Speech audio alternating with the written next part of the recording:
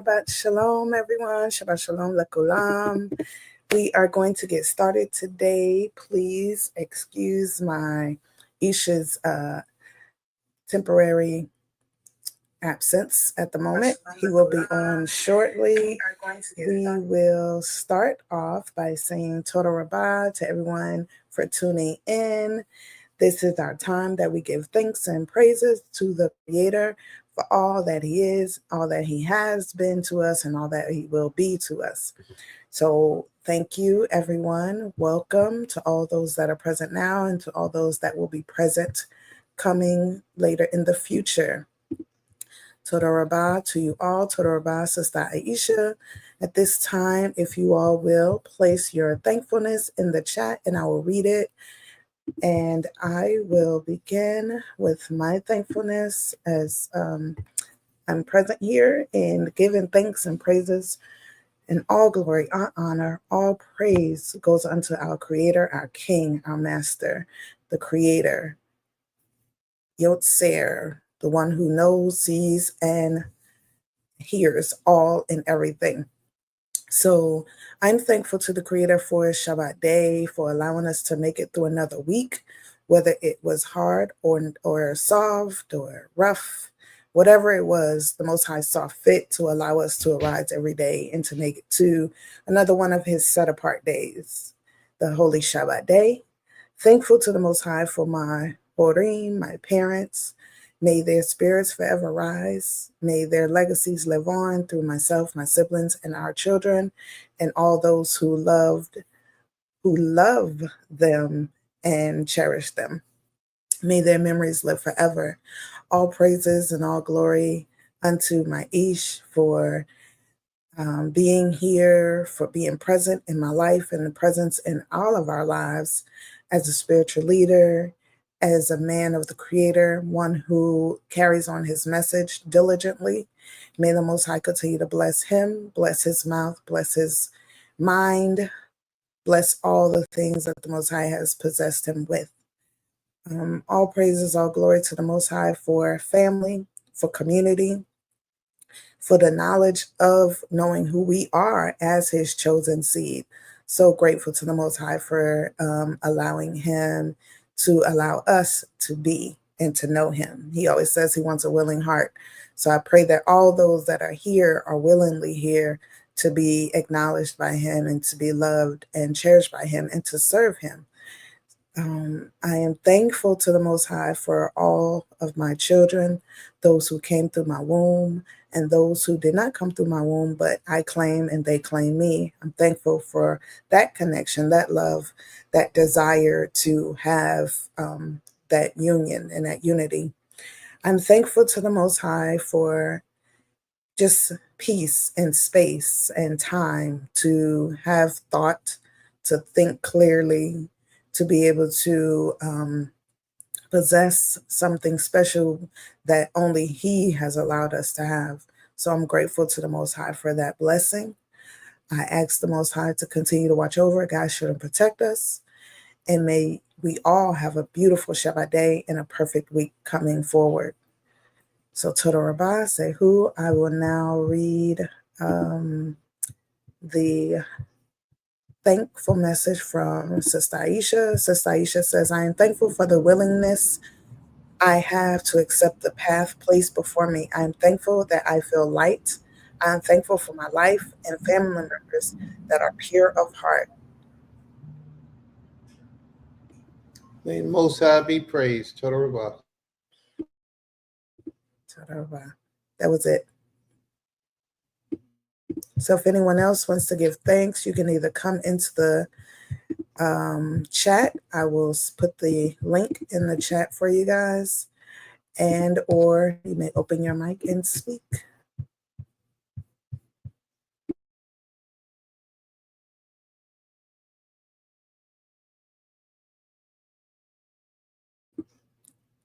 Abba. No one's speaking, so you can go. Say it again. I'm on speaker.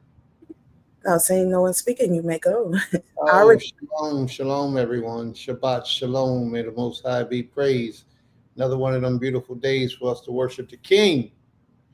Another one of them beautiful days for us to worship El Shaddai, El Elyon, El Rakun, the Most High, the most magnificent one, the most merciful one, the creator of all things. And we are his servants, and we desire to draw closer to him and build a better relationship with him. So if that's not your purpose today, then ask some questions, and maybe you can help us to understand why you feel the way you feel.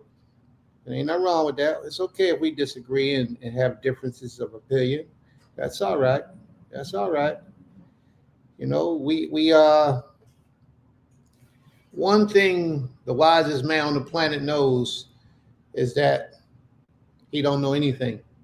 None of us knows anything. The only thing we understand and know at this particular time is what's taking place right before us. Like, for example, just 50 years ago, the European man had hid all the evidence of spacecrafts, aliens, giants.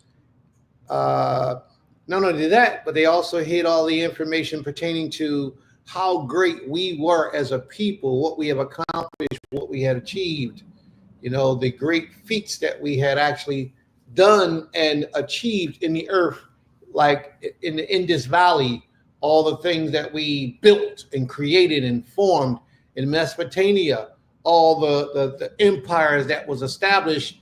The Europeans sit back and say, just like in Egypt, with those great pyramids and all those great pyramids all around in the earth, Europeans will say, "Oh, black people ain't did that. Them Africans ain't do that. No, let's take that away. They, you know, European people had to have done that, or aliens had to have done that." They always throw that shift in there because they want to hide the great accomplishments and achievements of black people in the earth. But all that stuff is being uncovered now, and it's all being revealed. Everybody's getting to see it now. It's all being brought to the forefront, being exposed. And people are beginning to realize that what we thought was history wasn't true history. The only thing we know today is what we are experiencing today. Everything else about the past, we got to go to someone's book and look it up and try to search out that information. But all of those books could have been, not all of them, but most of those books could have been plagiarized or fictional, created with the minds of man. Doesn't necessarily mean that they're true. So therefore, when you get to the Torah, you look at the Torah, you say, well, how do I know this is true? What did I say? The only thing you know is true is what? That which is real to you right now that you see. So when you pray and you kneel and you prostrate yourself and you move in a certain rhythm toward the Creator and you require certain things or you act certain things or he's motivating you to do certain things and you hear his voice, you see his hand, and you go out and you move in the direction that he's pointing you, that's real to you right now. Therefore, you're verifying what has been left on record for you in this lifetime and beyond. You're verifying it through your actual lives experiences. You don't just have to take those writings written from 3,000 years ago and accept that as true if you choose not to. But when you put it to the test, they're uncovering things every day. I just watched a documentary the other day where they uncovered the actual ruins of, what is that place? Sodom and Gomorrah, where brimstone fell down from the heavens and fire burnt it all up. And they're over there in the desert right now looking at it, where this was actual artifacts of the place that they known to have been Sodom and Gomorrah. You know, and then the actual fire had actually taken place. And in today's class, I had a lesson prepared that I was going to bring forward. I don't think I'm going to utilize that portion of the lesson. Did I put it in here? Let me see. Yeah, I did put it in here. It's a part of the lesson. Oh, no, I didn't. It's something else. It's a part of the lesson where they talk about Noah's Ark and how they found the remains of Noah's Ark. Another verification point that's verifying the things that the Torah teaches. So I haven't seen those things when it comes to a whole lot of other teachings, a whole lot of other doctrines and beliefs of people. But I have seen what archaeological evidence have pointed to and led to the discovery and the confirmation of the teachings of the Tanakh. Beautiful thing. The Valley of Jericho, where the walls came tumbling down in Jericho, they found the lost city. And they proved it by the archaeological findings, carbon dating the material that was found on the earth. The rocks had all crumbled down toward the city. The city was flat. It was a big heap of rocks for miles. And they took it and did their research and found out and did the comparison to the location of where Jericho was, according to the scriptures, and they found it. And they have verified that's what this is. So don't believe the history unless you can verify it even for yourself.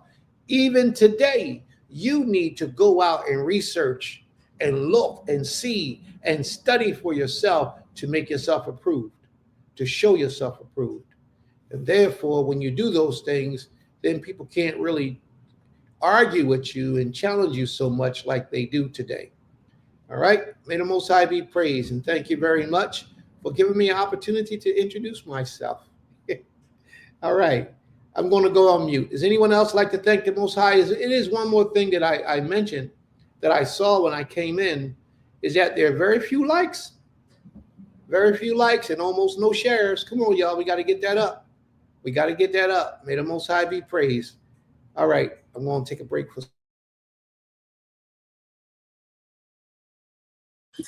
All right. I don't see anyone else's thank yous. I'm not sure. Autumn, if you have. Okay. All right. Hello, everyone. Shabbat Shalom, Mishpacha, Lekulam, to all the beloved. Toda Rabbah, Most High, for allowing us all to be here yet another week. I am thankful to be here in the land of the living. Yeah, to be here in the land of the living and experiencing what we are. I'm thankful for just a present family, a present husband, a present sister wife, a present just family and loved ones in my life. That is not to be taken for granted at all. Even if we are far away, I'm still grateful for it. And this calling on people when I can call on them. My cousins, maybe she's listening, but one of my closest cousins, I love her so much. Hopefully she'll be listening. But I had a pretty regular week, but yesterday Friday, I was really, really tired. The baby just had a rough night of sleep and I just didn't get much sleep. And I almost kind of almost fell asleep driving. I felt myself drifting off and I just had to fight through it when I drove to work. And it got really bad throughout the day. I couldn't even focus. I wasn't even making I started messing up my sentences and everything. It was really bad. So I ended up calling my husband to come pick me up from work yesterday. And I ended up coming home and getting the rest that I needed. So I'm feeling better today, but I'm grateful to have my husband and my loved ones in my life to be able to come rescue me when needed and to take care when needed. Cause I did not have the strength to drive home at all. I knew it. So that I'm grateful to have survived that, because that honestly really could have turned for the worse if I'm really thinking about it. On the drive to work, it really could have been bad, but the Most High protected me all the way too. So I'm grateful to Him for that and His protection and love and mercy and all the things that we need from Him. I pray that we can make Him proud and give Him the best of us and learn how to be His people to the best of our ability. So, Shabbat Shalom, and I'm looking forward to the lesson. May the Most High be praised. Toda Rabbah. Shabbat Shalom, Mr. Otter. Shabbat Shalom, Mr. Otter. I put the link in the room, Mr. Otter. You can come up and speak your piece if you choose. Totally your decision. May the Most High be praised. But the link is in the room. Anyone else wishing to come onto the platform to speak? The link is here. All right. Iman, you want that? Okay. Shabbat Shalom, everyone. Chief Malak says, I'm thankful to Creator for the time and memory of my uncle, Chief Joshua Baruch Shemo. Also, I'm thankful to the Creator for the life of my brother, Zuriel. May the Most High be praised. Toda Rabbah. All right.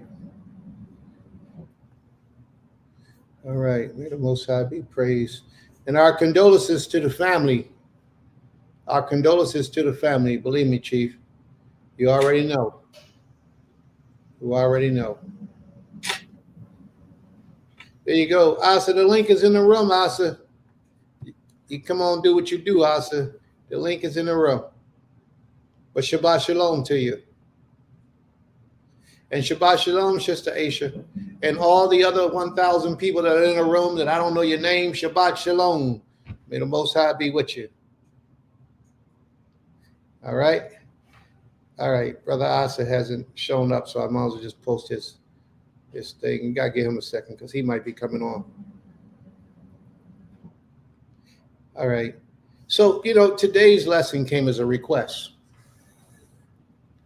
And a lot of times, family, we have one thing in mind to present as a lesson.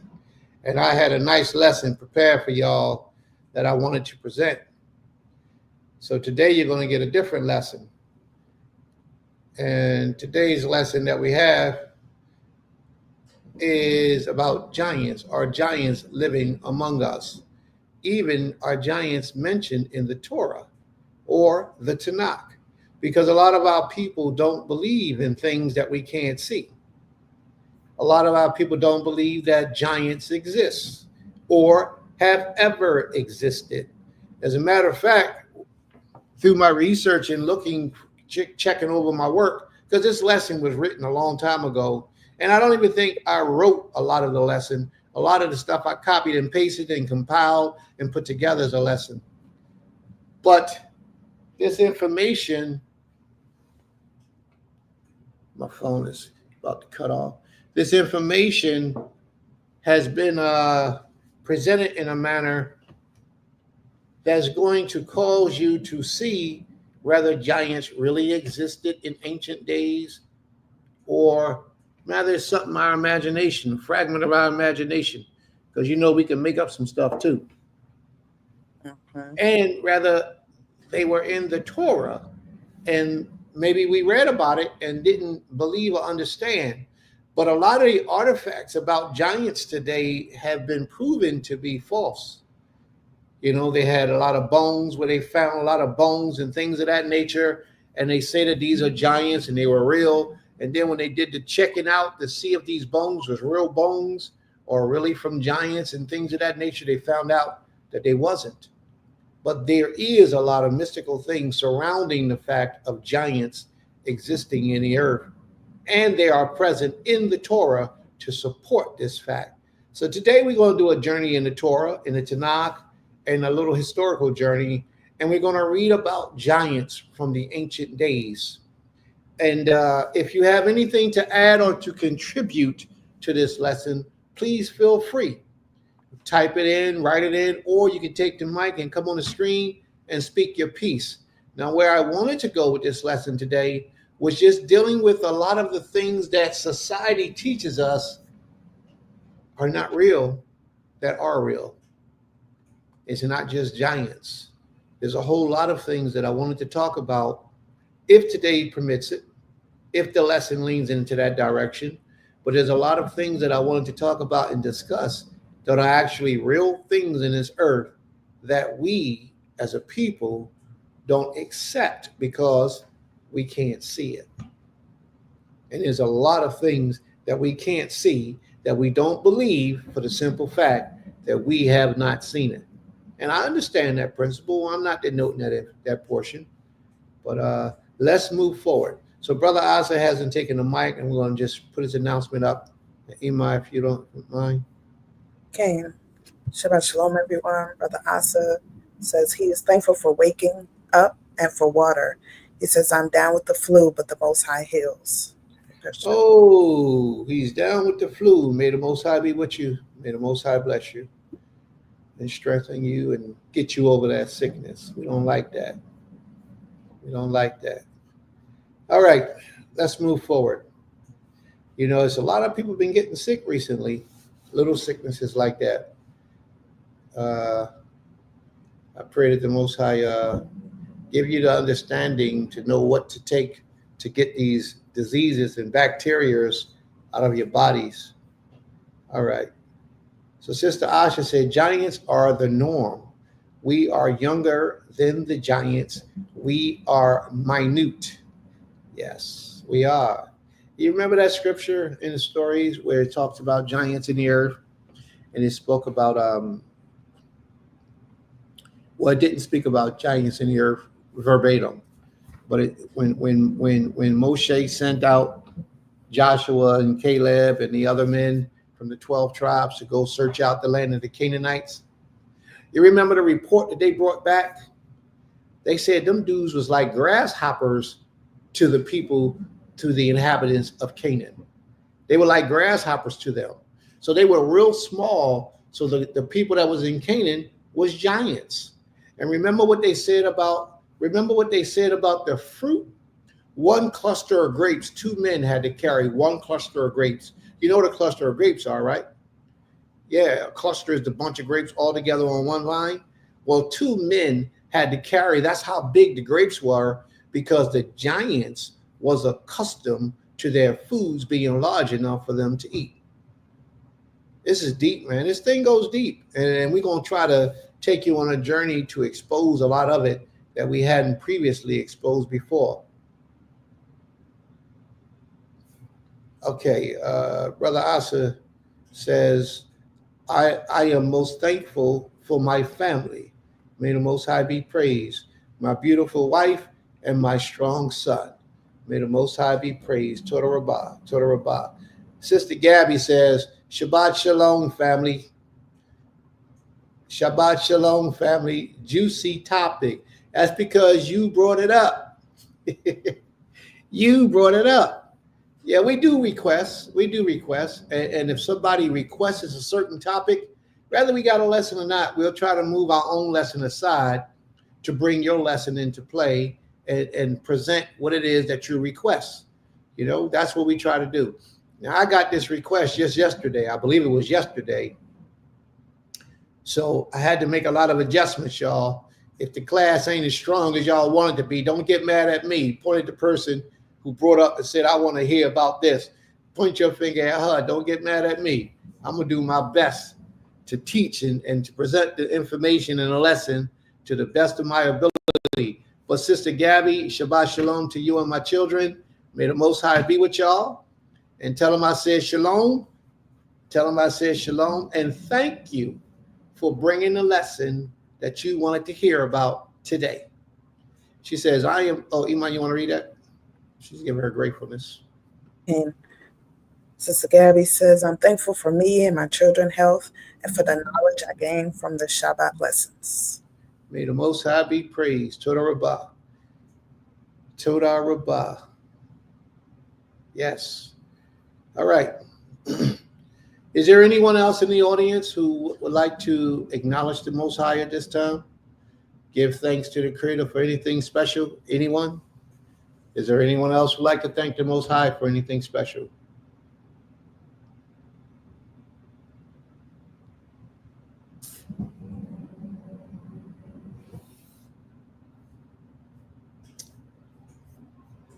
Okay. No one else? No emails, no texts, none of that stuff today? Oh, I would like to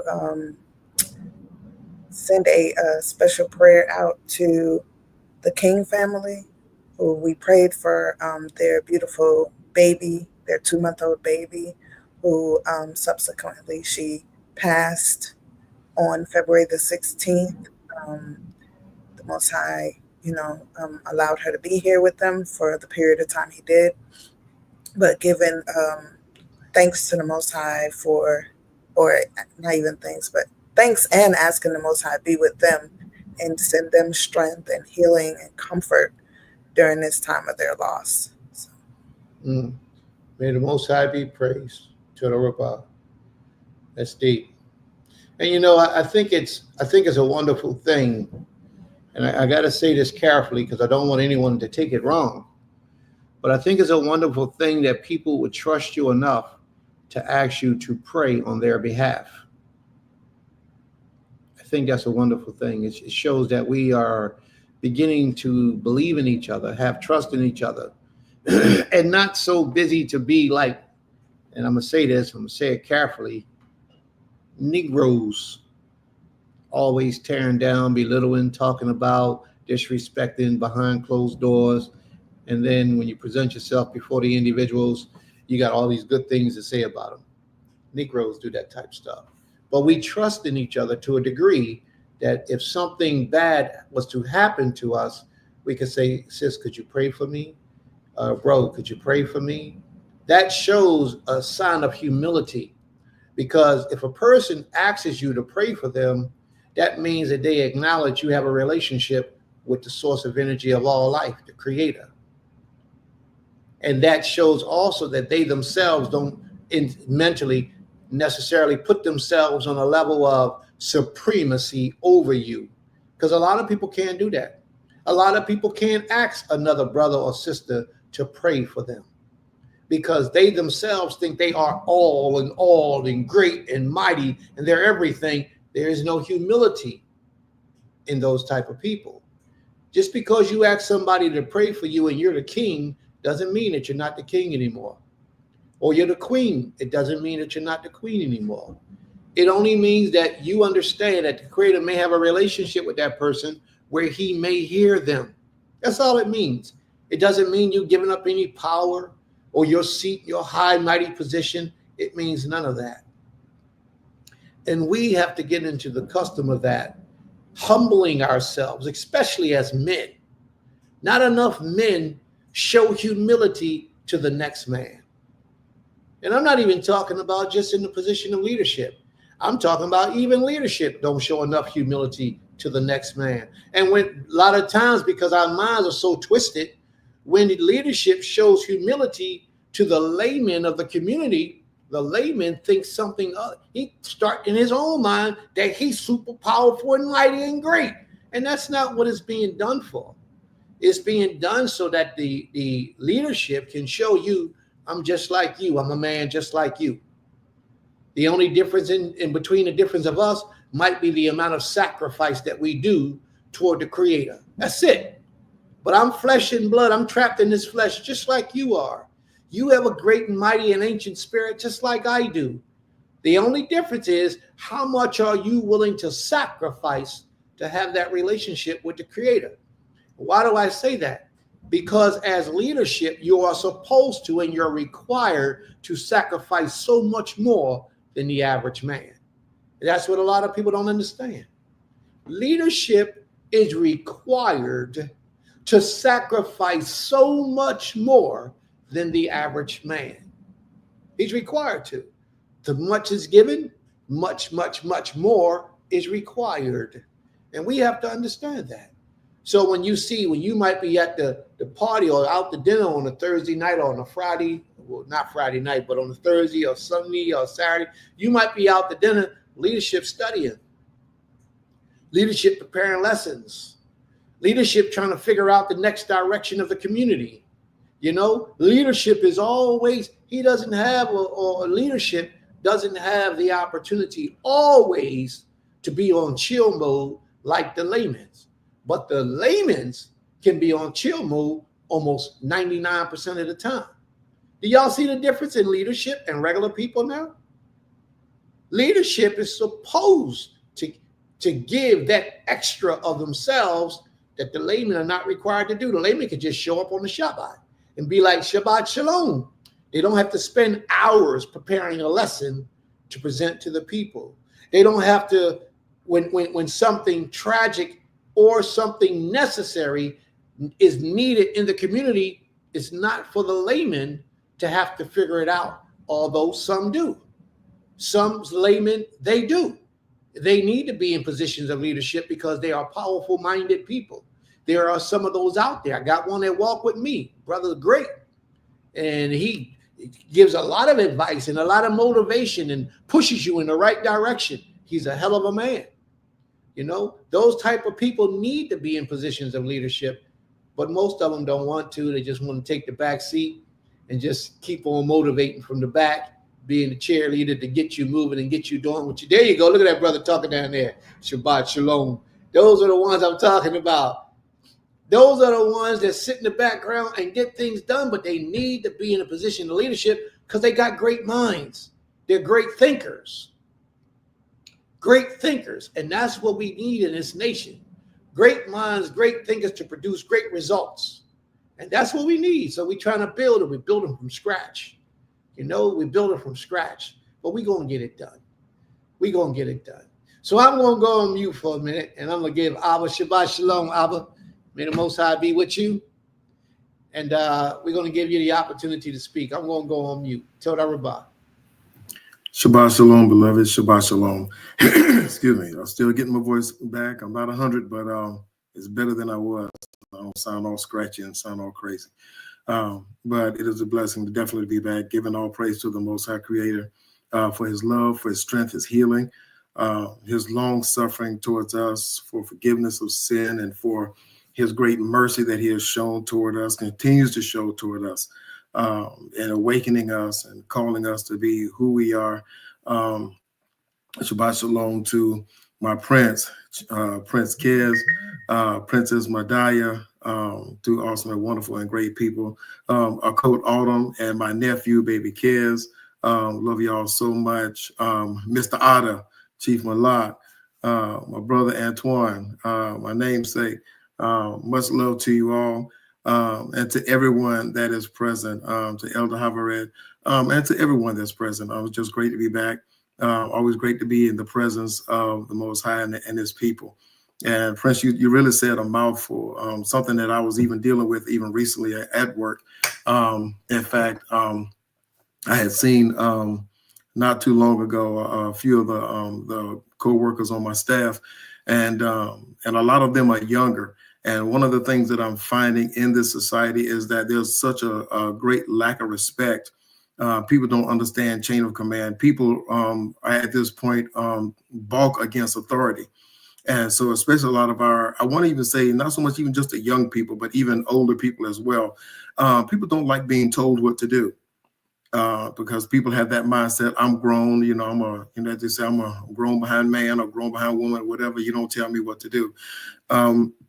But people, you find that you're going to have to submit at some point, because, and I find a lot of people, they're full of mouth, and especially a lot of people, these keyboard warriors that love to get on, and they like to get on, and they'll get on your platform, and they like to rant, or they get on whatever platform you on or wherever, and there's no discretion. There's such a lack of respect for one another that they don't care what they say, how they say it. The level of disrespect is just egregious. And so I find it important that, like you said earlier, that it is an honor when someone requests that you pray for them, because it lets you know that they trust your relationship with the Most High, that they're acknowledging that you can get a prayer through. Not that they can't, but not only is there comfort and strength in the multitude of wisdom, but there's just simply strength in numbers. And whenever we pray and we come together as a people, we find even historically that every time Yashral, every time we cried out and there was a unified cry, the Most High heard. And so he came, he answered, and he will heal our land, and he will bring the deliverance that we needed. So I truly appreciate the Abba for his healing, for being back, and for once again having my voice back, having the majority of it back anyway, and just being able to open my mouth and truly give him praise. I know he was still acknowledging my screechings as they were coming forth, but I just appreciate him for his healing and for the things that he's doing to us in our land. And in the land where we are, I should say. And even as I was thinking about from being ill and recovering my voice, I'm believing even more so in this hour that as we as a people of the Most High unite, that our voice as a people and as a whole is being recovered. And so that when we come together and we can make that unified cry, Abba, save us, deliver us, and that he will do so, and that he is doing so. And so I just appreciate him for what he's doing in this hour. Much love to you all. I appreciate, even when I wasn't in your presence, like I say, just having those brothers in your corner to reach out to you, like Prince, for you reaching out. And I really do appreciate that, because it came at a time that it was needed. It's always needed. And so love you all very much, more than words can express. And I'm going to yield. I'm looking forward to this great, awesome, and dynamic lesson from this great, wonderful, and awesome teacher. So I yield. Shalom, beloved. May the Most High be praised. Toda Rabbah. Toda Rabbah Abba. Toda Rabbah. Look who popped up, Ima. Look who popped up. Ima Havaret. Ima Havaret says Shabbat Shalom, Prince Kids, Princess Medaya, Co Autumn, Elder Mattathias. The Most High bless you all as well. And then Sister Lyrical Dreams, Silhouette. The Shabbat Shalom family. I'm grateful for the day, life, and purpose. I'm excited to hear the lesson because I was researching on this topic last night. Timely. Okay. May the Most High be praised. And since you was researching on this lesson tonight, just last night, we would expect you to contribute some of that information that you found. If you want to come on the screen, you can pull some stuff up. If you want to stay in the background, you can stay in the background. But we would love to hear some of the research that you have found out. Ima Havared, we missed you, Ima. We missed you, Ima. And Ima Sukari, we missed you as well. I don't know if you're here today, but we haven't seen you in a minute. I was asking about you last Shabbat, but then I seen you did come in and after you explained everything, but it's cool, but I just miss y'all, you know? All right, hot seat, Lyrical Dreams.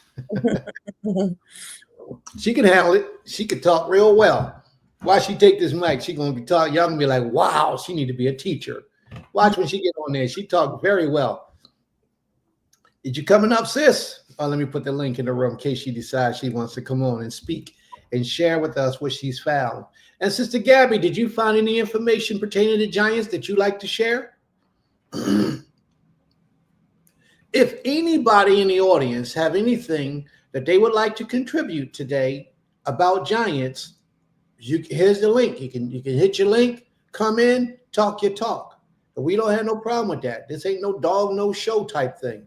And this ain't no real spiritual matter where you have to have some type of spiritual discipline to really break down this message. It's not one of them things. This is just plumb research. You confident enough? I'll tell you what you can do is just don't turn your picture on. Just leave your camera dark, but yet we just can only hear your voice. And then you can speak whatever it is that you want to speak. And we'll support you. We'll back you up and we'll help you to move forward. See, everybody should contribute to the lesson today. If you have information, please bring it out.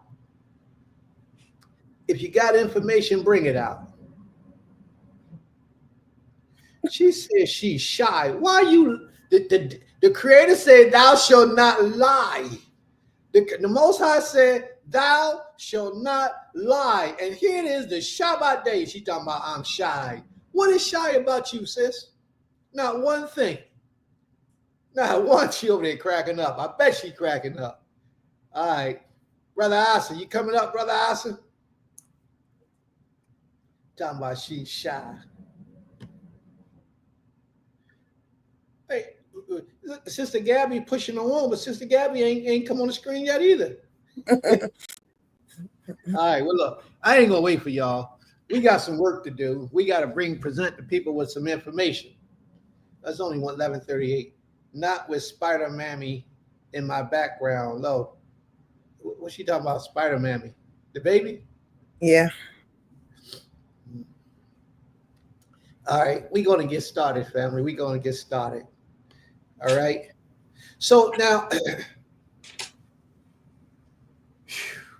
first thing I want to put on record just for the family so you all know.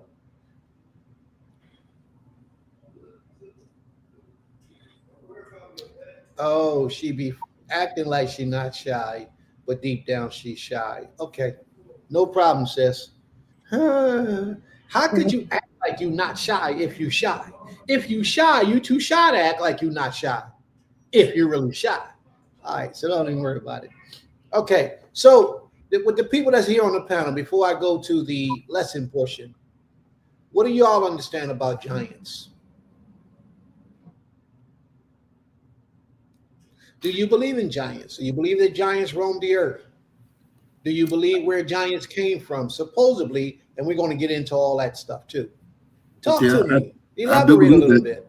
I do believe that giants have roamed the earth.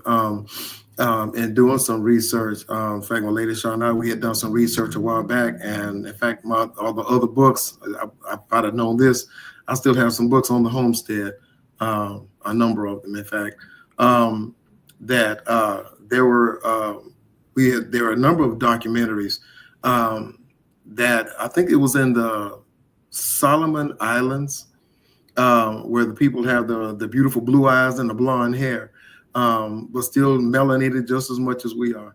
And so the true black blondes, but that there's an area that they had because of the giants in the island that they had experienced, that their ancestors say they had experienced. There's a mound that they have in the middle of right near the middle of the village, where they said because they don't like the bones or like to be around their dead, kind of like how crows are.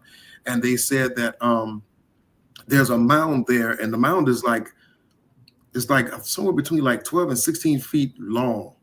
And but it's the bones of a giant, they say, are buried there in that mound, and they did that to keep them away from their village. And this was something that they did like hundreds of years ago. And so, and of course, Europeans want to go over there, and if you give them about 3 seconds, they'll try to dig it up just so they can see.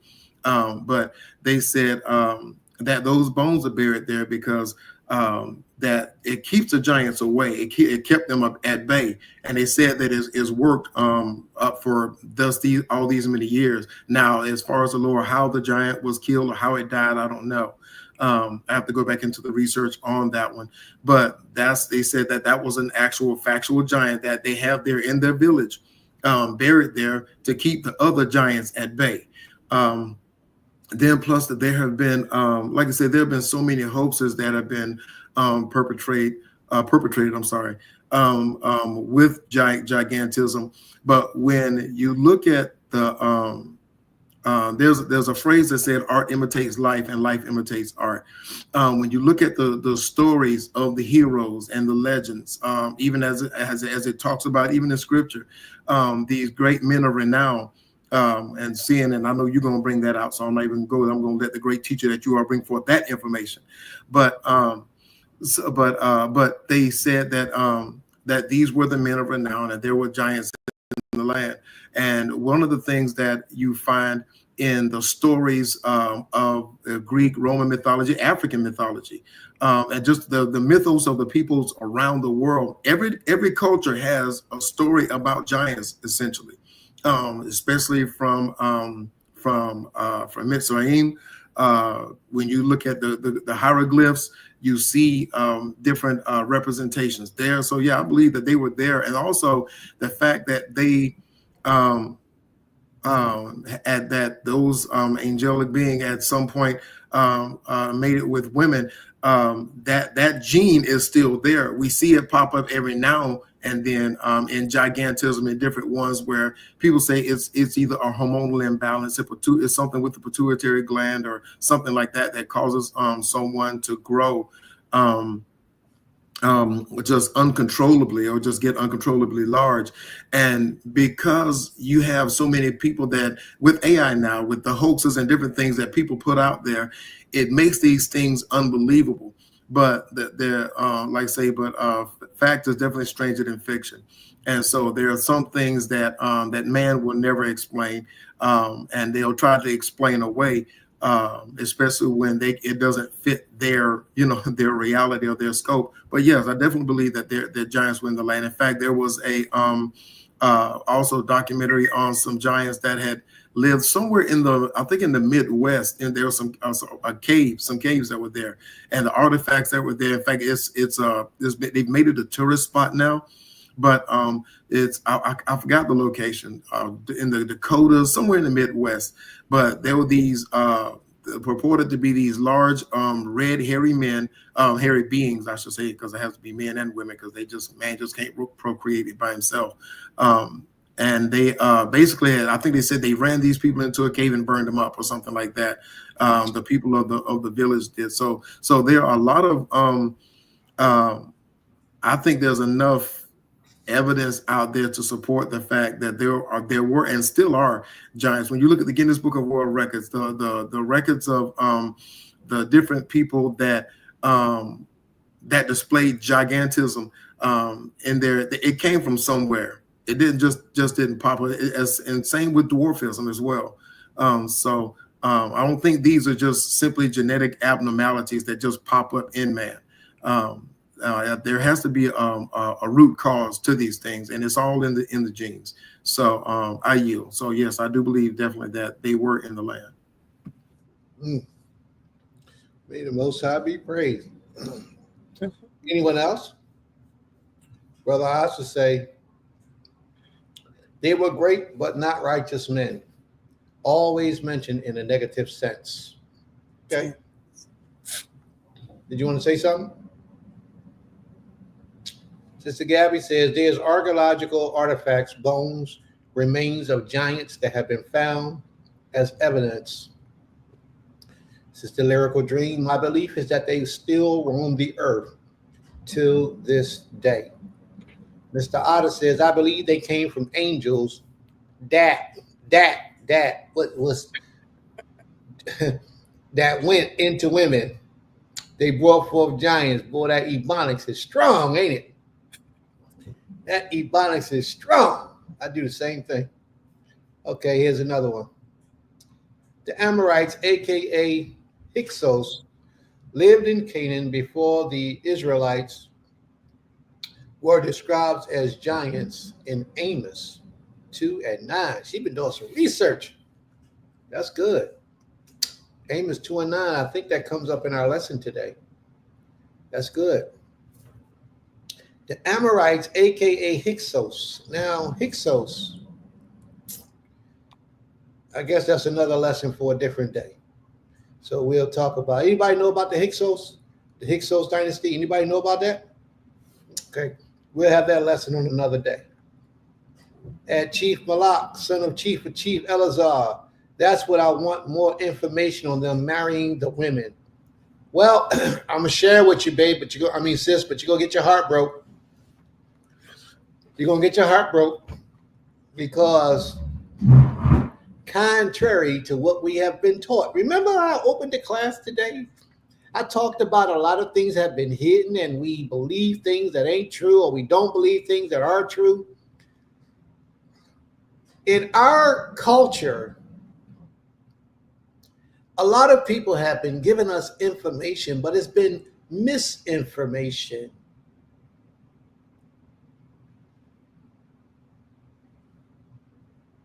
Misinformation. But Creator willing, we're going to be able to shed a little light on some of this misinformation and bring a little bit more of an understanding to what we need to present. So we're going to start our lesson off with the what's that? What they call that? The elephant in the room.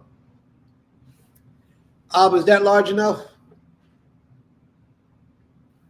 Kane, that's dope. All right, we're going to start our lesson off with the elephant in the room. And then we're going to take it from there. We're going to start our fire, and we're going to watch everybody just talk their talk and share their opinion about what they understand. Y'all ready? And listen, before we even get started, I need y'all to go out and like, share, and subscribe if you've never been here, if this is your first time. If you're somebody who's been here constantly, repeatedly, or several times, please share. Share and like, and just help us get that momentum that we need to build so this information can go out throughout all the earth. I wish Elder El Natan was here, one of the best, greatest, wisest elders that we got in this world. I can say that about my elder. That's my man right there.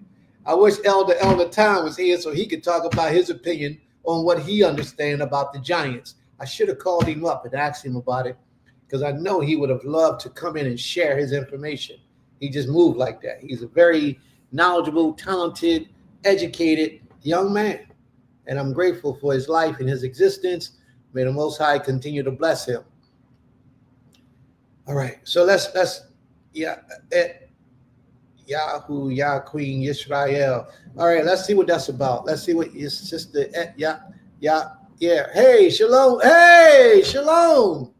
Shalom. Hey, sis, how you been? Long time no see, no hear from. May the Most High be with you. And take your husband and give him a big hug and a kiss on the cheek from me. Tell him I miss him. May the Most High be with y'all. Read on. What you got there, Ima? Sister Etia says, we know real physical giants roam this earth, but I also believe giants can represent the challenges that the Creator's people must overcome. Giants can emphasize the need for faith and courage. Sis, I need you to elaborate a little bit more on that last part, because what you just said there is powerful.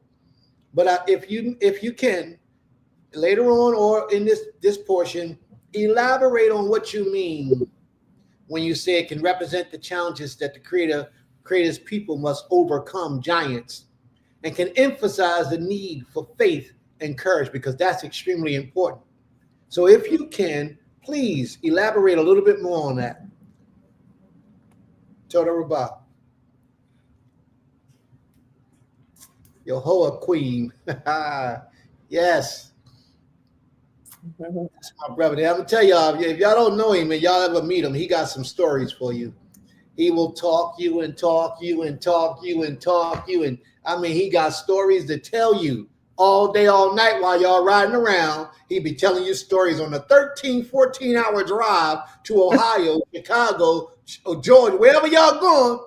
He'll give you stories and keep you entertained, and you'll be woke. And you'll be woke. Believe me, that's your whole queen. That's my man. All right. May the Most High be praised. Toda Rabah. So let's get into the lesson. And sis, please don't forget, if you got some information how you can break that down, please do so. Feel free to do so. Let's deal with Genesis. Now, in this particular chapter that I have here, I wish I could hide all of this so that you all can see the bottom of the screen here. Because if I go over top of a word, the Hebrew word comes at the bottom. Can y'all see that? Like right now, I'm over top of earth. And the Hebrew word comes up at the bottom with the concordance information to tell you where to go in the concordance so you can pull it up. Strong concordance, I believe it is. So y'all can't see that, right? Let me see if there's anything I can do. Sometimes I can delete stuff. Let me see. Oh, man. What the? Woo! Let me see if I can get that back up. Oh, Man. Huh? She said, Oh, man. I done delete the whole thing. I don't want to mess with that button no more, do I? Oh, maybe this might give me something. Let me see. Oh, Gabby said we could see it under the banner. So let me see if Y'all can see it? I'm going to take the banner off and let's see. Do it now and let's see. Okay, there you go. Gabby is smart. Boy, look, she on point. All right, so let's get started because this information is important. And it's time that we dispel the rumors. Now, I already know, before I even get into this lesson, that a lot of people are not going to agree with me. It's okay. It's not my job to make you agree. As y'all know, one of the things I teach is that the hardest thing to do to a man is to cause a man to change the way he thinks. Or the hardest thing for a man to do is change the way he thinks. And as a result of not being able to change the way you think, we have so many problems today in our lives because a lot of us just can't change the way we think. So let's examine this, okay? Genesis, the 6th chapter, and I will support everything that I'm saying through scripture to back it up. And again, if you accept it, wonderful. Then you just released yourself from a prison. If you don't accept it, then I just ask that you bring the evidence and just show me why or where I'm wrong in my dissertation at this portion. Okay? And I'll accept it. If you're right, I'll accept it. And I'll say, you know what, bro, you're right. I will never teach it like that again. So let's move forward.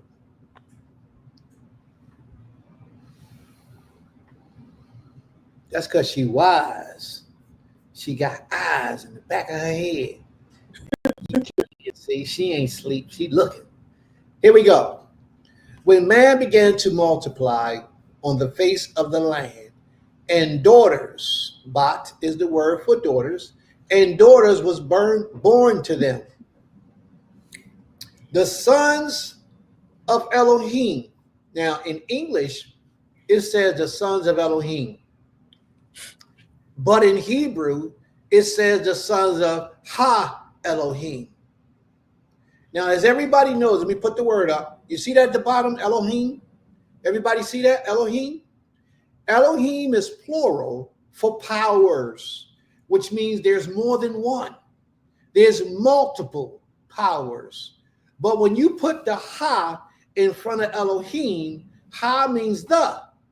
So when you put the Ha in front of Elohim, it means the power. And there isn't but one power, and that's the Most High. So I like when Sister TT used to be here and Bati Saadia were here, whenever they reference Elohim, and then Maisha does it too. Autumn, she does it too. Whenever they reference Elohim, just to keep the distinction between the Most High and any other power, they say Ha Elohim. Ha Elohim. Not just Elohim, but the Elohim. Ha Elohim.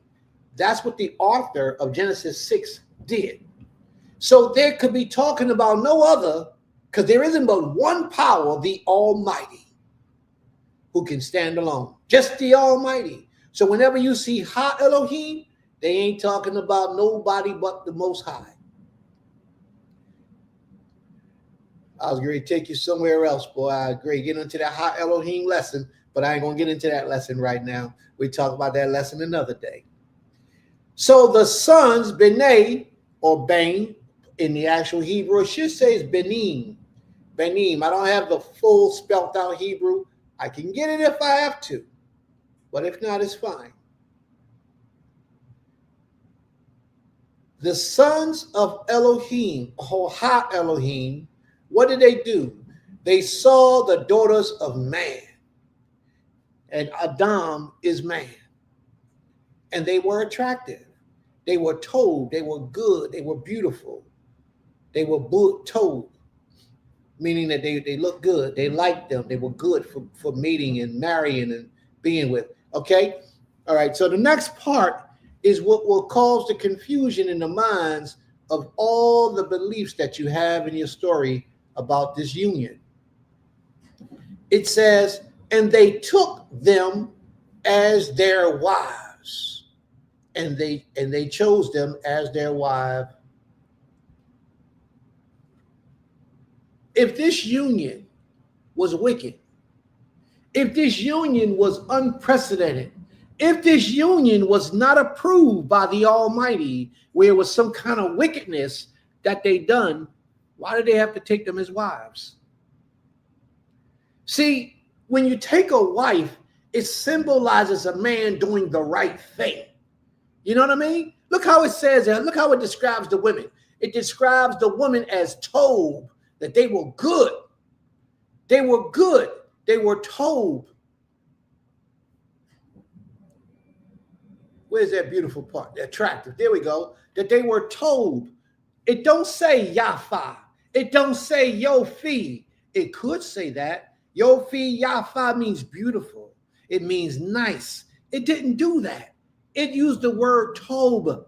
Tob denotes a person's complete circle, whereas Yafa or Yofe actually means what we would think it means, the physical beauty.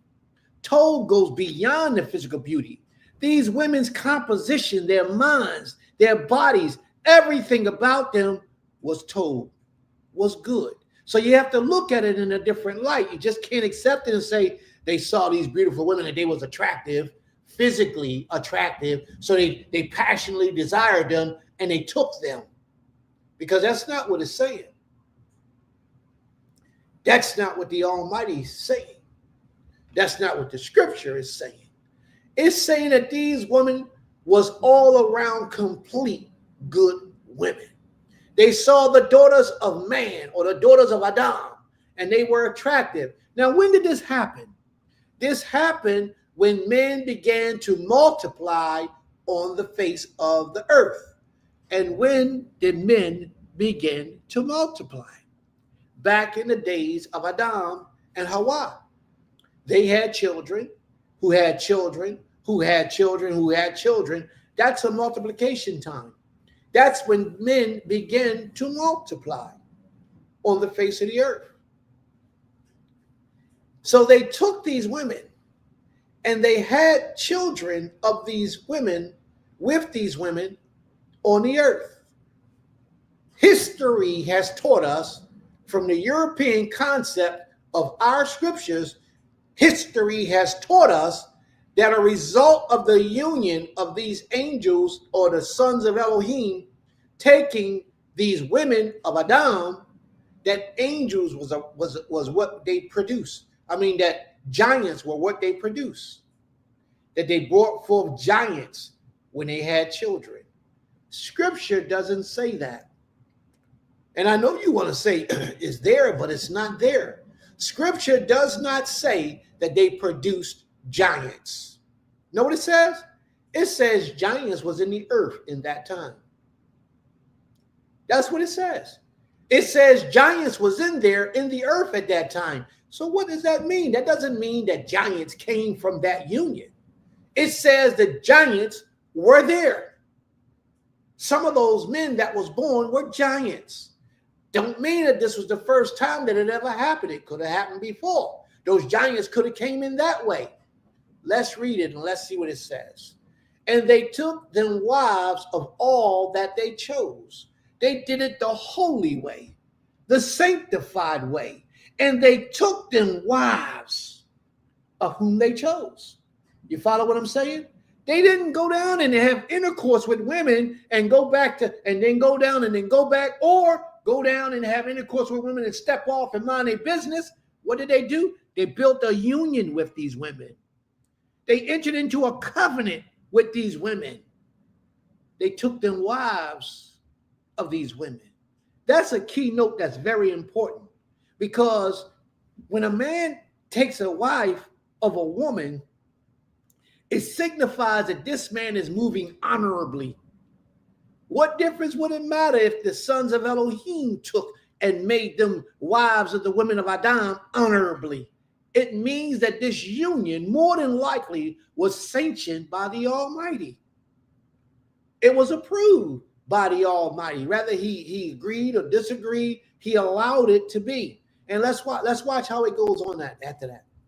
Then the Most High said, my spirit should not always abide in man forever. See, that's always a problem right there, because people think that it says, oh, I don't know what your translation says, but my spirit should not always strive with man. That ain't what it says. In Ivrit, it says abide. The word doom. It says abide. That's right. The giants was already there. My spirit, the Ruach of the Most High, shall not abide in man forever. What does that mean? His spirit shall not always empower us. And when the spirit doesn't empower us, what happens to us? We give up the ghost and we pass on. And watch how he says this. My spirit shall not always abide in man forever. That means that one day this man is going to pass away. For he is flesh. His days shall be 120 years. We all know that on average, none of us get to see 120 years. But that's what I've been promised, 120 years. And I pray that that prophecy come true. That promise. I pray that it comes true in great health and strength, 120 years. And I pray that I get to reach it. And I pray that all of you get to reach it with me. So let's see if it happens. 120 years. So this, when the Most High says his spirit shall not always abide in man, for he is but flesh. We are trapped in this flesh. And that the man should live about 120 years. And if you notice, family, prior to this statement being said, men lived a long, long, long, long time. After this statement went on record, the length of men's days began to decrease drastically. It began to diminish drastically. Now, there are still some men that's going to live a long time, but very few, as opposed to the amount of years that they all lived prior to this statement taking place. It says the Nephilim. Now, Nephilim, Nephal, I taught this to y'all a long time ago. Some of you probably don't remember, some of you do. Nephal means to fall. It means to fall. And that's why they say that these men were the fallen ones from heaven, because the word Nephal. But let me show you the difference. It says, verse 4, the Nephilim were on the earth in those days. In the days of what? In the days when the sons of the Most High saw the daughters of men. Nephilim was in the earth in those days. It does not say that a result of the union between the sons of the Most High and the daughters of man produced the Nephilims. It doesn't say that. It says that the Nephilim was already in the earth in those days. And watch this. And also afterwards. What does that mean about the afterwards? The afterwards means that even after the sons of the Most High saw the daughters of men and intertwined with them and produced seed, the giants were still in the earth. So they wasn't just in the beginning. They was in the beginning and afterwards. And another part is after the flood. This is deep. Because if they were in the earth in the beginning and the flood occurred, when the flood wiped out all humanity that was on the planet, except Ham, Shem, and Japheth, and Noah and their wives, then where did giants come from? It tells us right here that the giants was in the earth after the flood as well. And they probably got there the same way they got there before Noah's time. Before the sons of the Most High began to mingle with the daughters of men. If you have any questions, post them on the sideline, family. Or take the link and come on the platform and present your questions. It's not hard. And see, a lot of people don't want nobody to know they're here. They don't want nobody to know they're listening to these lessons. You don't have to be ashamed. You don't have to be frightened. If you have questions, post your questions. If you have comments, make your comments. If you want to come to the platform and debate, there's not going to be a debate, but we can have discussion about what's being taught here. If you're not clear on anything, please ask your question and I'll present it. And you're right, Mr. Otter, they got to read it in Hebrew. They got to read it in Hebrew, because if you read it in English, it's going to get you confused. And those people who are translated to promote their agenda in English, they're banking on the fact that you won't go to the Hebrew to try to break it down. And watch this. And Nephilim was in the earth in those days, and also afterwards, when the sons of Elohim, Ha Elohim, came into the daughters of man, they bore children to them. Now watch this. That they was even in the earth afterwards when the sons, that doesn't mean it was a production of that. It means when the sons of Elohim came in unto the daughters of Adam, into their wives. Remember, they took them to be their wives, till they produced children. Watch this. And they bore children to them. These were the mighty men who were of old. Now, these were the mighty men who lived in this earth, who were old. It's not talking about the giants. It's talking about the offshoot of the children of the Most High and the daughters of men. They became the mighty men, as they say, men are renowned. But you know what it says? It says Enosh. Now, Enosh kind of took a certain type of man. When it says Enosh, it's talking about a creator-fearing man. It's talking about a powerful man. It's talking about a different type of character in that man. So they became Enosh of Shem. Do you know that? Mighty men of Shem. I need y'all to think for a second. Who was the mightiest man of Shem that we know? Y'all don't know? Who was the mightiest man of Shem that we know? Moshe.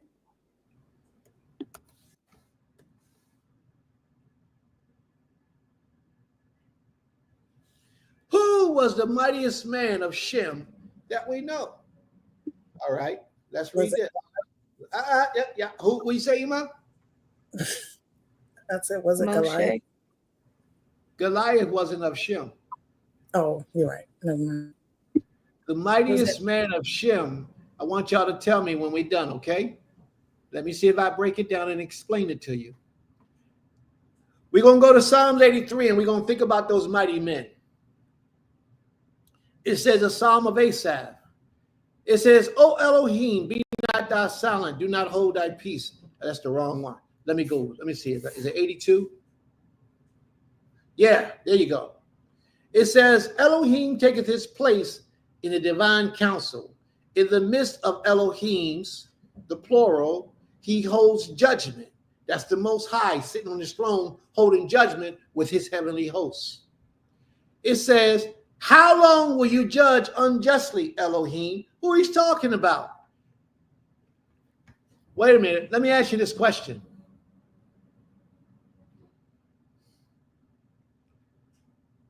Who took women to be their wives in Genesis chapter 6?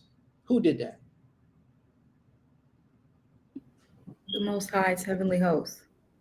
The sons of the Most High is how they describe them.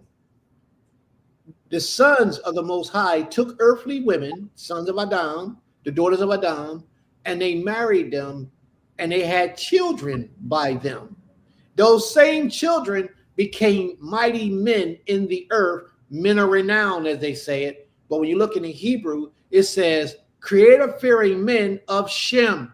That's what it says in Hebrew, okay? Men who got a name for themselves, who made a name. There you go. Gabby's right. The sons of High Elohim. Okay, now watch this. Watch this.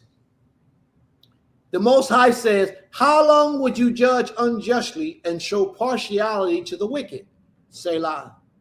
Give justice to the weak and the fatherless. This is what you're supposed to do. Maintain the right of the afflicted and the destitute. Rescue the weak and the needy. Deliver them from the hands of the wicked. Whose job was that?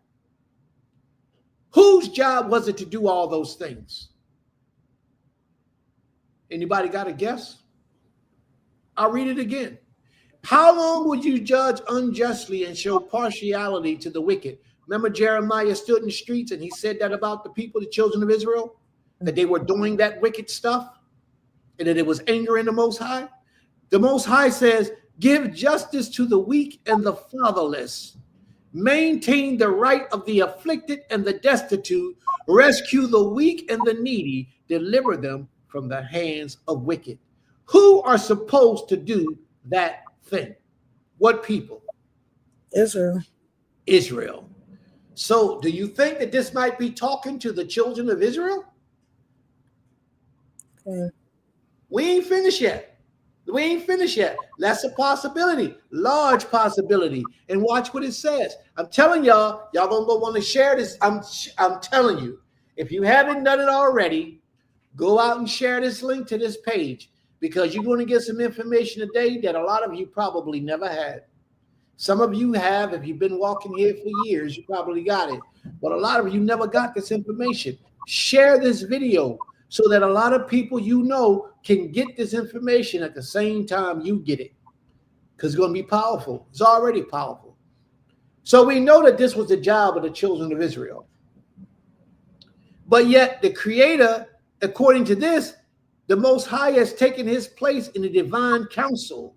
In the midst of Elohim, the Most High is having his conversation with the powers the Most High is having this conversation. Y'all see that part, right? But then when he go and talk to these powers, he tell these powers what they're not doing. It sounds like these powers might be the children of Israel. This is deeper than you think, family. Watch this. They have neither knowledge nor understand. It says they walk about in darkness. Who are they talking about? All the foundations of the earth are out of course. All the foundation of the earth are shaken. You know why? You know why the foundation of the earth is out of course? Because you, Israel, is not doing your job as you're supposed to do. Mm-hmm. When you return back to the Most High, the angels rejoice. When you say, Most High, I'm here to do your will, the earth will fall back in its proper alignment, and you become the kings and the queens and the rulers in your rightful place in your throne upon the earth once again. That's who you are. You are gods to this planet, and you don't know it. What the Most High says, he says, they have neither knowledge nor understanding. They walk about in darkness. We walk about in darkness because we don't understand who we are. We know we the children of Israel, but we don't know who the children of Israel are. We don't know. All we know is we come out of Abraham, Isaac, and Jacob. Well, we getting ready to get into something that show we predated Abraham, Isaac, and Jacob. We were before the foundations of the world. The way we got into the earth, we're reading about in Genesis, the 6th chapter. That's talking about us. That's talking about the mighty men who came from Shem, us, the nation of Israel. Come on, family. People used to fight with me with this for years. I've been teaching this for over 20-something years, and people always been arguing and fighting with me. Here's the evidence right here. You are what your father is. You are gods on the planet, but you don't know it because you're walking in darkness. You can't see the light. Psalms 82:6. I said, now who's speaking? The Almighty. Amarti, the Almighty. You are Elohim. What that word said at the bottom. When I put it and I hover over top of the word gods, what it says? You are Elohim. That means that you are powers. And then it goes on and says, sons of the Most High. What did Genesis, the 6th chapter say? Who was it that had intercourse with women and produced children? Who? Most High. The sons of the Most High. But right now, the Most High is saying, you are my sons, Israel. He's saying, you are my sons. I had to dispel this rumor. So I had to take this journey to dispel this rumor. The Most High says, you are my sons. And it says, nevertheless, you shall die like men and fall like any old prince of the earth. He says, you're going to die like a man. You know why? Because you're living in darkness. You don't know who you are. You don't know the capabilities you have. You don't know the power you possess. Do you know what the power of a God is? The power of a God means that you can bring life back into the dead bodies. That's what the power of a God is. A power of the Elohim. You are an Elohim. Every one of us who are called by the names of the Most High are actually a power of the Elohim. Not Ha Elohim, but you are a Elohim. Now watch this. Arise, O Elohim, judge the earth, for thou shalt inherit all nations. All the Goyim belongs to you. Now, somebody tell me, have y'all ever heard such a wonderful lesson? Arise, O Elohim, arise, O Israel, and judge the earth, for you shall inherit all nations. We know that we shall inherit the whole planet. The Most High promises us that. He tells us that too many times in prophecy. Isaiah 7, the 14th chapter of Isaiah. He tells us all this stuff belongs to us. And those who used to possess us, we're going to possess them as servants and slaves. Arise, O Elohim, and judge the earth, for thou shalt inherit all nations. May I ask, Ima Havared asks a question. Let me see what she says. May I ask, how do angels mate with man? If the Most High said we can only multiply after our own kind. If you notice, the Most High never said we can multiply after our own kind.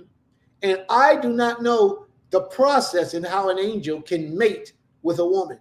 I don't know, Ima. That's one of the questions I don't know. But I want to share something with you, Ima. I want to share something with you. I want you to do, I wonder if they got these videos on YouTube. Many years ago, I interviewed a woman.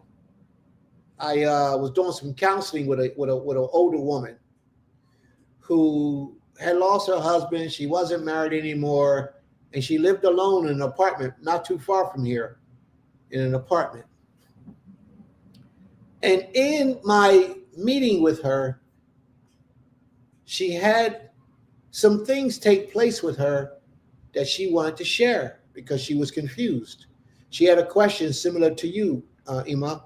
She said, how do angels mate with women? She didn't ask that question. What she did was she gave me a story. And she told me how, now I'm not saying that this is how it was done. What I'm saying is I know that these things are possible. She says to me,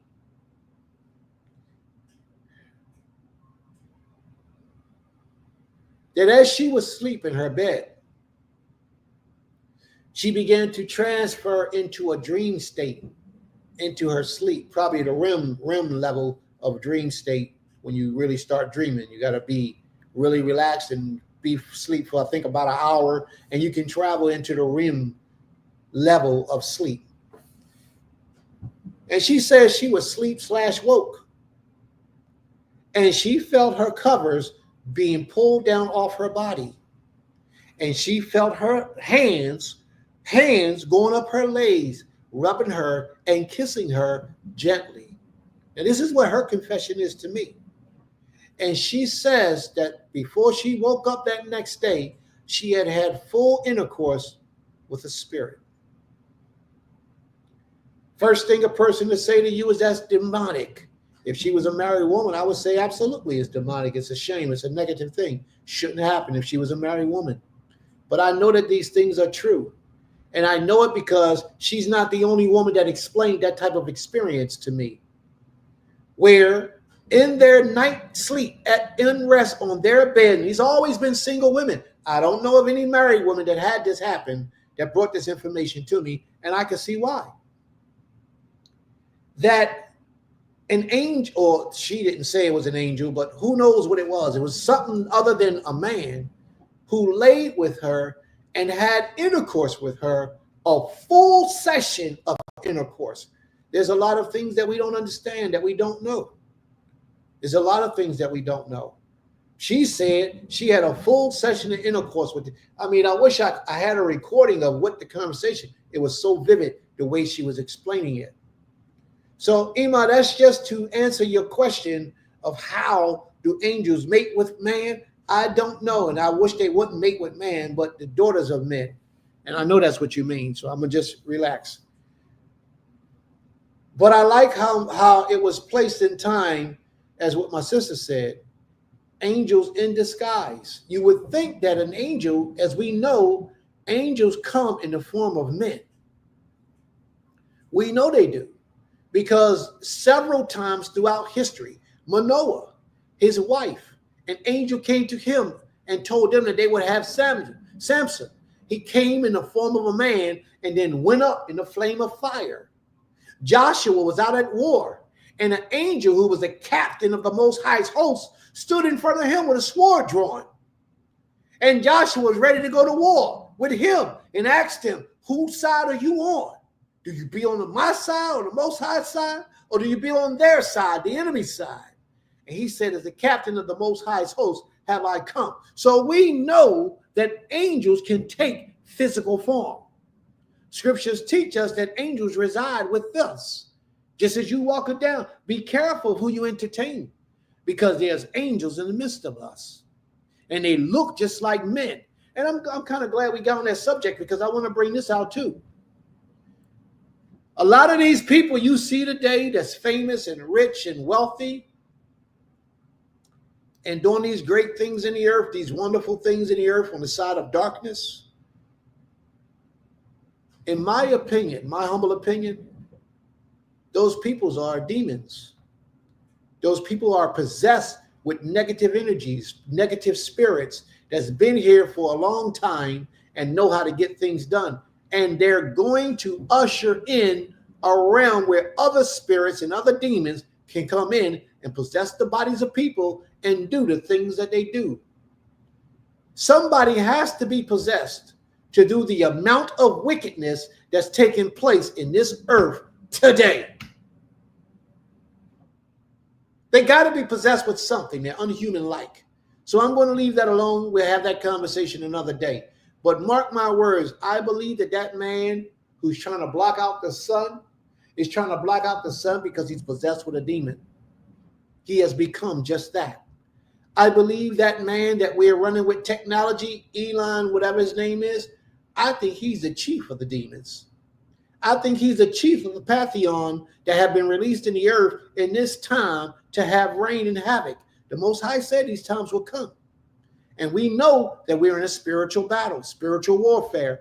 Don't be so surprised if what Prince is saying comes about real soon and you get to see what I'm saying is true. You may disagree with me right now. That's okay. I'm used to people disagreeing with me in my teachings. And it's okay. But I promise you, these things haven't been given to me for nothing. And they will come to manifest and show themselves. You ever seen a man that can make Donald Trump shut up? Has anybody ever seen a man that can make Donald Trump shut up? Matter of fact, not even the man, but the man's son who made Donald Trump shut up. Has any of you ever seen that? Elon did it, and Elon's son did it. And Donald Trump shut up patiently and wait for them to finish before he started speaking again. Man, let me tell you something. In this spiritual realm, there's hierarchies in evil, just like there's hierarchies in righteousness. And believe me, that man is the epitome of evil right now in this earth. And you will see it. It will manifest itself to you in time, but you don't have to believe nothing Prince tell you right now. Yeah, that's right, them chemtrails. All right, don't pay Prince no mind. Prince don't know what he's talking about. Prince don't know what he's talking about. And she's right. Angels appeared unto Abraham. Didn't they eat as well as though they had a body? She's absolutely right. She's absolutely right. That's exactly what took place. So we got to pay attention, family. So look so dark, although they are dressed so nice, they all have this darkness, and I see them and look at, what is she talking about? What are you talking about, Sister Gabby? I don't know. You must have put something up in the room that I didn't see.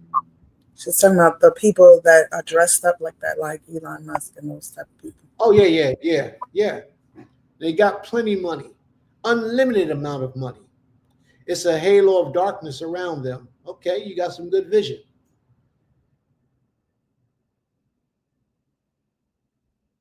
Spiritual wickedness in high places. That's right. That's right, because they're running things. And we got a lot to learn, family. Y'all keep me asleep all y'all want, but I'm sharing with you some real pristine information. This is a spiritual war, spiritual warfare. And them demons ain't playing. But see, what you got to remember is that demons and angels are one and the same. So therefore, if the angels have to obey you, so does the demons. But you got to get in your right position to command the demons. As long as you're not in your position of power, as the Most High said you are, as long as you're not in your position of power, then you can't command nothing because you don't even believe you can. You got to take your rightful place in the earth. This whole existence is about you, Israel. You are the sons and the daughters of the Most High that the scriptures speak about. All right, let's get back to Genesis 6 real quick. Let me see, just real quick. Genesis 6. Bang. There we go.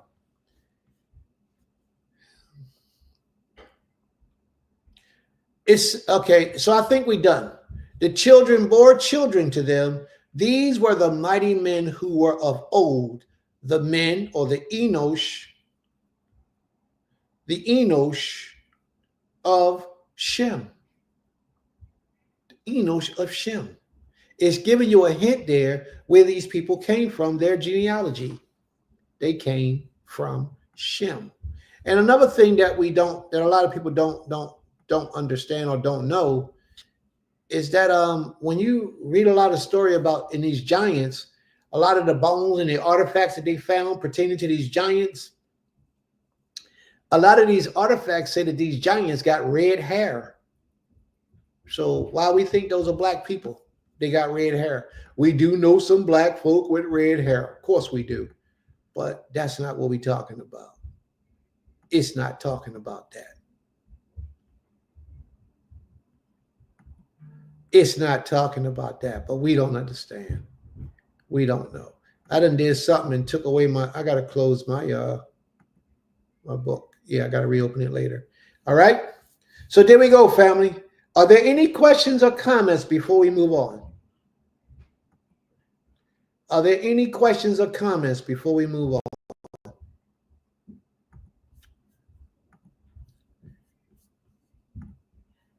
Are there any questions or comments before we move on? Okay, here's a question, I believe it is. Where's the question go? Okay. So if that's the story of how Israel entered the earth, do we know how giants got there? Remember, as I was teaching, I said that if it happened once, it could have happened another time. And I'm not going to say that it hasn't. But what I do know is that there is a theory of how giants got here, and we'll get into that later on, okay? I just want to show the fact that giants are in the earth first. I want to go through that. So where you at, Ima? Thank you for sharing your understanding. I believe in wicked men, absolutely. But I don't know about the rest. Most High be praised. You're right, Ima. It's cool that you don't know. And that's why I'm here. That's my job, to teach you and to share with you portions of knowledge and wisdom and understanding that you may not be so familiar with. But Ima, what I would request of you is that you go to the Most High and ask the Almighty if what I'm sharing with you is factual. Because if it's not, then He'll remove it out of your spirit. But if it is, then you have to just accept it and try to learn more about it. And that's what I would suggest you do. Ask the Creator if what I'm sharing with you is worthy of being shared. If something had sex with a single woman without her consent, wasn't that rape? I would agree with that. I would agree with that. But it doesn't say that that's what took place in Genesis, the 6th chapter. It doesn't say that it was without her consent or without their consent. May the Most High be praised. Teach us to reach up to the heavens. Stress us to reach up to the heavens. Okay. She was saying trees. Say it again. She was saying trees. Trees that reach up into the heavens. Saying trees used to reach up to the heavens. Yes, absolutely. All right. So if there are there any other questions before we go on? I believe dearly that it's important that you allow people to ask their questions, because if they have questions, that's the best way to be taught. Are there any questions? There's no questions? All right. The title of my lesson was named Abraham and Sarah. That's what I named it. But it's dealing with the giants. It's really not even dealing with Abraham and Sarah, but it is dealing with how giants was in the earth in those days. King of Bashan, Deuteronomy chapter 3, verse 11. So let's see what that says. Deuteronomy chapter 3, verse 11. Ima, do you have your scriptures available? I got to reopen this one up again. Okay. Could you read Deuteronomy chapter 3, verse 11? And it's very interesting what it has to say here about Og, king of Bashan. In Deuteronomy chapter 3, verse 11 reads, "For only Og, king of Bashan, remained of the remnant of giants. Behold, his bedstead was a bedstead of iron. Is it not in Rabbath of the children of Ammon?" That's enough, Iman. Okay. Now, the children that Og, king of Bashan, was remaining from was called the Rephaim. Rephaim. You see that down here on the scripture, on the dissertation right here, Rephaim. That's where he was from. But they didn't translate the word Rephaim. They translated the word giants. Now, Rephaim, you're going to hear about them. You're going to hear about the Anakim. All of these are descendants of the Nephilim. They're all descendants of the Nephilim, which means fallen ones. And we're going to get an understanding of all that. Now we have Joshua, the 12th chapter, verse 4. Could you pull that, Iman, please, and read it? Joshua, chapter 12, verse 4. Okay.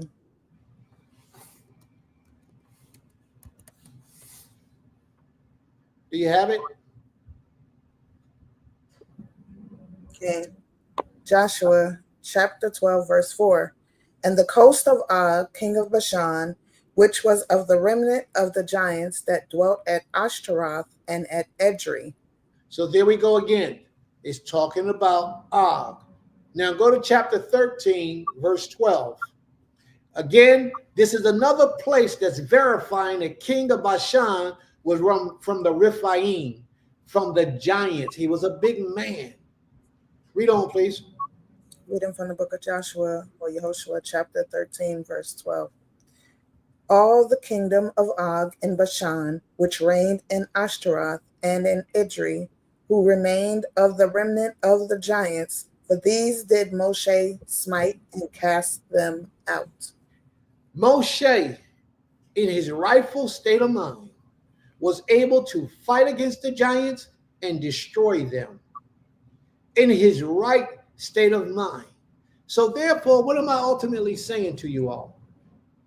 A lot of this I haven't revealed yet, but those giants came from that negative energy that was those people, those things, or those beings prior in the earth.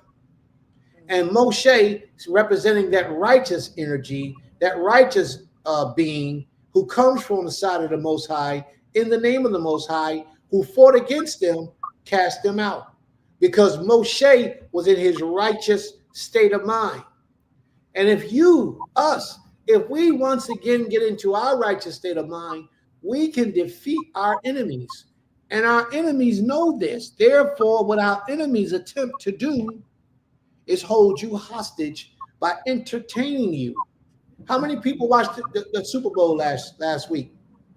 How many people watched the Super Bowl? How many Hebrew Israelites, creative-fearing, black children of slaves, watched the Super Bowl last week? I would like to say the majority of us. And you know why we did it? Because we were being entertained.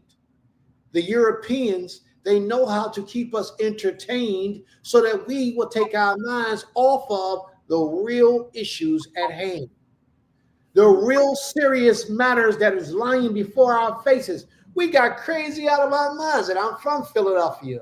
We got crazy out of our minds over the Super Bowl. Then the halftime show. Those things are flooding the internet.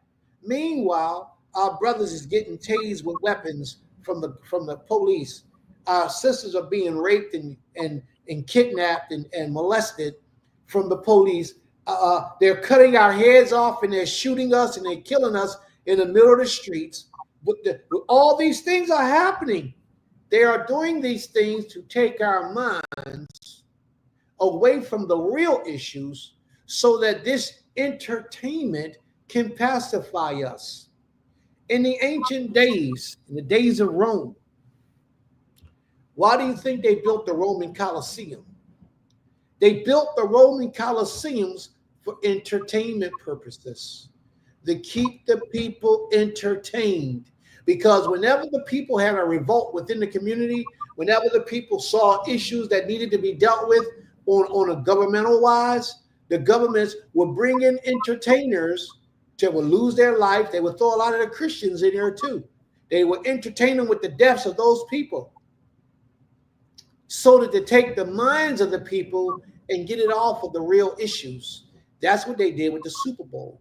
And so many of us are right there with the Super Bowl, accepting this type of behavior. We allow our minds to get zapped up. And that's what's taking place, family. These are the type of things we need to pay attention to.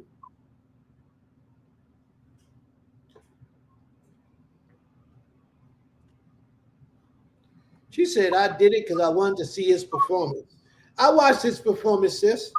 I watched his performance after the Super Bowl was over, about 5 days later on YouTube.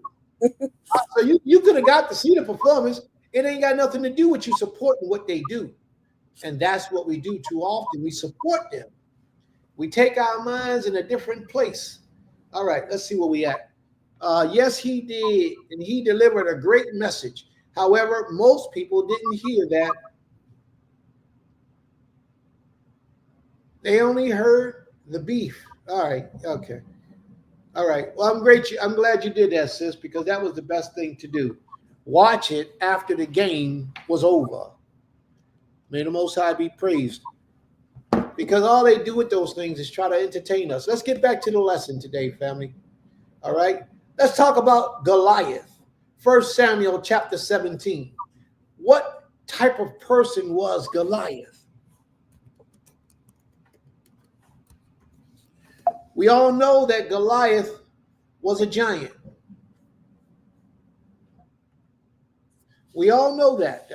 We don't have a question about that. He was another giant that was introduced to the earth. Verse 4. Iman, do you have that? You mean in the book of Samuel? Yes. If you don't have it, I'll read it. I can get it. 1 Samuel, what chapter you want? 21. Yeah, 1 Samuel chapter 17. It's going to describe Goliath, how big he was, his shield, his sword, and all the things he used. Read on, please, to let us know how big this man was. Okay. Reading from the book of 1 Samuel, Shemuel, chapter 17, verse 1. Now the Philistines gathered together their armies to battle, and were gathered together at Shokak, where it belonged to Yehuda, and pitched between Jokak and Azekah in Ephesdammim. And Shaul and the men of Yisrael were gathered together and pitched Iman, where are you reading that? You said chapter 17? Yes. I'm at verse 1 Samuel. Verse 4. 1 Samuel chapter 17, verse 4. Oh, okay. I just want you to read about Goliath. Okay. Chapter 7, 1 Samuel chapter 17, verse 4. And there went out a champion out of the camp of the Philistines named Goliath of Gath, whose height was 6 cubits and a span. And he had a helmet of brass upon his head, and he was armed with a coat of mail.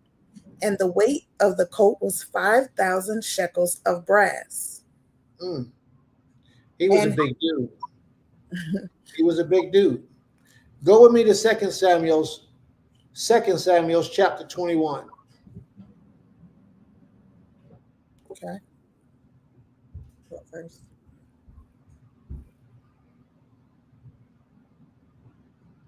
What verse? 2 Samuel chapter 21, verse 16.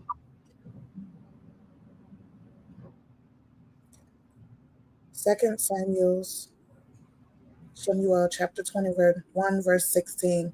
And Ishbanob, which was of the sons of the giant, the weight of whose spear weighed 300 shekels of brass in weight, he being girded with a new sword, thought to have slain Dawid. Keep reading, please. But Abishai, the son of Zeruiah, succored him and smote the Philistine and killed him. So Then it the- talks about this giant being of the nation of the Philistines. The Philistines were ancient Canaanite people. They were the same people that when our forefathers was in the wilderness, Moshe sent them out to spy out the land. Those people were there. So we talked about Goliath, who's also a Philistine, and we talk about what's his name? Ishbi-bibinab, that's his name. We talked about him too, who is also of the Philistines, and how they had these big bodies in stature. I believe Goliath was about 9 feet tall. And this particular one, I don't know his height, his weight, but his spear was very heavy. And he was also a Philistine. But the thing that you don't know is they both called them giants. But in the Hebrew, it says that they were of the Rephaim. Both of those men were from Rephaim. And Rephaim is one of the lineages of giants who roamed the earth. We have to read that, family. We got to check that out. All right. There's a question on the floor. Why are giants called the falling ones? I believe that they came from something that Prince is about to talk about in a little while. All right. All right. We're going to talk about that in a little bit. Now, if we go through the scriptures, you all have the references. 2 Samuel chapter 21 and 18. We just talked about 16. Lami, Goliath's brother, 2 Chronicles chapter 20 and 5. The Bible mentioned these giants because the heroes, Ima, can you mute your phone? The heroes of Israel slay them and show Elohim's hand in the battles. This shows us that we are able to defeat these giants. We are able to destroy these giants. All these ones who come out against us, we have the ability to defeat them. But in order for us to defeat them, we have to be in our righteous mind state. And a lot of us are not, because we are not really giving the Most High the best of us. The average of us, at best, we're moving in a direction where the Most High is continuously showing us mercy. And that's a blessing within itself, to receive mercy from the Creator. But sometime in your life, you're going to have to get to the position of your life where you can stop looking to receive the least of the Most High's mercy, and then live into your life, move into a realm of your life where you're doing things to demand the Most High's mercy. What do I mean by that? The Creator says to Abel, he says, sin lieth at the door, but you can rule over sin. You don't have to let sin rule you. And many of us are still looking in the face of sin and giving into it willingly. So therefore, if we're giving into sin willingly, then we're not allowing ourselves to demand of the Most High his mercy. We're just receiving the Most High's mercy because he understands that we're weak, and he's trying to give us an opportunity to get ourselves together. Therefore, as we continuously live in a direction of receiving the Most High's mercy and not the place of demanding the Most High's mercy, the enemies will grow rampant throughout the earth. They get stronger and stronger and stronger, and people like Elon can stand up strong. He can stand up strong, and people like, what's that other guy named? The internet guy, the guy, Microsoft guy. Those type of people can rain havoc in the earth because we are not in our rightful place in the earth. Yes, Bill Gates. It's because we are not in our rightful place in the earth as the children of the Almighty. But yet we can gain that position back once again. We can gain it back, but we got to get serious with our lives and sin. Separate ourselves from it in every way possible. We don't have to be perfect. We just got to do our best to be our best. So let's read a little bit more about the kings. The words appear in King James Version as translated the Hebrew word as Nephilim. and Nephilim means to fall. Genesis 6:4, Numbers 13 and 33. Rephaim is the actual word that's being used there. Deuteronomy 2 and 11 and 20. Deuteronomy 3 and 11 and 13. Joshua 12 and 4, etc. There's another word that's being used, Rapha. You find Rapha in reference to giants in 1 Chronicles, chapter 20, verse 4, verse 6, and verse 8.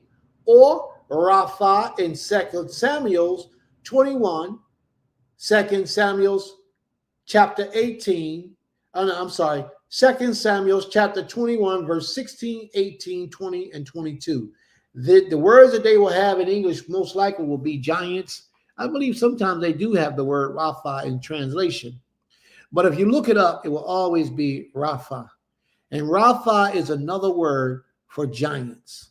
In one instance of Gibor, literally, Gibor means mighty ones. It means strong, powerful, great ones. And you'll find that in Job, the 16th chapter, the 14th verse. In the first two cases, the Revised Version, British and American Revised Version, RSV version, Revised Standard Version, it changes giants into the Hebrew word Nephilim, and Raphaim, and Rephaim. It changes those words, it interjects and puts the correct words in there. Instead of translating a giant, they tell you exactly the family of the giants that they come from. In Numbers 33 and 33, the same is true for Rephaim, as shown by the instance of Og, Deuteronomy 3 and 11, Joshua 12 and 4. There is no doubt about the meaning of the words in the ease of the giants mentioned in 2 Samuel 21 and 1 Chronicle chapter 20. These are the words that the scriptures uses for giants: Zuzayim, Anakim, Rephaim, Nephal, Emim, and Rapha. Oh yeah, the Amalekites. Okay, let's read this. Amalekites are the Nephilim. And it means violent or causing to fall. And you'll find that in Genesis. It means to cause to fall. Not just falling ones, but it actually causes to fall, meaning that it will get in your life and bring you down. And if you think about evil and wickedness, that's usually what evil and wickedness does. It brings you down. But let's read on. These were the violent tyrant in those days, those that fell upon others. They tore them down, they took them down, and that's why they called them Nephal. That's why they call them the fallen ones, causing to fall because they took them down. They went upon others, they abused their powers and might, went upon others, almost like what the Europeans are doing to us today, taking us down, abusing their power and their authority. But they only got their power and authority because we give it to them. When are we going to take it back? When are we going to take back the power and authority that we give to these wicked people who are destroying us? In Numbers chapter 13 and 33, the name is given to a Canaanitish tribe, a race of large stature, the sons of Anak. Now I need to pull that out. Iman, can you pull Numbers chapter 13 and 33, please, and read that for us? This is extremely important that you understand what Anak is, because I have to go into that later on, telling you about the Anakim. Read on, please. Shalom. Reading from the book of Numbers, Bamidbar, chapter 13, verse 33. And there we saw the giants, the sons of Anak, which come of the giants, and we were in our own sight as grasshoppers, and so we were in their sight. Wow. Numbers chapter 13, verse what? 33. 33. And we were but grasshoppers. We saw the Nephilim, and it actually says that, the sons of Anak. Now this Anak that we're about to hear about later on is the Anunnaki. And Anunnaki has been through history, as long as history's been around, almost everywhere on the planet, they talk about a Anunnaki. Now we have the presence of an Anunnaki in the Hebrew scriptures. There's a thing that we're going to talk about, the Gilgamesh epics. And the Gilgamesh epic speaks about Anak. They talk about the Anunnaki. And they have their philosophy as to who the Anunnaki is and where they come from and all those things. So we're going to read about that in a few minutes to give us a lot more information about these giants. But here, hands down, it has been proven that giants were in the earth. Would you all agree? Is there anyone who does not agree that giants lived in the earth in the ancient days and possibly even still today? Let's read on, please. This name is given to the Canaanitish tribe, a race of large stature, the sons of Anak. The Revised Version, RSV version, in these passages simply translate the original, and reads Nephilim, but they're actually Anakim. All right, the word Hebrew, Rephaim, is a race of giants, and you'll find that in Deuteronomy, the 3rd chapter, verse 11. And these race of giants lived on the east of Jordan, from whom Og was a descendant. They were probably the original inhabitants of the land before the immigration of the Canaanites. They were conquered by Chedorlaomer in Genesis chapter 14 and 5. Excuse me. And their promises as a possession of Abraham in chapter 15, verse 20. The Anakim, Zuzim, and Emim were branches of this stock. They were the offshoots of the Rephaim. In Job chapter 26 and 5, they are deceased. Now this is different. Now, Job, I think this is very interesting. Let's grab Job chapter 26, because I thought this was pretty interesting for me to present to you all. The way that the author of Job worded Nephilim or Nephal or Rephaim. He did it with a slight different twist to it. All right. They that are deceased, Job is going to refer to them, but he's going to refer to them as the dead ones, the shades, the Rephaim. So Imai, can you read that Job chapter 26, verse 5, I believe it is? Okay, reading from the book of Job, Job chapter 26. You know what? It's so close. Start at verse 1. It's so close. Go ahead. Start at verse 1, please.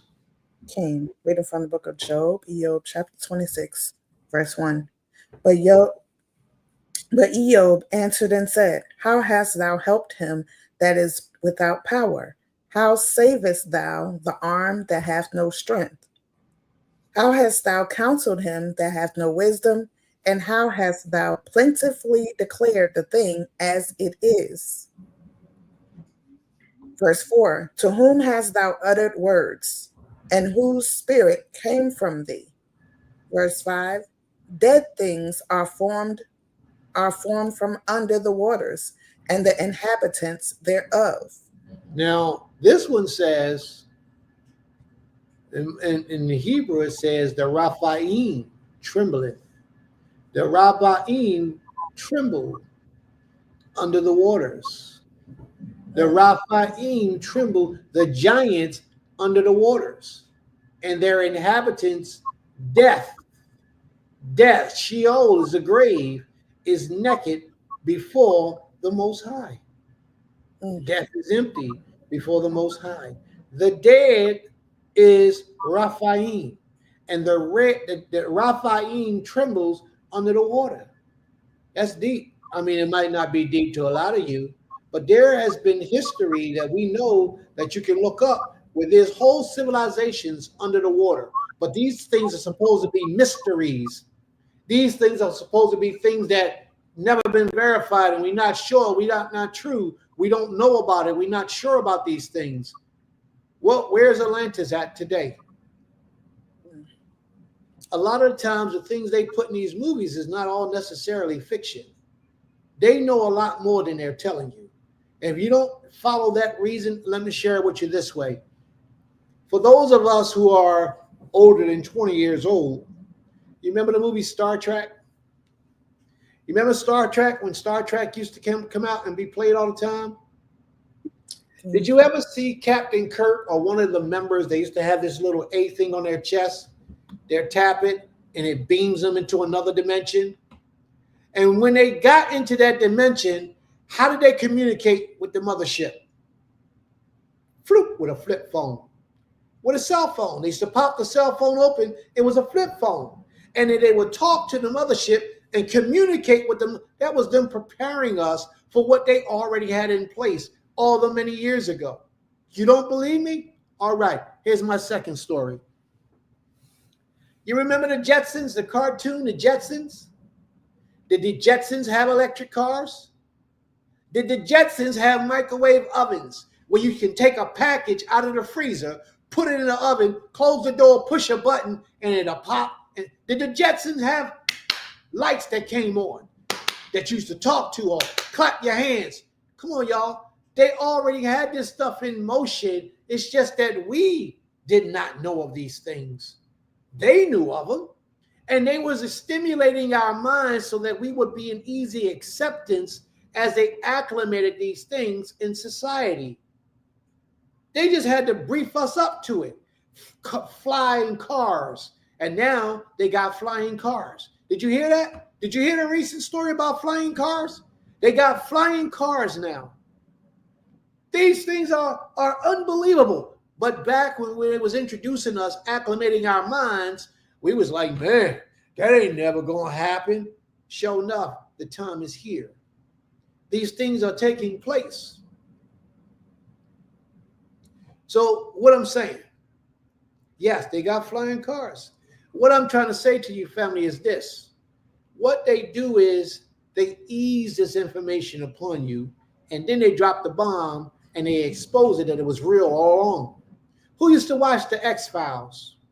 Anybody ever seen the movie The X-Files? The X-Files talked about some stuff. The X-Files had the link, and they knew what was going on, that they would reveal. Portals being opened up. Humans and demon possessions going into people, taking hold of people. These things are real. So why is it that you don't believe that there could be an underwater kingdom with giants in that kingdom right now? There are places on the earth right now that you cannot fly over if you got an airplane. It is restricted. And if you go visit the land, my mother-in-law and father-in-law went to, where did they go, Ishi? Arizona. They went to, what's that place called where the Indians used to live? The mountains with the big valleys. And come on, y'all gonna help me or what? You talking about natives? Yeah, where they used to live at in Arizona. Ishi, you there? Where do your parents go to? Where do your parents go to? The Grand Canyon, y'all. Come on now. NFA. The Grand Canyon. They went to the Grand Canyon. Y'all got to think now.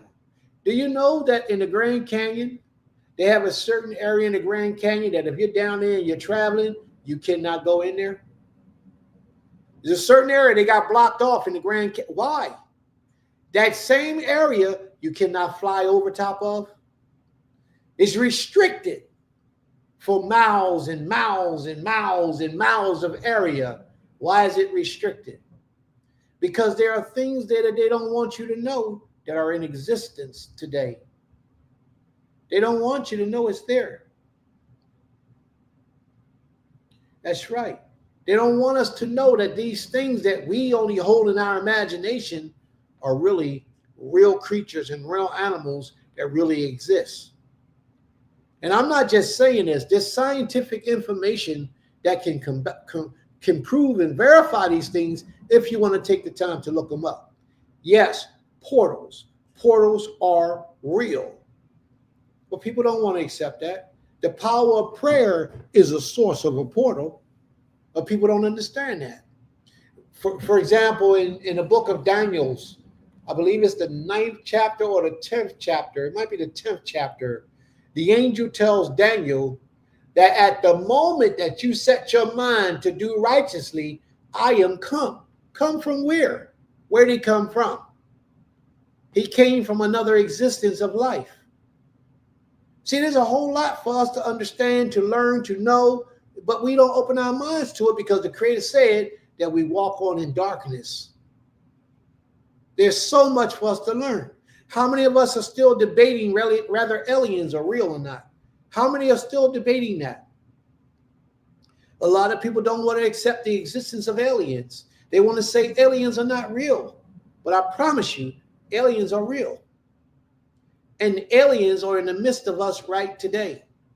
And a lot of those aliens are demon possessed, and they're right in the White House. They're right in those government seats. They're ruling and running the earth right today. Who do you think sits behind? What's that black water? Who do you think sits behind those places? Who really run things? Who do you think it is? The Creator says in Job 9:24, he says, the earth has been given into the hands of the wicked. The Creator says that. The earth has been given into the hands of the wicked. Who are they? Y'all got to learn, man. We sleep. We walking on in darkness. And then when the Most High reveals something to us, we want to hear it because it's coming from one of us. Keep on being asleep. And you're going to wake up and realize death and destruction is all around you, and you did not prepare for it when you had time to prepare for it. Now is the time, family. We need to unite our forces, come together, and do what we can do to build up this nation. Honestly. And if you don't want to come together as a people physically, then come together as a people spiritually. Because the time is here. I want to play this video. And I would like for you all to take a chance and watch the video. I'll blow it up the best I can so it can be in the screen and we all can watch it. You ready? This episode of the Y-Files is brought to you by the Hecklefish Talking Plushie. Yes, that's a thing. Is that large enough for y'all? In 1886, mining engineer John T. Reed was told the Paiute legend about a race of giants. Giants who, after a long and bloody war, were defeated by the natives near Lovelock Cave, Nevada. Reed's belief in this legend stirred great interest in the secrets held within Lovelock Cave. Official excavations were undertaken in both 1912 and 1924 by the University of California, with reports telling of thousands of artifacts being recovered. Of these artifacts, the most puzzling were human remains. Well, they were almost human. Skeletons measuring between 8 and 10 feet tall were said to be found during the dig. Skeletons belonging to who are now known as the Lovelock Giants. Legends of people of enormous size are told across a myriad of cultures. And despite what we've been told by mainstream science, there is evidence to suggest they really existed. The remains of giants have been found all over the US and all over the world. So why aren't these amazing finds on display in any museum, or taught in any classes, or mentioned in any history books? Well, it's because the existence of giants, for some reason, has been covered up.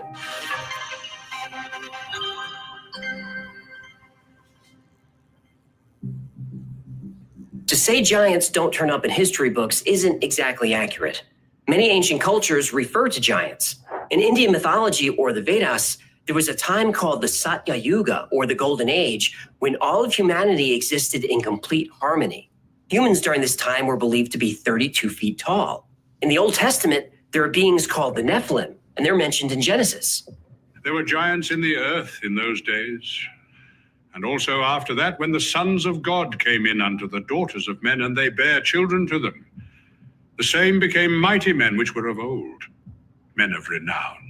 One interpretation of this suggests that the sons of God were giant fallen angels who seduced human women, and their offspring were the Nephilim. Well, how does a giant seduce a human woman? Oh, right. Giants show up quite a bit in the Book of Enoch, one of the religious texts found among the Dead Sea Scrolls. The Nephilim were said to have been men of the old times who existed before the Great Flood. Ancient Indian texts say the same thing. The Book of Samuel also introduces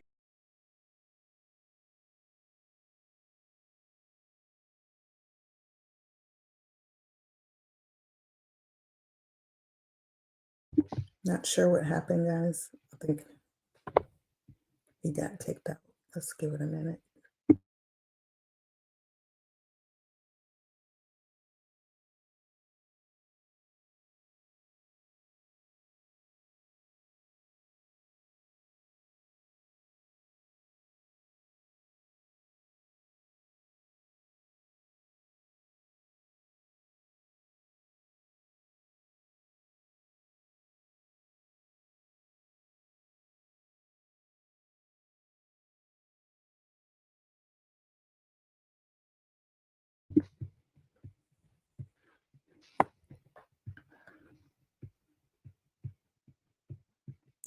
I think he got kicked out for a minute. Nibiru is not some distant planet on the other side of the galaxy, but is right here in our own solar system. It passes the Earth every 3,600 years.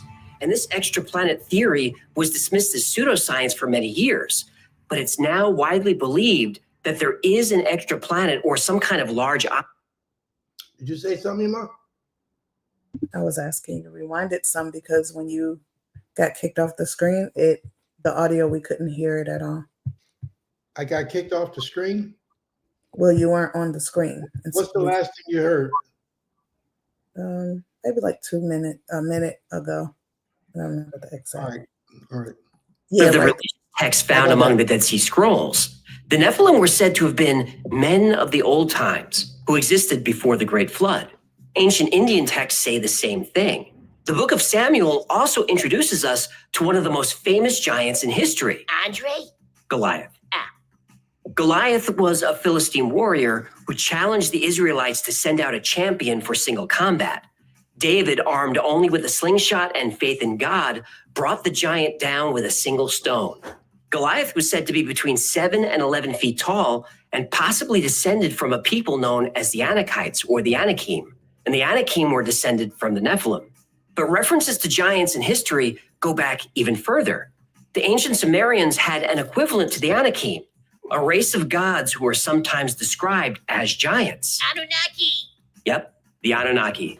And if you don't know who the Anunnaki are, here's a hint. Now, we just read where Anunnaki was present in the Hebrew scriptures. Anak. We just read that.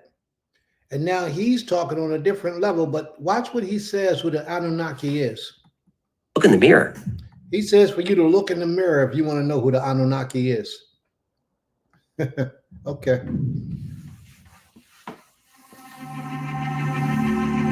According to interpretations of ancient Sumerian and Babylonian texts, the Anunnaki were a race of extraterrestrial beings from the planet Nibiru. Now, Nibiru is not some distant planet on the other side of the galaxy, but is right here in our own solar system. It passes near Earth every 3,600 years. And this extraplanet theory was dismissed as pseudoscience for many years, but it's now widely believed that there is an extraplanet or some kind of large object in the far reaches of our solar system. In fact, NASA has been searching for this object for years, though they call it Planet 9 or Planet X. Oh, they can't give Zechariah Sitchin any credit, eh? They won't admit that, but I bet it's a big part of it. In 2015, Caltech researchers thought they found evidence for this planet. And in 2016, they said they were almost sure the planet was out there. And then in 2017, researchers agreed that data and computer models prove with almost 100% certainty a large, secret, dark planet is lurking in the distant solar system. And they expect this to be confirmed within the next few years. And perhaps then we'll finally learn if this could actually be planet Nibiru, home of the Anunnaki. Now, according to the tablets, when the atmosphere on Nibiru started to deteriorate, the Anunnaki came to Earth for resources, specifically water and especially gold. And after their slaves rebelled, the Anunnaki needed a new workforce. And they performed genetic experiments on different Earth animals to try to create a new slave race. Eventually, they were successful. By splicing DNA from the Anunnaki with cavemen called Homo erectus, a new species emerged, Homo sapiens. In Sumerian and Babylonian. Now, just for the record, The Homo sapiens that they're talking about are not us. The classification that they give today's man is Homo sapiens sapien. That's the classification that they give today's man, Homo sapiens sapien. Homo sapiens was prior to that. Okay. And I think he elaborated a little bit on that. But the caveman, the cave dwellers, they weren't our people because we never lived in caves. The cave people, the cave dwellers that they're talking about was European people. European people lived in the caves. We never lived in caves. Our people didn't dwell in caves. We were people of the sun. We stayed in the sun. European people was people of the cold. And even today, they love the cold weather. The majority of them. You know, some of them been mingled in with our blood in them, and it's a little bit different, but the majority of them love the cold. So he's getting ready to get into something, but that history he's getting ready to get into is their history, not our history. And that's the difference we have to see. Because what we're trying to determine, who these giants were. So far, they've said they come from Anunnaki. And they try to relate that and say that the Anunnaki was the ones, the Nephilims was the ones who had sex with the women, and that's how they came into the earth. But he skipped a whole bunch that's going to come out later on in this lesson. What's that about? What's that about? Could be a reason for the chemtrails don't want us to see it as well. There you go. And make it hard for them to see us, but this is impossible, only a temporary thing. May the Most High be praised. She said, I adore the cold. I will stay inside. What'd she say? I adore the cold. I abhor the cold. Oh, because you know I was going to say, right? I was going to say, you was just telling me how cold you was today. And when we was on the phone this morning, you just tell me how cold you was. I thought you said you adore the cold. I was, no, you don't. No, you don't. All right. May the Most High be praised. Toda Rabbah. But I just wanted to let you know who he's talking about. These people who are giants. And like I said earlier, all throughout the history that I've done through my research, everywhere where they found the giants and the remnants of the giants, they all had long, stringy red hair as European. It shows you that their DNA goes back to those European men. Let's read on, please. Next, this new species was called the first men, or Adamu, and the Hebrews translated this to be men of Adam. Now, men of Adam. Now, I'm going to drop a jewel right here, family. I'm going to start a ruckus. I want you to take it anywhere you want to go with it. If you think about what I just said earlier today about the sons of Elohim, how they took these women to be their wives, and they mated with these women and produced children, right? A lot of people don't like these teachings, but that's okay. If you are what your father is, then that means that you're not a man like Adam, because you're not what your mother is. You're what your father is. The Hebrew Israelites, we trace our lineage through the father's seed, not the mother's seed. So it doesn't matter the nationality of the mother. It only matters the nationality of the father to determine if that child is going to be born Hebrew. If the man is Hebrew, then the child is Hebrew. The woman could be any nationality. We Canaanites produce our women, and we took and we mingled with them and produced Israelite children with Canaanite women and women of other tribes. So it's not the nationality of the female is not what's significant here. What's significant is the nationality of the man. So therefore, if the angels, if what I'm producing is true and factual, as I say it is, the children that was produced from those women were what their father was. And that's why in Psalms 82, it says, you are sons of the Most High. You are Elohim, because we are what our father is. So therefore, if we are Elohim, like what our father was, then we didn't come from Adam. But yet we trapped in this flesh like Adam. And as the scripture said, we're going to die like one of them. But we didn't come from Adam. So therefore, if I'm right in everything that I'm saying, this man is describing the Anunnaki, say that they came from Adam, then he would be right. Those giants. He said they came from Adam, they came from man, not from us. And you've never seen a Hebrew Israelite, described in any of these stories that were giants. Never. Because it's not us. It's the other nations who came from Adam, not us. The first men were bred to work for the Anunnaki. The Hebrew word avad means work for. Avad also means worship. And so humans worshiped their gods, the Anunnaki, who were giants compared to puny humans. Though it was forbidden, some Anunnaki bred with humans, and their offspring became known as the Nephilim. Now, obviously, the story of the Anunnaki needs its own episode. So if you'd like to see that, Yes, please. if you'd like to see that, let me know. The tablets say the next time Nibiru passed near the inner solar system, it caused severe electromagnetic disturbances. Dark spots appeared on the sun, and waves of color streaked the sky. This is referring to extreme aurora borealis and australis, indicating a weakening of the Earth's magnetic field. With less protection from the sun's energy, the ice caps melted and a great flood swept across the entire planet. To escape the devastation, the Anunnaki boarded skyships with their gold and returned to Nibiru. But on Earth, great cities were destroyed and sunk beneath the waves. When the waters finally receded, only a small number of humans were left to rebuild civilization. And this creation myth is told in almost every culture on Earth. And recently, we're starting to discover evidence that a great flood did indeed occur. But what about evidence of giants?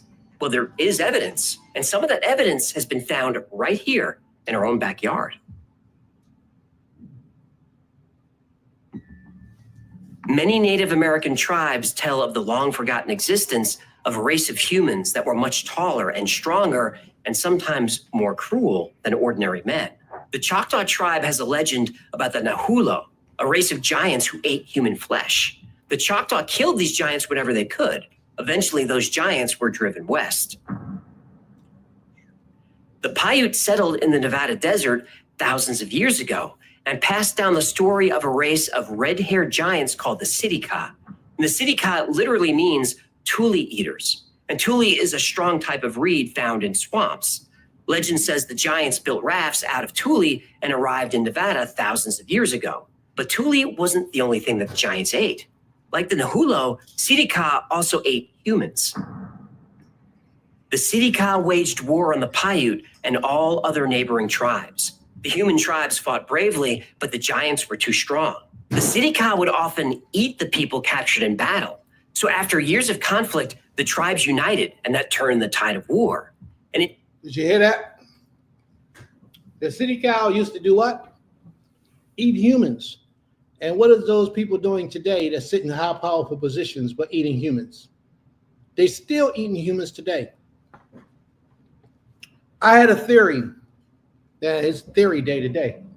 But I had a theory a long time ago. And that theory was that shot they was giving everybody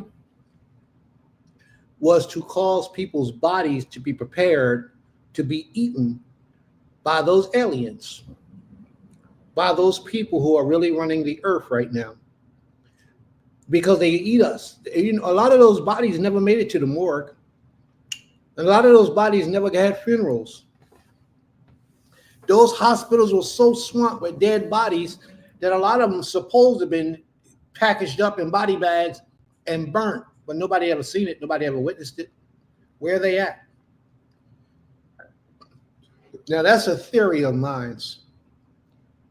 But I mean, it's a theory, in my opinion, that's worthy of noting. A lot of people have died. Now, and think about it. If they are introducing more evil beings into this planet, and those evil beings need people to eat, what do you do when you got a whole lot of people coming to your house for dinner? What you do when you got a whole lot of people coming to your house for dinner is you go out and go shopping and get a whole lot of food for everybody so that when they get there, they can eat. Well, if they're making preparations for those evil, wicked entities to come and enter into this existence, they need something to eat. They needed those 10 billion people, 10,000 people to die, so that it was more than 10,000, but they would have a plethora of food for them to sustain that would not be noticed of people missing. There would be no news report, somebody kidnapped this person, somebody kidnapped that person, because everybody would have died in the plague. And that's what happened. We had a plague. People died. Where are those bodies at? The few that they left behind, I'm talking about them hundreds and hundreds and hundreds of people that was dying in those hospitals that they didn't have no room for them, and they just shipped them out overnight in the hospital bags. Where they at? A lot of them, most of them are unaccounted for. So let's get back to the lesson. The final battle, the red-haired giants were driven into a cave. The tribes stuffed the cave entrance with sticks and brush and set it ablaze. The last remaining Sidiqa either suffocated or burned alive. Sarah Winnemucca Hopkins thought. And Abba, that's what you was talking about. Okay. That's what you was just talking about. When you said that, I knew what you was talking about because I had just learned it. They had them in there, and they tried to kill those giants. And they said that the last of the Sidiqa, the giants, they died in that house, in that cave, where they burnt them and suffocated them and burnt them alive. So let's see. There's a lot of information to this.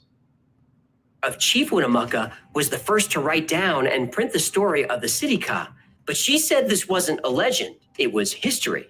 She When I wore saw red that hair picture, taken from a when I saw this picture, it's giant right here. woven into some. When I saw this picture of this woman, creator, be my witness. Not that I would ever lie to y'all about this at all. She looked just like my grandmother.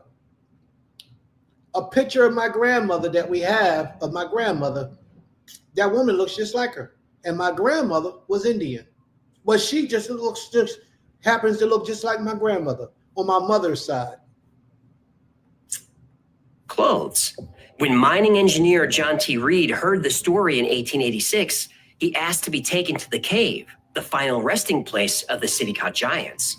Reed wasn't able to finance the excavation of the cave at that time, but when valuable bat guano was discovered, people started digging. Bat guano. Yep, it was used to make gunpowder and explosives. No, I mean, what is bat guano?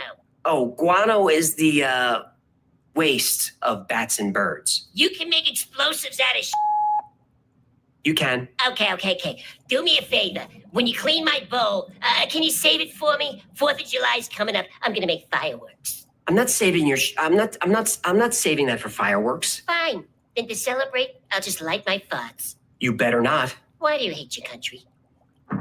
Lovelock Cave was excavated in 1912 and in 1924. And in 1929, the findings were published and they were surprising. Well, they weren't surprising to the Paiute. At the entrance to the cave, there was evidence of extreme scorching. At some point, a fire burned very hot and for a very long time. On one of the cave walls, an enormous handprint was found.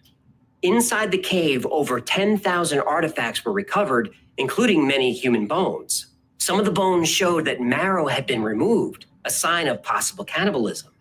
A sandal was found that would have fit someone who wore a size 29 shoe and would have been over 8 feet tall.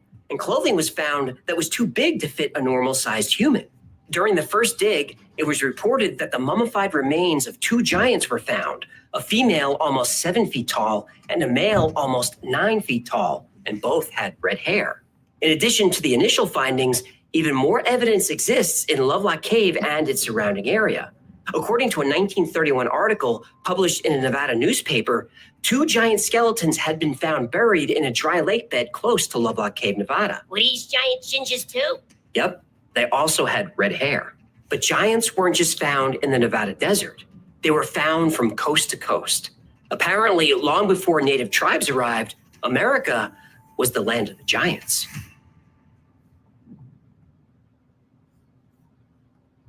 All right, family. Are there any questions thus far? Are there any questions or comments? Excuse me. Now, it's a lot more information on that video. And if any of you want to see the video, you can always go Forbidden Archaeologists, Lost Giants of America, Smithsonian Institute. Later on in that video, he starts talking about how the Europeans, basically the Smithsonian Institute, got their hands on almost everything that was ours, or not even ours, but not just ours, but a lot of those bones and artifacts and things, the Smithsonian Institute got those things, and all of a sudden they disappeared because they don't want people knowing about it.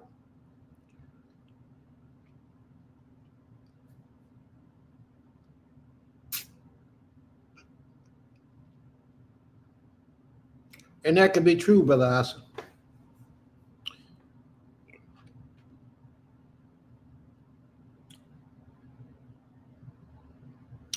That could be true.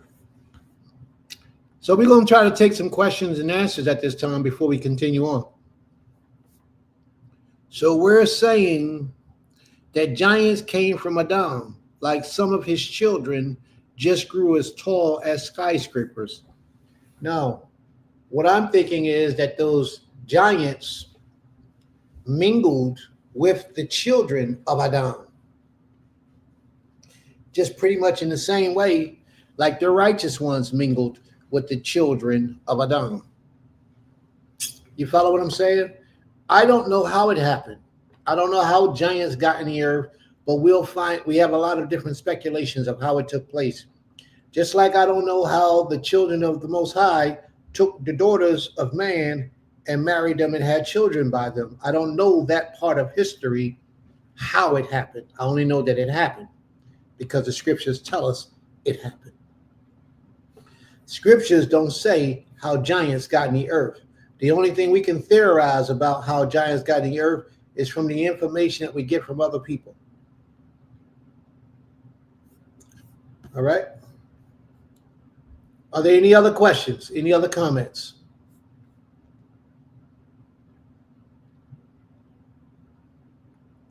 All right.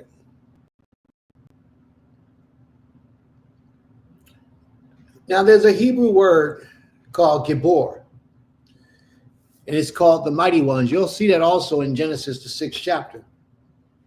The mighty ones, or Gibor, translated as the mighty ones.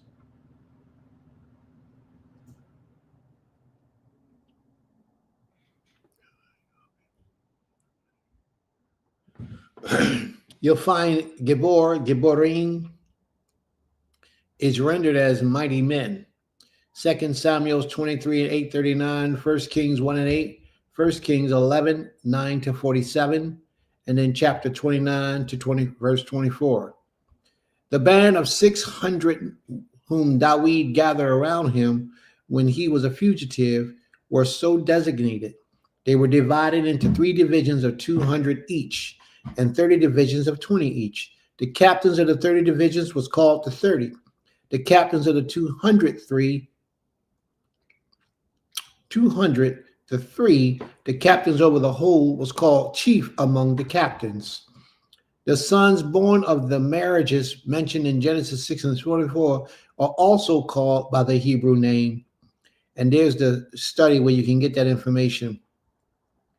The Hebrew name of Giborim. Giborim means mighty men. Okay. Now, in Genesis chapter 6, the Nephilim were referenced in Genesis 6 and Numbers are possibly referred to in Ezekiel. The Hebrew word Nephilim is sometimes directly translated as giants or taken to mean the falling ones or to cause to fall, from the Hebrew word meaning nephal, to fall or to cause to fall. But the identity of the Nephilim is debatable by scholars. Deuteronomy 3 and 11, we read it already, and it shows us that Bashan, Og, the king of Bashan, was left of the remnant of the Rephaim.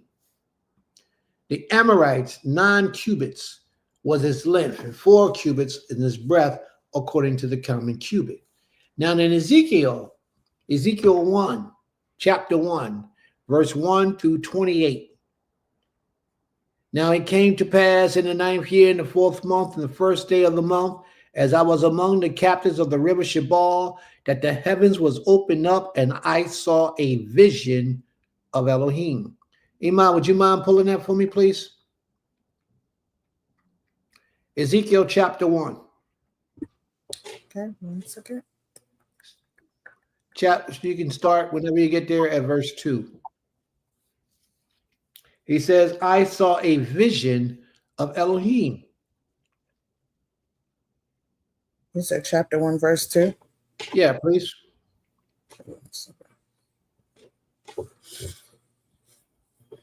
Okay. Reading in the book of Ezekiel, Yekweskiel, chapter 1, verse 2.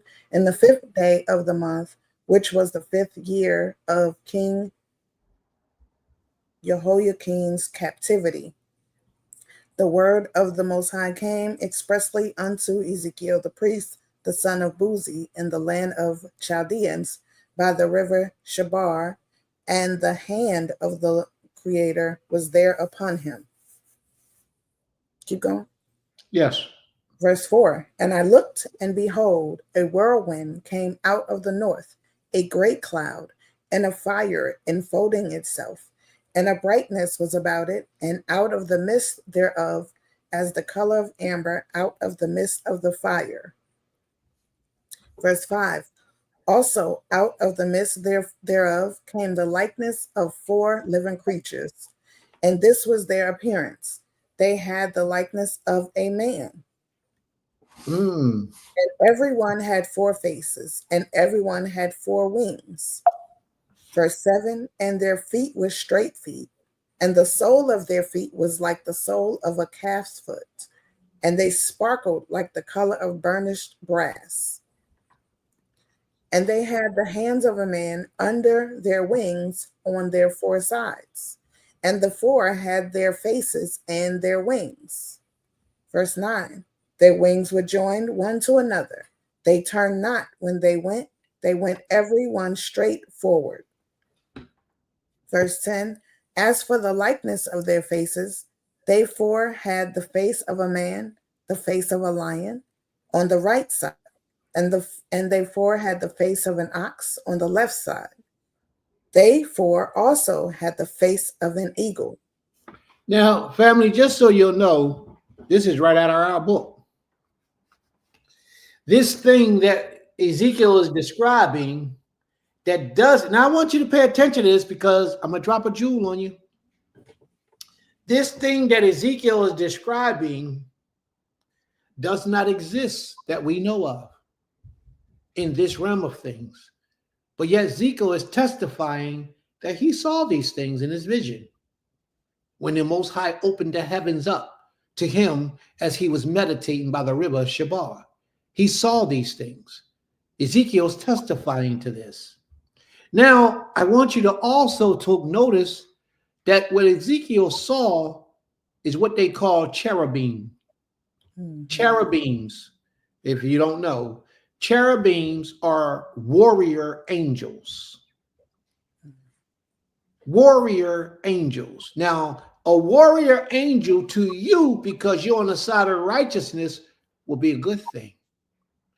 But if the warrior angels was coming to destroy you, now they're no longer warrior angels. They're called demons and devils. Do y'all see what I'm saying? Okay. Ezekiel is describing what he knows to be 4-faced warrior angels of the Almighty.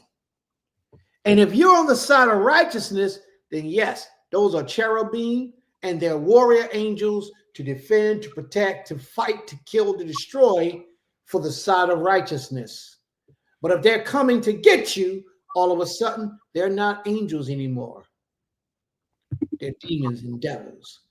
That's the terminology that's being used. Angels and demons are one and the same. I keep trying to explain this to y'all so that you understand. There is no such thing to the level that they promoted that Satan was cast out of heaven and took 2/3 of the angels with him. That's New Testament teachings. That's the people who want you to believe that there's a separation between righteousness and evil. The Most High created it all. Everything comes from the Most High. Satan doesn't have the power to create nothing. He can manipulate. He can entice. He can't create anything. And the only time he has the time to put his hand to take somebody's life is if the Most High grants him permission to do so. Why? Because he's an angel of the Most High. Read the story of Job in the first chapter. It will explain it to you. Satan, he was talking to the Most High. The Most High says, you ever considered my servant Job? He said, yes, but there's nothing I can do to him unless you take that hedge off of him. The Most High gave instructions. You can do this, you can do that, but you cannot touch his life. And Satan went and did everything that the Most High gave him permission to do. Same thing today in this life we're living today. It has not changed. But because people have allowed spookism to set in their minds, we are confused. And we know not what was common knowledge for our forefathers. I'm going to do a whole class on this, and I'm explaining it to you all. Demonology, Satanism, and Christianity was one and the same for hundreds of years. Christianity and Satanism was one and the same for hundreds of years. I'm going to do a class. I've already started my research. I already got the work prepared. I'm just waiting to finalize the class, and I'm going to drop it. I'll be like 5 or 6 classes ahead of time, y'all. I don't be waiting. I be ready. I still be getting my information. 5 or 6 lessons I got sitting on the computer waiting to be brought forward and teach, because I don't be having all the time. When I'm working on a lesson, I'm working on a lesson that I'm going to do probably 2 or 3 weeks from now. Ask my wife. She'll tell you, what about the lesson I'm doing on alcohol?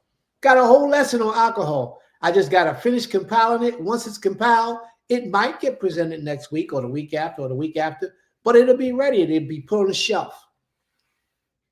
This is how you got to teach the people of the Most High. You got to be prepared at any time.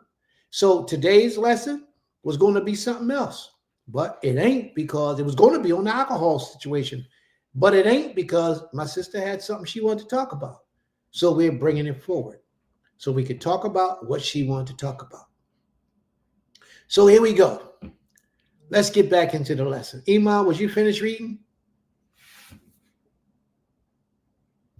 It was at verse 11. I'm not sure how would you want me to read to? All the way to 28. Okay. Read it in the book of Ezekiel, Yekesquiel, chapter 1, verse 11. Thus were their faces, and their wings were stretched upward. 2 wings of everyone were joined one to another, and 2 covered their bodies. Verse 12. And they went everyone straight forward. Whither the Spirit was to go, they went, and they turned not when they went.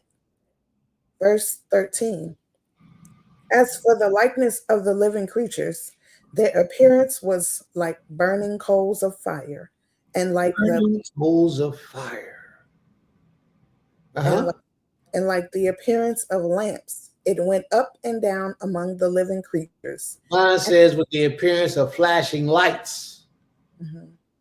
That went up and down. Read on. Went up and down among the living creatures. And the fire was bright, and out of the fire went forth lightning. And the living creatures ran and returned as the appearance of a flash of lightning. Verse 15. Now as I beheld the living creatures, behold, one wheel upon the earth by the living creatures with his 4 faces. 16. The appearance of the wheels and their work was like unto the color of a beryl, and they 4 had one likeness, and their appearance and their work was as it were a wheel in the middle of a wheel. 17. When they went upon their 4 sides, and they turned not when they went. Verse 18. As for their rings, they were so high that they were dreadful, and their rings were full of eyes around about them 4. Verse 19. And when the living creatures went, the wheels went by them. And when the living creatures were lifted up from the earth, the wheels were lifted up. Verse 20. Whithersoever the Spirit was to go, they went. Wherever the what? Whithersoever the Spirit was to go, they went. Wherever the Spirit wanted to go, they went. So he's giving us a hint. Read on, please. Thither was their spirit to go, and the wheels were lifted up over against them. For the spirit of the living creature was in the wheels. The what? The spirit of the living creature was what? In the wheels. Read on. Verse 21. When those went, these went. And when those stood, these stood. And when those were lifted up from the earth, the wheels were lifted up over against them. For the spirit of the living creature was in the wheels. The spirit of the living creatures was in the wheels. And we talking about demon possessions right now on the earth, right? Okay. Okay. Read on. Verse 22. And the likeness of the firmament upon the heads of the living creature was as the color of the terrible crystal, stretched forth over their heads above. 23. And under the firmament were their wings straight, the one toward the other. Everyone had two, which covered on this side, and everyone had two, which covered on that side, their bodies. Verse 24. And when they went, I heard the noise of their wings, like the noise of great waters, as the voice of the Almighty, the voice of speech. And we talking about cherubims, right? We talking about aliens. Okay. That's what we talking about. Aliens to this earth. Cherubims, mighty ones, would they sound like the Almighty? Read on, please. As the voice of the Almighty, the voice of speech, as the noise of a host. When they stood, they let down their wings. Verse 25. And there was a voice from the firmament that was over their heads when they stood and had let down their wings. Verse 26. And above the firmament that was over their heads was the likeness of a throne. Above the firmament that was above their heads, where the voice was coming from, was the likeness of a throne. Read on. As the appearance of a sapphire stone, and and above the firmament that was over their heads was the likeness of a throne, as the appearance of a sapphire stone. And upon the likeness of the throne was the likeness as the appearance of a man above upon it. Like a man, the appearance as if it was a man upon it. Read on. Verse 27. And I saw as the color of amber, as the appearance of fire round about within it, from the appearance of his loins even upward, and from the appearance of his loins even downward.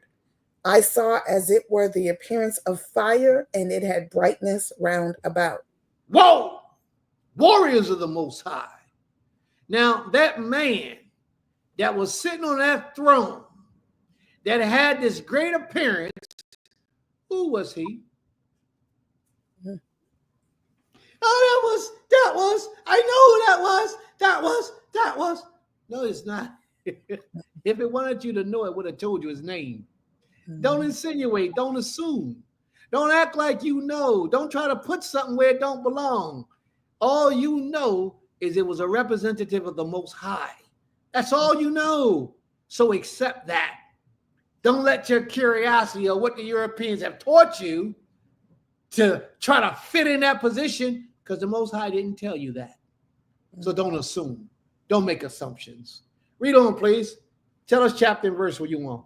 Okay, we're in the book of Ezekiel, Yekesquiel, chapter 1, verse 28. As the appearance of the bow that is in the cloud in the day of rain, so was the appearance of the brightness round about. This was the appearance of the likeness of the glory of the Creator. And when I saw it, I fell upon my face, and I heard a voice of one that spoke. All right, stop right there for a second. Let me try to grab something real quick. Let me see if I can get this.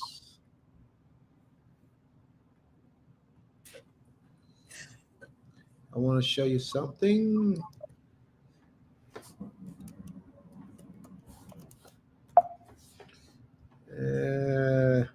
There's a scripture that I was trying to. S-A-P. Let me see. Maybe I spelled it wrong. S-A-P-P. All right. Let me see if I got it. All right. Turn with me, please, to Exodus, the 24th chapter, please, Emma. Okay. Exodus 24. Yes. Okay. Listen. Exodus 24. Let me see what verse I want you to go to.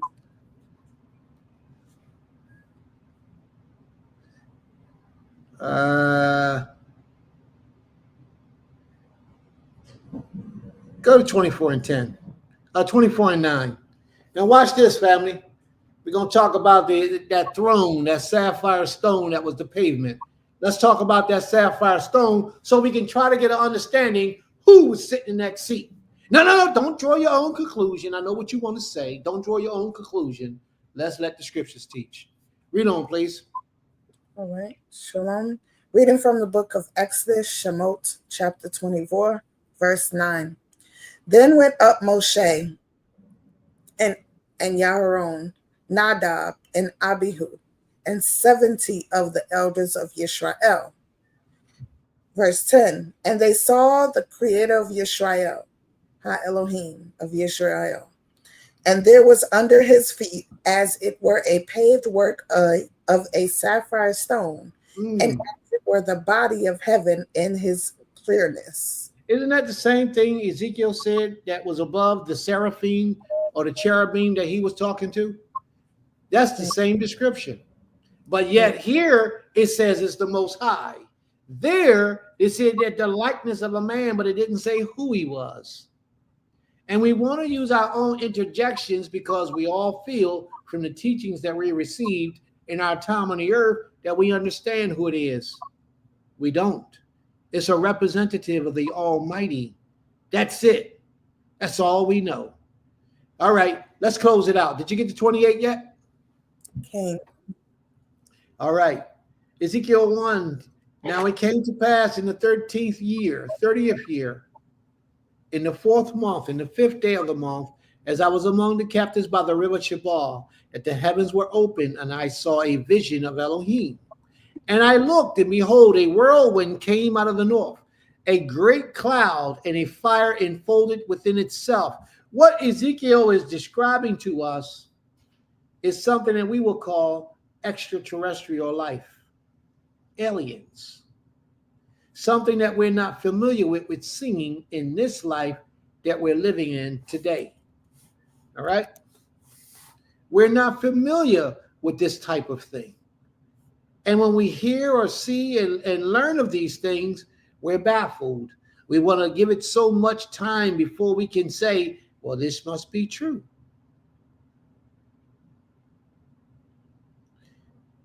All right. I'm not going to go into the next chapter, Isaiah chapter 3. There's no need for me to go into that. Here is a little bit more. This video here is about a little bit more about the giants and the giant stairs. When I did this search, I did it for giant stairs underneath of the water. But this particular search pulled up giant stairs all over that I didn't even know existed. All right. They're talking about how these giant stairs was formed by a civilization of people that no longer inhabit the earth. And they don't know who they are, where they come from, or any of those things.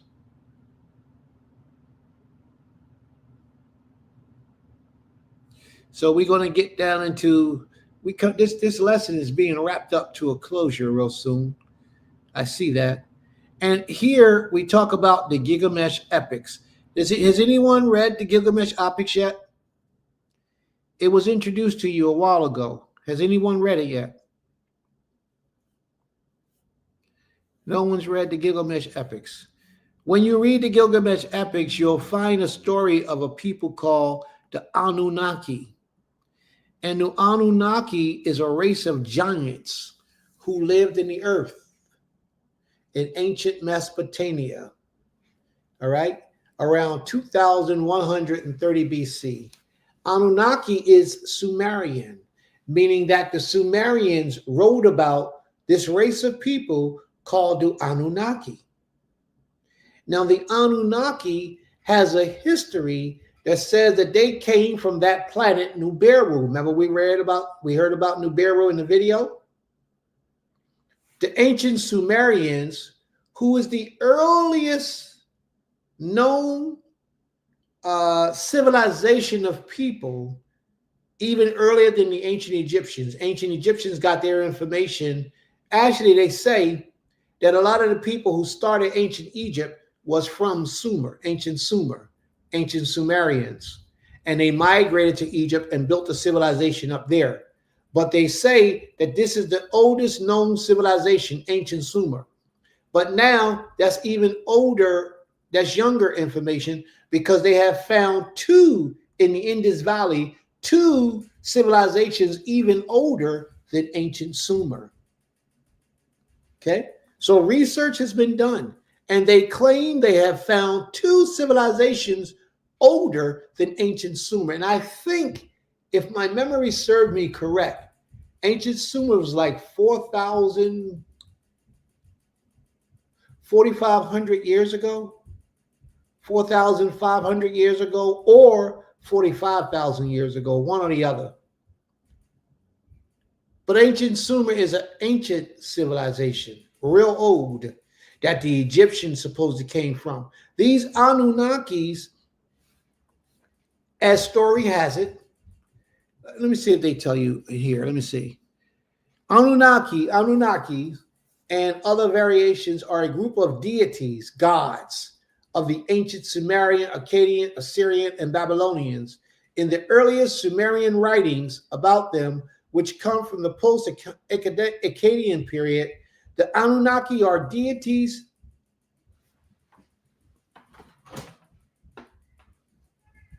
Man, these little children upstairs got the ceiling fan rocking. I'm going to have to talk to the parents about that.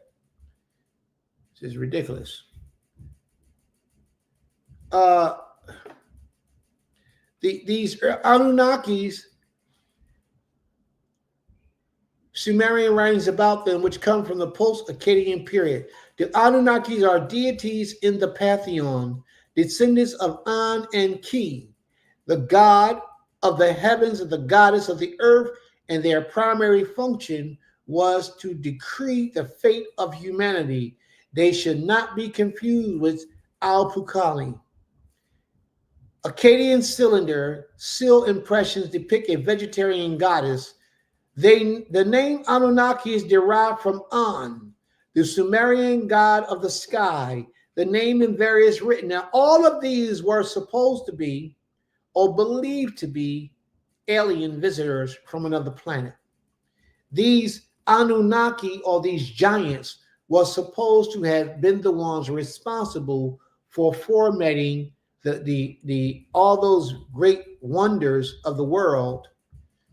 You ever heard the term of those castles that they have here? There's a term that they use for these people who they say built these castles. Abba, do you know what I'm talking about? Not the Druids. No, not Druids. They have a name for these people. If anybody in the audience know what I'm talking about, please mention this.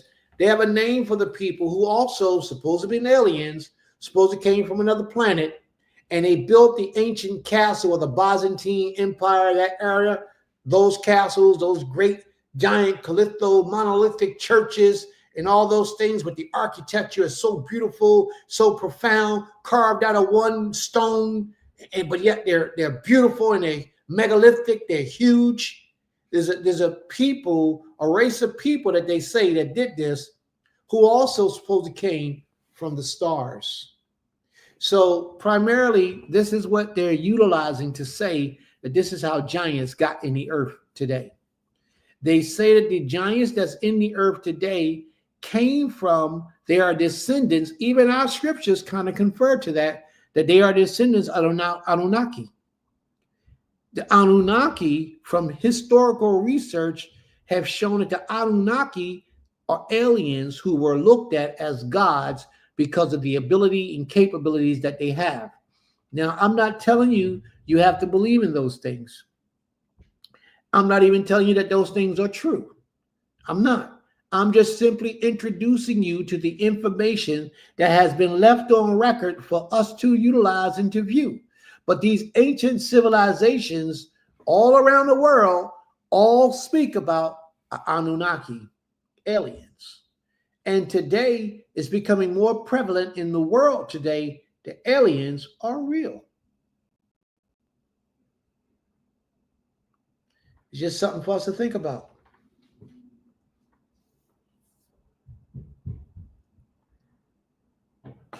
Are the Anunnakis related to the Hyksos? No.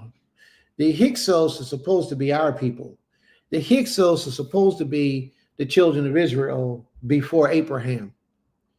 It's supposed to be our descendants who went into Egypt and took over Egypt, conquered Egypt at the time of the Exodus. So before Abraham, the Hyksos were supposed to be the people we took it from. But when you do the history, it shows that the Hyksos people supposed to have been Hebrew people. Not the children of Israel, but Hebrew people before the time of Abraham. So there's a lot of history to that too. All right? No, it's okay. It's okay. You ain't got it mixed up. You just, it's good that you even know that information. All right. Are there any other questions or comments, family?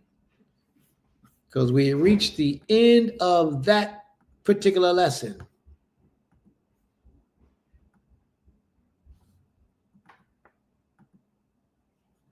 Are there any other questions or comments? It is a great lesson because it does bring out things that a lot of things that we can't explain. But there's documentation from myriad societies that document, and it's not simply just myth, even among our own people. When you look at the tribe of Benjamin, they were even heads above all the rest of the tribes. They were the tallest of the tribes. But again, like I say, the documentation is, I think it's just clear. There's so much that, because like I said, so much has been watered down. We have so much European and other influences that have just made things that seem so fantastic that they can't be believed. But then we have scriptural references that give us proof, especially we believe the scriptures like we're supposed to, like say that the giants were here. There are so many things, and then understanding the power that the Most High has, and the things that He created that that He said was told, but that looks beautiful to him. Some of that stuff will probably freak us out, and like I say many times in scriptures, when the men beheld these things, they would bow down or they just passed out because they just couldn't behold the sight of it. And so, like I say, the evidence is just overwhelmingly clear that the giants were here. Again, and it's a great lesson because it gives us to know that in spite of these things, that the Most High is still all powerful, in spite of all the different things that are there, and to show how much He loves us, that He gives us dominion even over these things. And that's so it's a great lesson, definitely a great presentation, and definitely a great share. Much appreciated, my friends. I pray that we all have gotten something out of that. Toda Rabbah, Abba. May the Most High be praised. All right, here we go, family. A little history of the Hyksos people. Can you all see that? All right. Okay. It says the Hyksos were a foreign dynasty that ruled Egypt from around 1638 to 1530 BC. They were a group of nomadic people from the West Asia and settled in the Nile Delta. The Hyksos are originally thought to be in the Near East. The word Hyksos is a Greek version of the Egyptian title Hyksos, which means ruler of foreign lands. The Hyksos established their capital at Avaris in the Nile Valley. They ruled over Lower Egypt and Mesopotamia Egypt up to Caucasus. They were defeated by Amos around 1550 BCE, marking the beginning of Egypt's new kingdom. They introduced the horse and the chariot. They introduced long-distance diplomacy. They introduced the shabduf. I don't know what that is. It's a wooden tool that allowed Egyptians to raise water above the Nile River. They introduced ships with Niels, which ships with some stable and increased trade with the Mediterranean area. The Hyksos influence reached deep into Egypt culture, political. The Hyksos' new technology and warfare tactics shook the kingdom. As a word, Hyksos is simply the Greek version of an Egyptian title, Hikakafudi, meaning rulers of foreign lands, Hill's country, because they came from, and when the Hyksos came from the east, they went into Egypt without a struggle, without a fight, without anyone interfering and preventing them. So therefore, what they did was they said that this was the time frame that the children of Israel had just defeated Pharaoh in Egypt. Some say that's when it took place. Some give history that it happened before Abraham. Some give that the Pharaoh that we actually were fighting against was a Hyksos Pharaoh. Some teach this. So they all over the place. Egyptology, chronology is not actually in order, but we'll see. You know, the more research you do, the more studying you will see that those things are not accurate in every way. Some people teach things happen in a certain dynasty in time. Some people teach that something else happened in a different dynasty in time, and they're all out of sequence. While much is, we're misunderstood, we know that the Hyksos comprised a small group of Western Asian individuals who ruled northern Egypt, especially the Delta during the Second Intermediate Period. All right. Which race were the Hyksos? Maybe they'll tell us. There you go, a Semitic people. They were Hebrew people. The Hyksos people were a Semitic people in ancient Egypt who originated in the Levant region of the Mediterranean. The Hyksos ruled over Lower Egypt and the Nile Valley about 1630 to 1523, also known as the Second Intermediate Period. All right, so there we have our information on the Hyksos people. So that's good information. Thank you for bringing that up. Thank you for bringing that up. May the Most High be praised. Information is very important today. So now we'll always remember that. It's my belief at first that aliens were just Elohim, angels. We can't argue with that. But we're suggesting now that the Anunnaki were Elohims that were separated from Elohim or angels. No, I'm not saying that. That's not what I'm suggesting. We don't know. We honestly don't know. So let's wait till the Most High reveals to us more information about who they actually are. Okay? We have to, because if not, we'll be speculating again and drawing conclusions that can't be supported with scriptures. Like what you heard earlier, I supported everything that I said with scripture. I took you to one scripture, read this, took you to the Hebrew on that, explained it in this manner, and we have to come to a conclusion. Whether you accept it or not, it's been presented to you through scriptures what it is that I had to say about who we are, who the Elohim was, who the fallen ones were. All that information has been presented. So now you can draw the conclusion on your own, rest with it. I would ask that you do like Ima Hared agreed that she would do. Take it to the Most High and allow him to give us the answers. What happens often, family, is that we are raised up and taught something one way for all of our lives.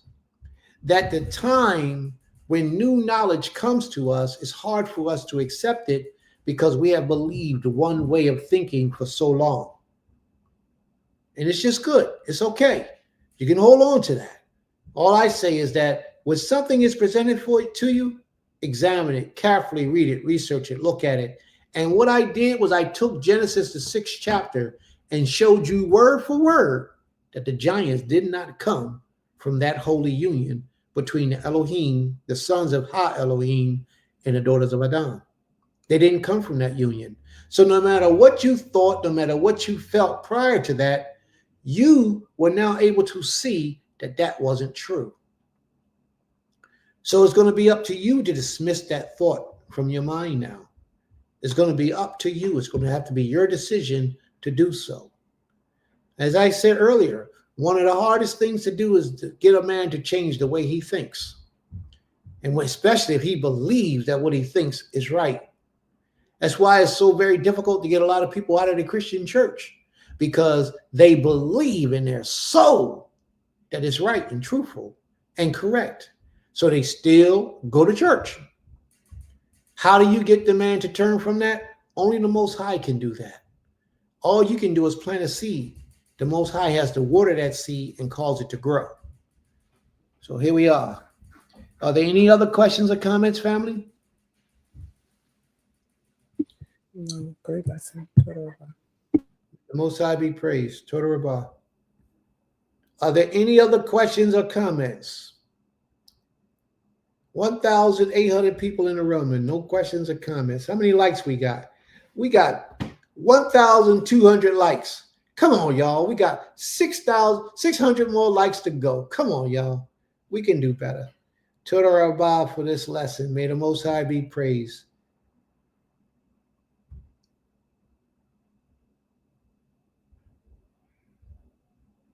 That's right. May the Most High be praised. Total Rabbah. All right. Are there any other questions or comments? If there are no other questions or comments, family, either we're going to go into the next lesson in class, which is Genesis. I think we got to start at chapter 21.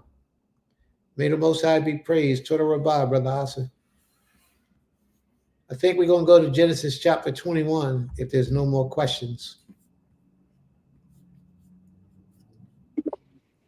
So we're not breaking. Say it again. Are we not breaking and coming back? We want to take a break and come back. I'm What do you asking- want to take a break? What do you want to take a break for? We on a roll. Yeah. All right, let's take a vote. Let's take a vote. Let's take a vote. No, go ahead and do what you want to do. Nope, we're going to take a vote. We're going to take a vote. All right, the first three people, let us know. If y'all want to take a break, put up a 1. If you want to keep on going, put up a 2. Let us know what y'all want to do. If y'all want to take a break, we can take a break for an hour or so. Let's say half. Let's say 15 minutes. Let's say we take a 15-minute. We don't need no whole hour. What am I going to do down here for a whole hour? Let's say we take a 15-minute break. If you want to take a 15-minute break, put up a 1. All right, we got 2 breaks. So one more. Let's see. If we're going to keep going, put up a 2. If you want to take a break, put up a 1. Come on now. I got 1, and I got somebody just spelled out break. All right, let's see what that is. Hyksos people being Semitic, meaning they believe in the Most High. No, it does not mean that they believe in the Most High because they're Semitic. Ema, your vote don't count, Ema. Your vote don't count because you up here on the podium. So your vote don't count. One more person. Either we take a break, you put up a 1, or we keep going, you put up a 2.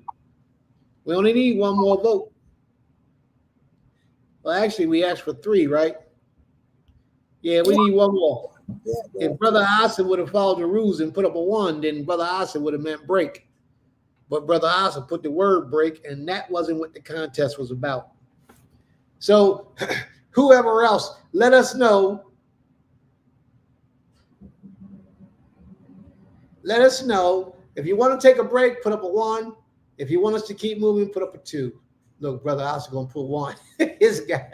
All right. We're going to take our break, y'all. We're going to take a 20-minute break. Is that all right? That give you enough time? All right. We take a 20-minute break, and we're going to come right back. All right? I don't even think we're going to close the room. Ima, we got any? Oh, yeah. You sent me some videos today, right? Can we play some of those? We can play those. All right. We're going to take a 20-minute break. So what time is it now? Anybody got the time? It's 2:13. So 2:33, we're going to come back. All right? Make it 2:35. 2:30? All right. 2:30, we're going to come back. 2:35. Not 2:30. She got a hard bargain, boy. She got a hard bargain. 2:35, we're going to come back. Okay? 2:35, we're going to come back. So let's go. I love the bar. I'm not going to close the room. I'm going to leave the room open. Because if I close the room, then I got to create a whole new page. And so what I'm going to try to do, what I'm going to attempt to do is play some music. If I can locate the music. I'm gonna try to.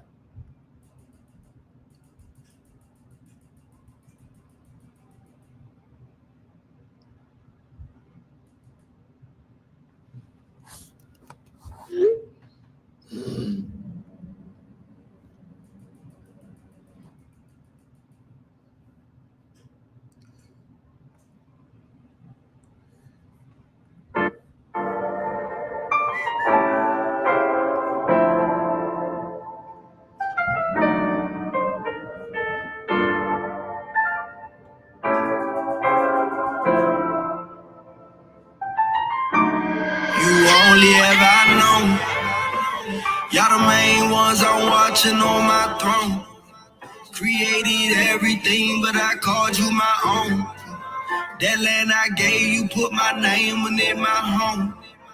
Yeah, that's my home. Israel, Abraham, Isaac, Jacob. I made a promise, can't nobody take it. I chose to put you above all the nations. Out of your graves, I chose to awaken. We made a covenant, don't you forsake it. Come get protected while they going crazy. Israel, my firstborn, my baby. Israel, my firstborn, my baby. I woke you up in your land of captivity. I do not change, I want you to remember me. Laws and commandments, I gave you the remedy. Go read the testimonies for your memory. I sent them prophets, but you wasn't hearing me. I come to you if you really come near to me. I heard your cry, now it's time to say it to me. I know what got you from all of your enemies. Who you know open the sea. The waters are bitter, but I made it sweet. In case you ain't know how to swim, I'm your protector, so I made you walk on your feet. This a reminder you married to me. I just want you to be all I called you to be. They called you niggas, but I made you priests. I'm about to give you back everything. I'm sending plagues for you. I'm sending boys, drying up rivers. I leave them dead for you. Tell Pharaoh, let my people go. You heard what I said for you. Tell Pharaoh, let my people go. You heard what I said for you. For you, you only ever known. Y'all the main ones I'm watching on my throne. Created everything, but I called you my own. That land I gave you, put my name in my home. Yeah, that's my home. Israel. I'm the reason you in captivity. We made a covenant, you ain't remember me. You broke the covenant, I sent your enemy. Get out my land since you wasn't fearing me. I'm the reason they put you in chains. I'm the reason they switched up your name. I'm the reason why you in the hood. I'm the reason of all your pain. I'm sending flows fast, daily. Think I don't love you. Y'all my babies. Gave my son. Must be crazy. Come out that system, come out of that lane. They got that military, it would not phase me. It would not move me. It would not graze me. Remember Egypt. I did all that for my people. You only ever known. Y'all the main ones I'm watching on my throne. Created everything, but I called you my own. That land I gave you, put my name in my home. Yeah, that's my home. You only ever known. Y'all the main ones I'm watching on my throne. Created everything, but I called you my own. That land I gave you, put my name in my home. Yeah, that's my home. Israel.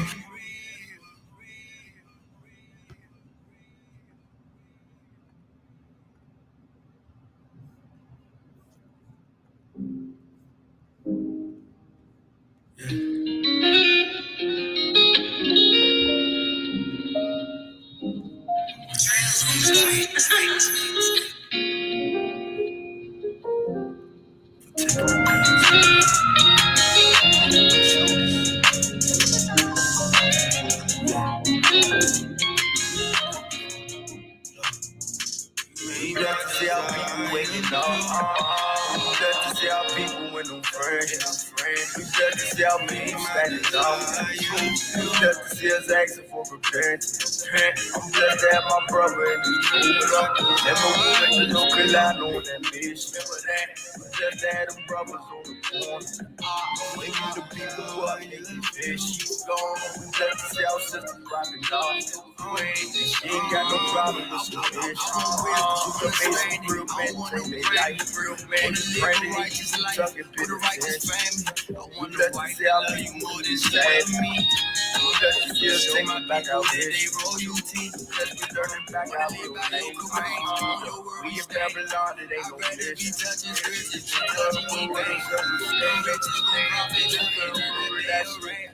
I was living in my best to take a back. You trade me, king. You took them right about the street. I want love to the fame. Peace. I will never let try to tell us we were dogs.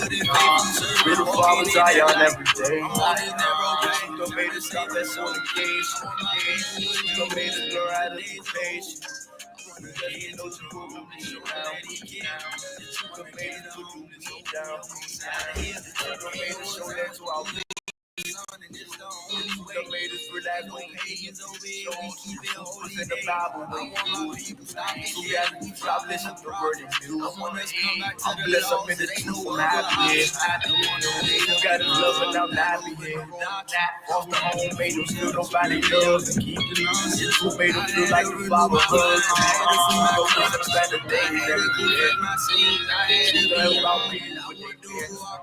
You better forgive somebody that you thought that you would never forgive. The Father word he came and cleansed the enemy. I only want the spirit, so I'm killing me. The Father gave me righteous things that I desire. I want to see the kingdom, not the lake of fire.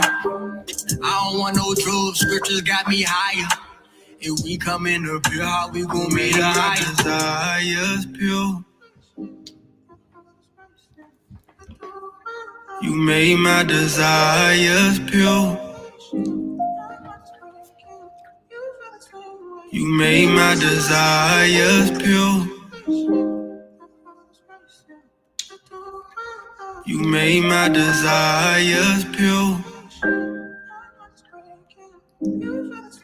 You made my desires pure. Haven't seen, ears haven't heard all that you had for me. Eyes haven't seen, ears haven't heard all that you had for me. You made my desires haven't seen, ears haven't heard all that you had for me. You made my desires haven't seen, ears haven't heard all that you had for me. You made my desires pure. See all that weight that was on our shoulders. You made my desires pure. With the things of this world. You made my desires pure. I want to say thank you, Father. You made my desires pure. Getting that weight off our shoulders. Hallelujah.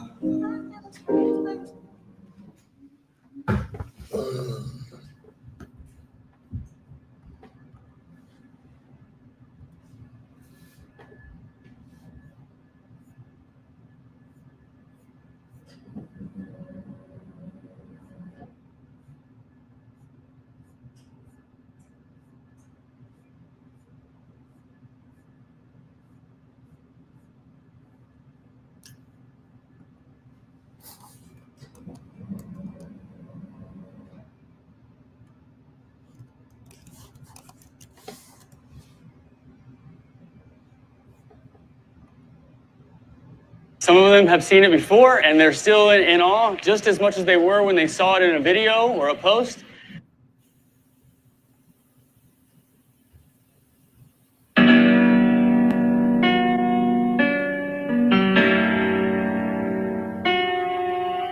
Among the gods, there is none like unto thee. Neither are there any works like unto thy words. All nations whom thou hast made shall come and worship before thee, O Lord, and shall glorify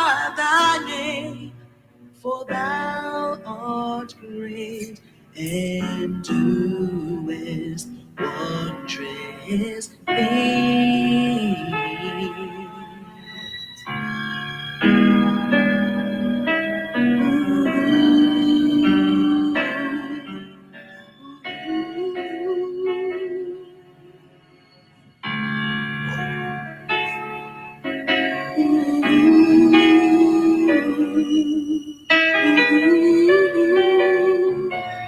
Teach me thy ways, O Lord, yes, I will walk in thy truth. Unite my heart to fear thy name. Oh, I will praise thee, O Lord, with all my heart, and I shall glorify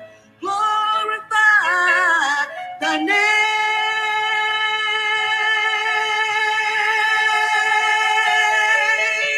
For thou art great, yes, and doest wondrous things.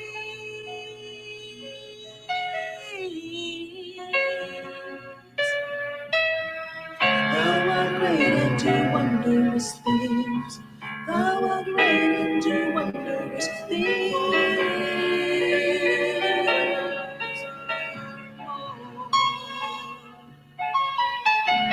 Thou art great and do wondrous things. Thou art great and do wondrous things.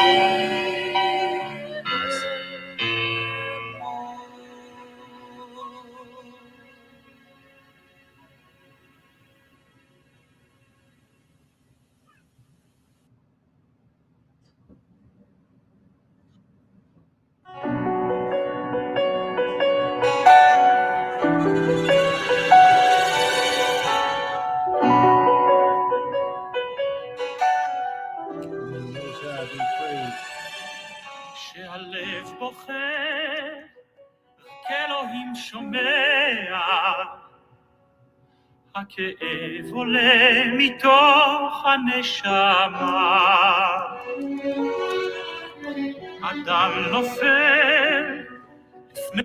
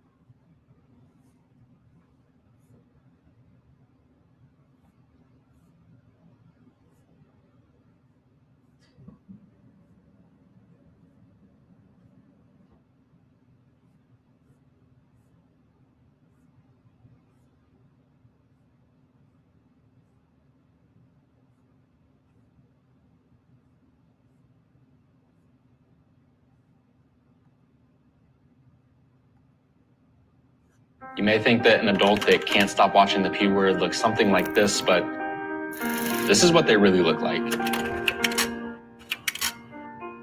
This is me at age 21, and what I'm actually doing in this picture is lying to my wife. And thus saith Yah, call for the weeping mothers, the lost fathers, and the forsaken children, and let them come quickly, for a voice of crying is heard out of. And the music you're about to hear right now is the music that Temple Keith Irene produced many, many years ago. Many years ago, we produced this CD, and this is the CD. I think we have the cover of the CD somewhere on here, but this is the CD. We're going to let the tracks play. May the Most High be praised. Turn it about.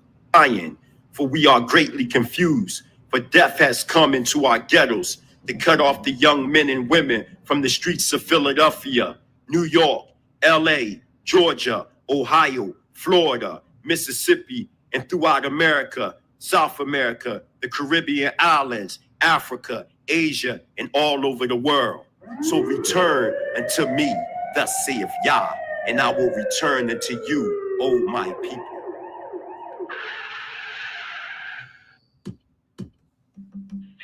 Tell me about that jungle, man. Shit, rough out there, man. Yeah, it's hard to survive still, you know? Right. You have to be iron like a lion. Can never surrender. You know what I'm saying? Just have to keep keeping on. Endurance is the key. Just living in this wicked world of sin. The answer is deep within, and that's where you have to look. Can't continue to look outward anymore. You know? I'm just saying, I want to be able to get beat up. Well, they always get. Oh, yeah. Concrete jungle. Concrete jungle. It's concrete jungle. It's concrete jungle. Yah's I see the lost cries. Brothers is dying from the 12 tribes of Zion. Homicide multiplying in public town housing. Project of monster silence. Lambs led to the slaughter for sacrificial violence. Gentile crafty council holding a molly at the Berlin conference, fulfilling words of the prophets. On cities cursed with guns, crack holes, and fools with box. Intoxicated thoughts with the sickness of violence. 6 feet deep in this jungle concrete. Wake up, black people, wake up. All I'm gonna make them oppress me. Step on our neck. Don't you son of the ghetto where I cry every day. We have to get up, stand up, return back to its true trend. The most side, everlasting. This I wanna name fire, I go burn them. This I wanna name fire, I go blaze them. This I wanna name fire, I go burn them. Fire, I go burn them. Short spin down fire. It's concrete. You know, yep. The mighty lions from Zion ignite flammable irons, tossing fire, leaving Babylon frying, trying to escape is futile. Ooh, child, this country jungle is too wild. That's why we got more than 2 styles to adapt in the situation's crucial.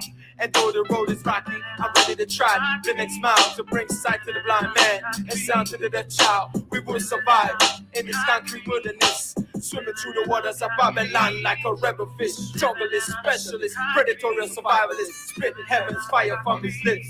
Burning slave driver and his slave whips and his slave ship. Like that this is in fact the King Albert plan, that is in effect a real the actual national security contingency plan for the elimination of black Americans. Jungle.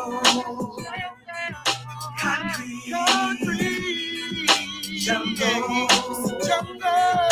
Concrete. It's concrete jungle. I was born in a world filled with chaos and illusion. All I see all I see is confusion. Is the black people of America. The real Israel. The real Israel. The real Israel. By the true choice of God. Truth hurts. But it hurts only the guilty. It hurts only the guilty who have practiced deceit. If America showed concern for the real Israel, black people. If America showed concern for the real Israel, black people, and the solution to our problems, America could save us. For the fate that religious and political leaders believe will befall America if she abandons the false Israel, is now befalling America because she has abandoned justice for the real Israel, the black people of America, the chosen of Almighty God. Have you seen this? It's absolutely insane. Look at the presentation on what's inside this can.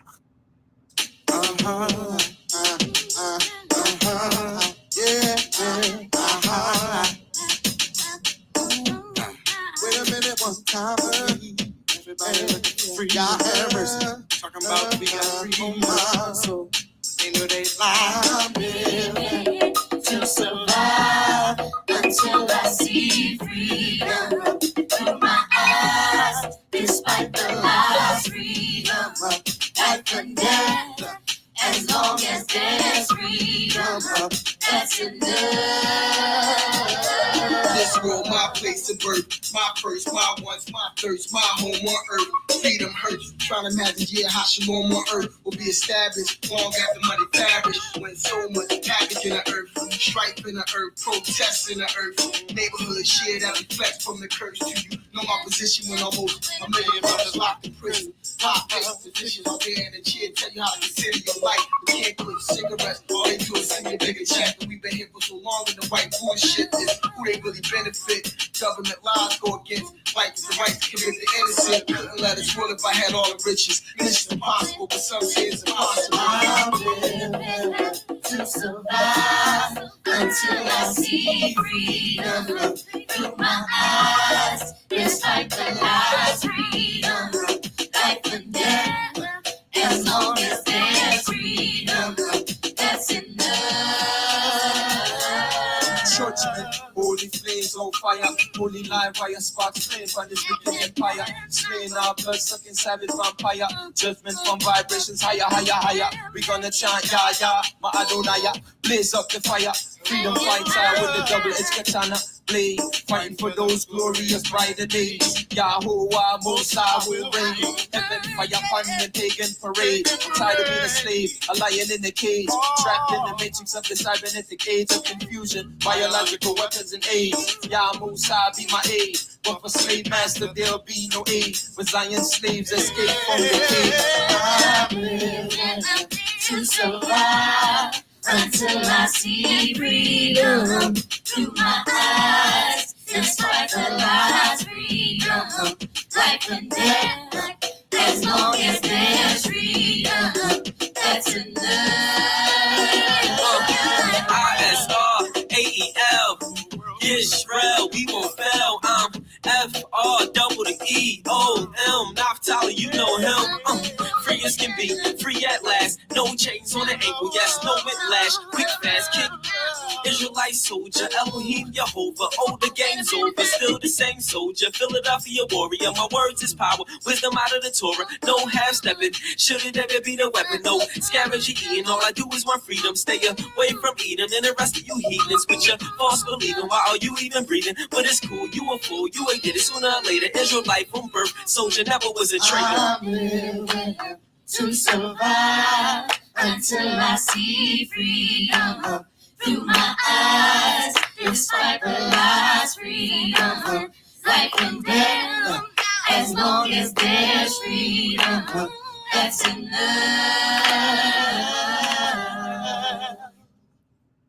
May the Most High be praised. May the Most High be praised. Now, those songs that y'all heard was songs produced by Temple Kifarim back in the 90s. Back in the 90s when Temple Kifarim, the structure was at our temple up here Ceylon Avenue in Philadelphia. That building, we still own the building, but we don't have service there. But we still there. The building is still there. But Temple Kipharim is now moved down Sparta, Georgia. May the Most High be praised. I just wanted to say, you know, life is something, and it brings you in this circle of things. And it's sad, but a lot of the people y'all heard singing them beautiful melodies are no longer with this way of life. Several of them have left this way of life, and their lives is just normal people. They're just living like regular people now. They've turned away from giving the Most High the best of them to just living, just doing like everybody else. I guess the struggle was difficult. I do know one sister, she's in this building right here where I'm at right now, and she turned to Islam. She began practicing Islam. She still remembers those days, but her way of life is totally different now. A lot of the brothers just completely fell off from this way of life, completely fell off, and don't do the Israelite way of life at all. Everybody has their own reasons why they do what they do, but it's just a sad story in how we are only temporary with this king. Time is a true teller of all things. And you can give the Most High, I know you heard all the talent that was being presented. You can give the Most High the best of you, but if it's only for a moment, then it's really not, you know, maybe the worst that you did for that moment may bring salvation to your life throughout the rest of your life, but I highly doubt it. Salvation is a thing that you constantly work on. It's a constant improvement thing. You know, you can't live off of the merits that you lived 5 years ago, and for the rest of your years, you feel like you just can do whatever you want to do, and the Most High will have mercy on you and forgive you for your future sins because of your current life. That's not how it goes. The Father says, the soul that sinneth, it shall die. And that means that we all should begin to live our lives for the Creator and to the Creator. And then, you know, the things that we do while living our lives will help to benefit the blessings or the curses and limit the curses that the Most High brings into our lives. You get judged on what you do, not what you used to do, but what you're currently doing, and how you're currently thinking and living is how the Most High bases his guidelines in his judgment to his people. And I really feel sorry for a lot of our people who have chosen that the struggle was too hard. You heard them speaking about freedom. They wanted their freedom. They want to live for freedom. And right now they're living to be slaves. Not everybody, but some of them are living to be slaves, which means you give in to everyday oppression. You release yourself of the struggle of trying to do your very best to please the Creator, no matter what situation you find yourself in, to just live an everyday life. And for a lot of people, it may appear as their lives have gotten simpler. You might think their lives have gotten better. Like, for example, a person who, because the earth has been given into the hands of the wicked, the earth has been given into the hands of the wicked, which means the wicked rule it. Those people who practice Satanism and worship Satan and give their lives to Satan in place of fortune and fame, when they receive that fortune and fame, they're living high on the mug or high and mighty. And people used to see them in church and serving the Creator to the best of their knowledge that way. And when they was poor and struggling and didn't have much, they was loyal to what they understood to be true. So the moment that they stepped away from striving in the direction of the Creator and gave themselves to the power of this world, their lives improved. It made it look so much better. They got good jobs. They got money coming in. They're wearing better clothes now. They're eating better.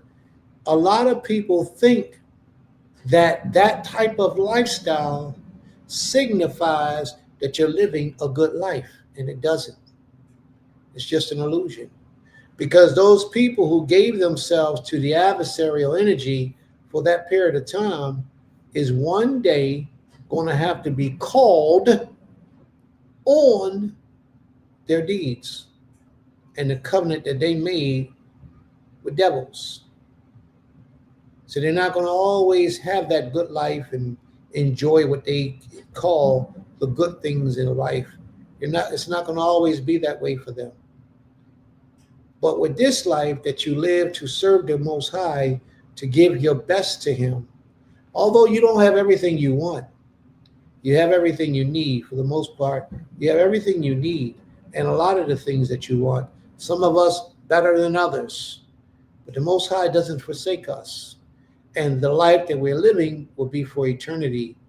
And we don't have to worry about that at the end of our lives, that our soul can be accounted for as being wicked and evil.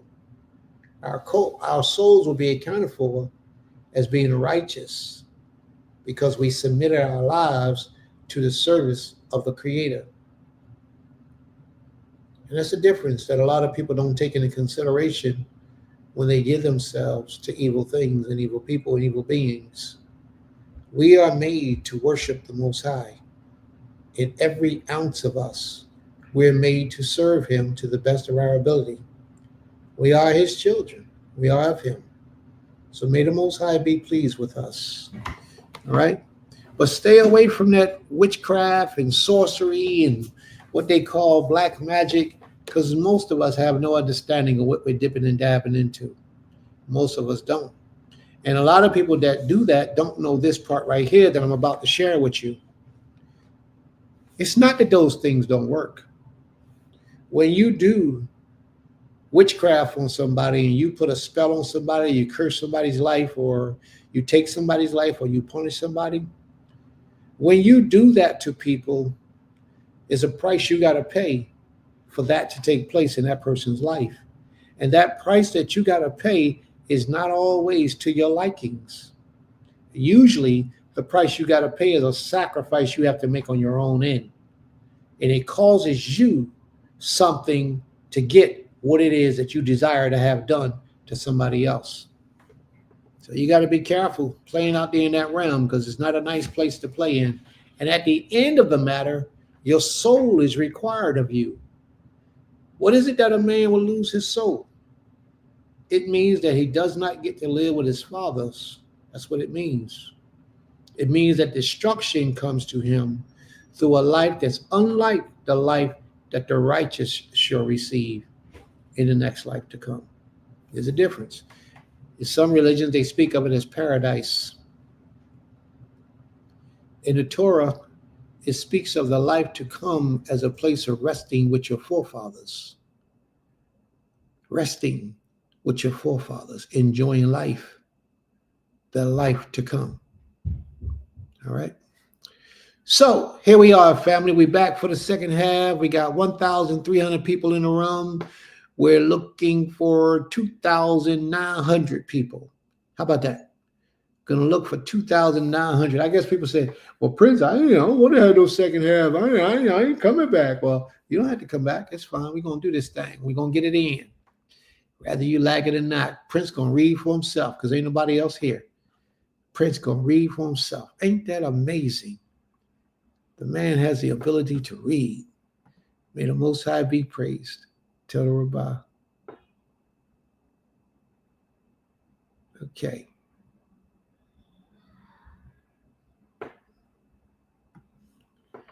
All right. Let's go. So we're going to be reading out of the book. What book we're reading out of today? Genesis. Let me get this all set up for us, family. I think we're in Genesis 21.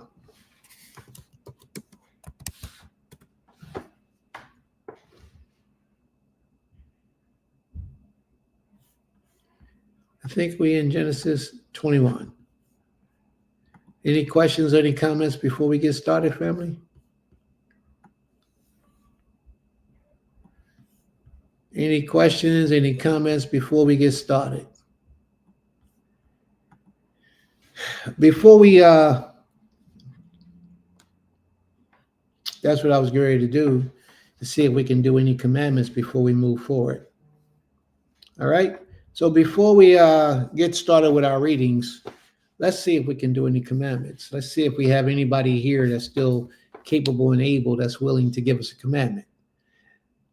All right. We got Alba still here, Ima still here, and Ishi still here.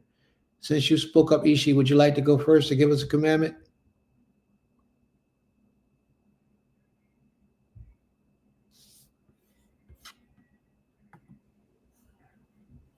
Can you hear me? Yes. Okay.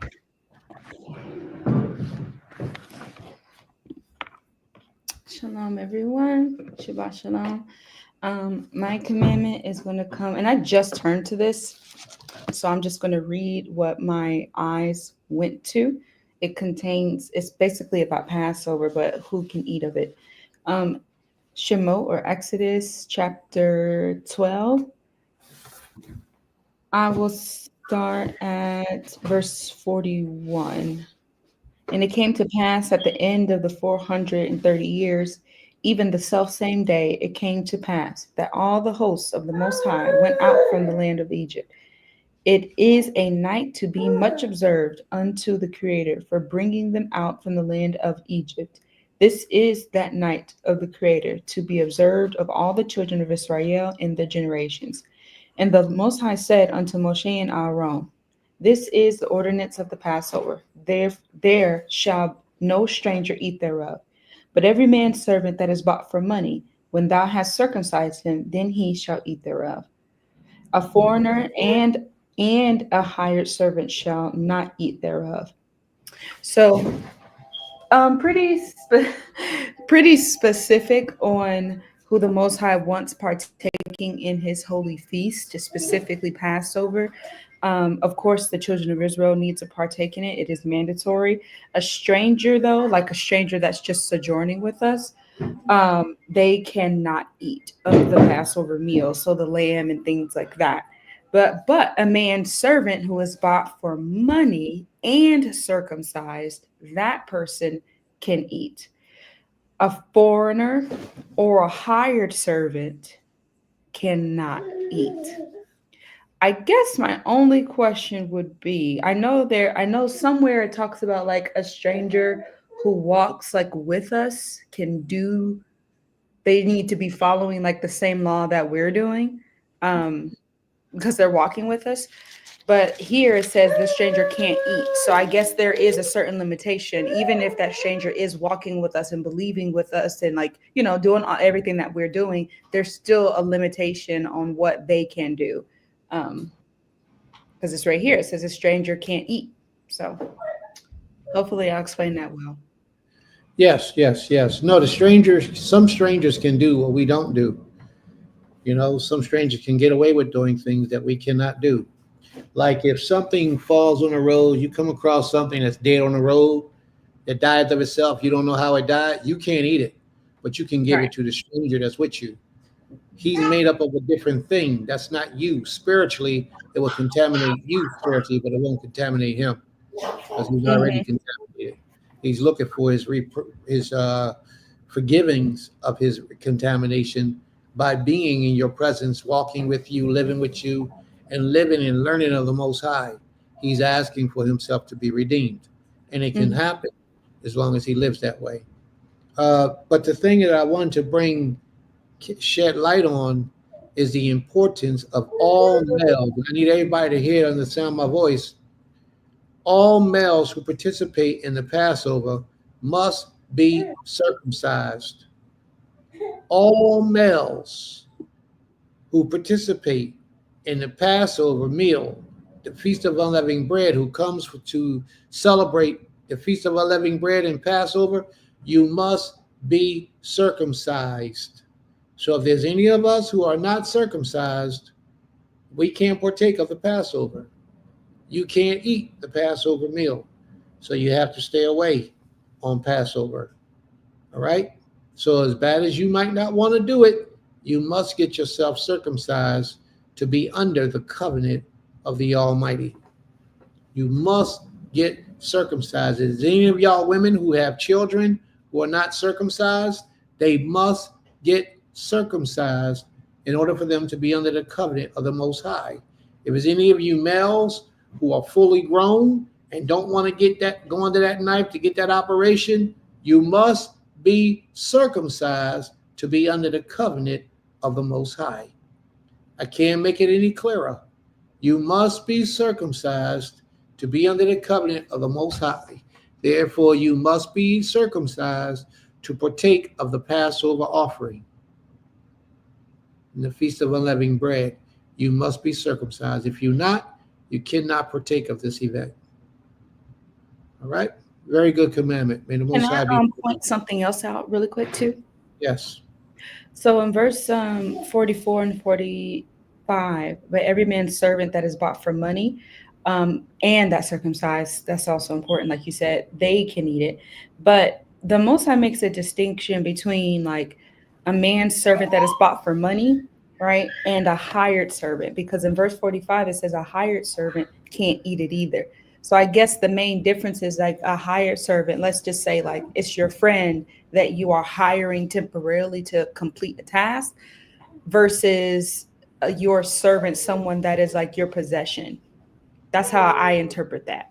One is your possession that actually is in your well, not in your house, but yeah, of your household, of your blood in a sense. And the other is not, which is why they can't partake in it, the hired servant. Okay.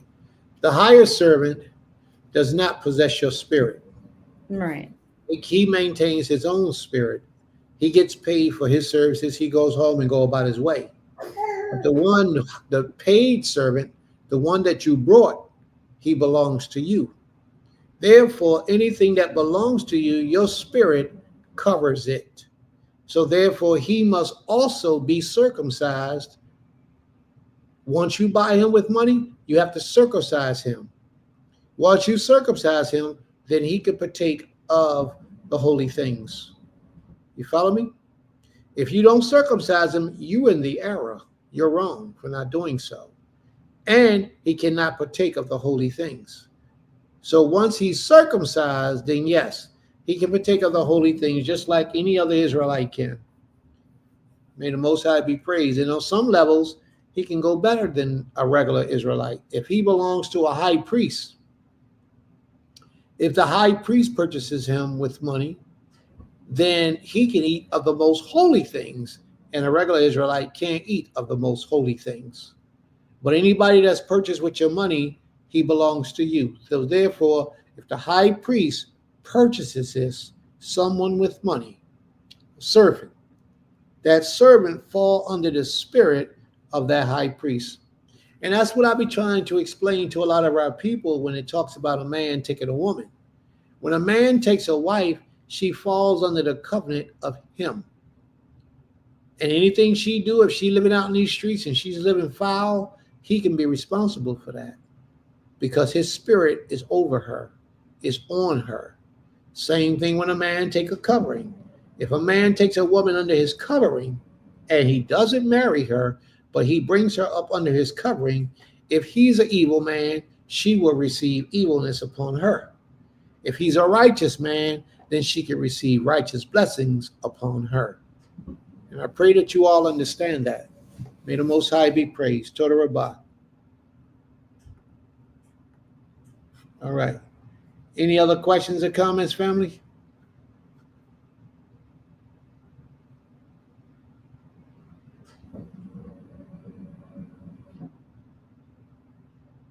All right. Is there any other commandments? Anyone else want to give a commandment?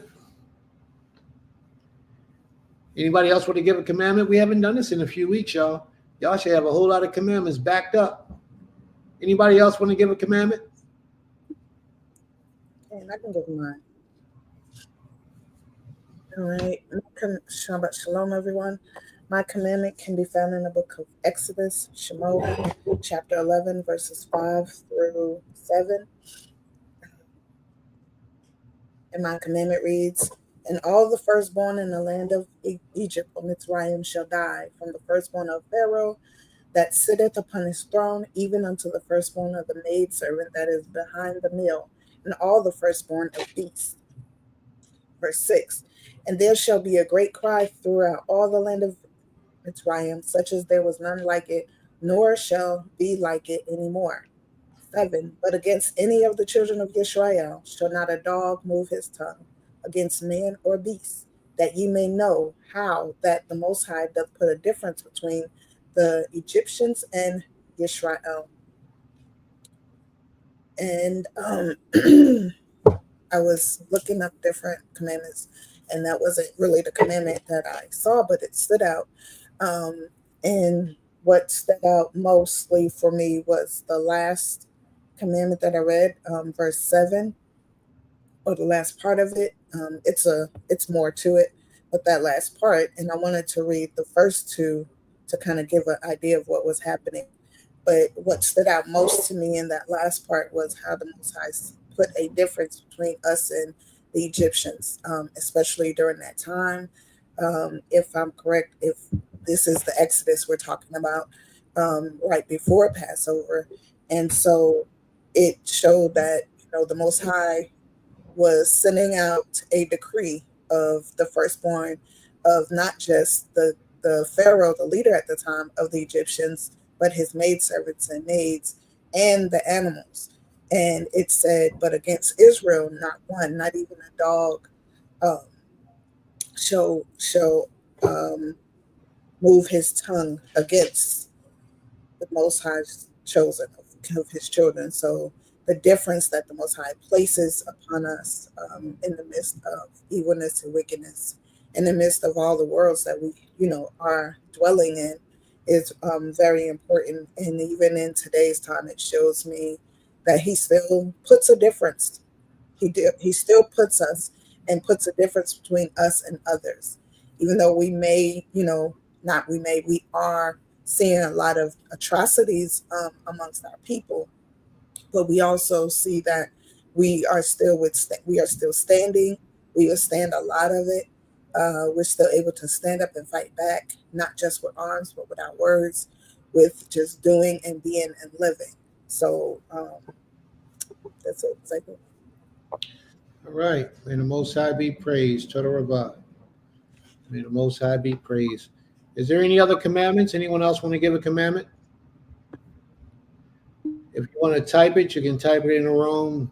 If you want to come onto the platform, you can come onto the platform. Anyone else want to give a commandment?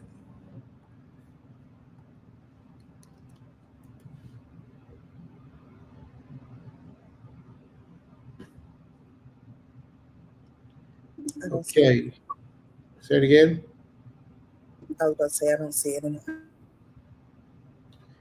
Are there anyone else who wants to give a commandment today? Deuteronomy 23 and 17.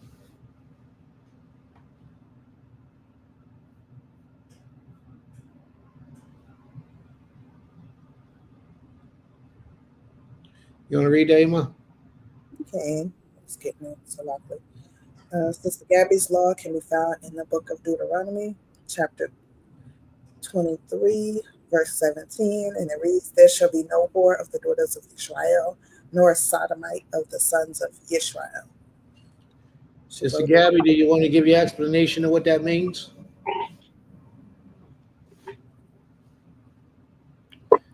Sister Gabby, you want to give your explanation as to what that means? There shall be no whores of the daughters of Israel, nor a sodomite of the sons of Israel. You can either take the mic, come on the platform and speak, or you can type it in the room. She's typing. Okay. You can get away with that one too. You can type.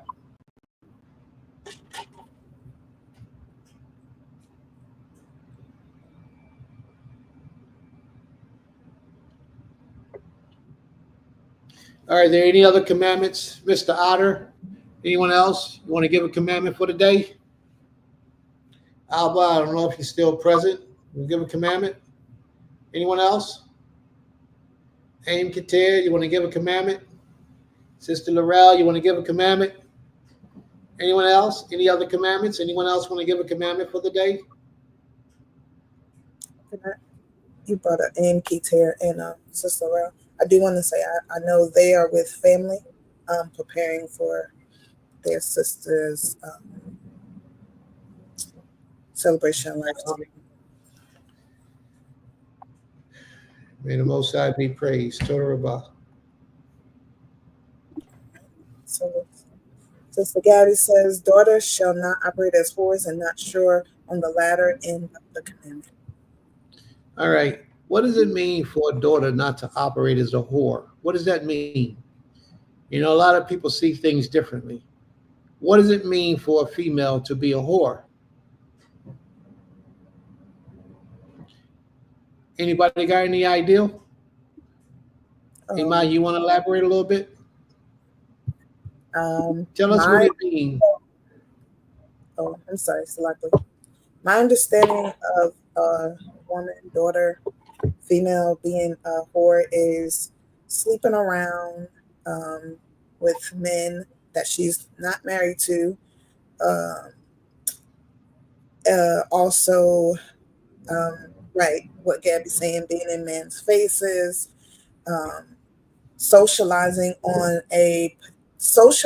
with men in a indecent manner, like having text messages that are what we call nowadays sexting, or sending nude pictures, or using, having conversations that lead to that type of,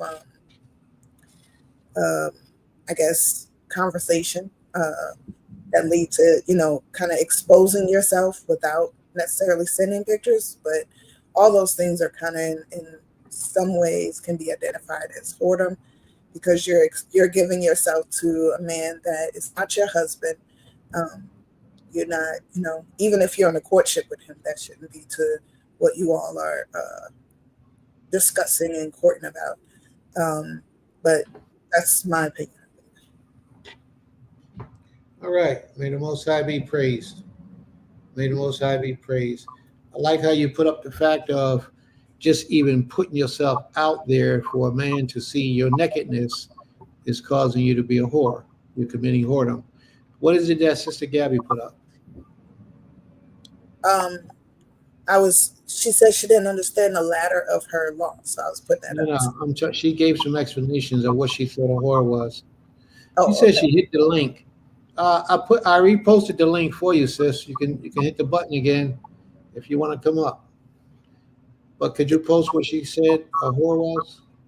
Mm-hmm. Sleeping man to man, being in every man's face. Oh, sleeping man to man, being in every man's face is what makes a woman a whore. Nobody mentioned, well, she mentioned a little bit about having intercourse with men, but primarily she put up the fact of the perception, and you, Ima, put up the perception of how you deal with people causes you to give the appearance of being a whore. All right, Sister Gabby, you can take the floor. Tell us your understanding of a whoredom, of a person being a whore.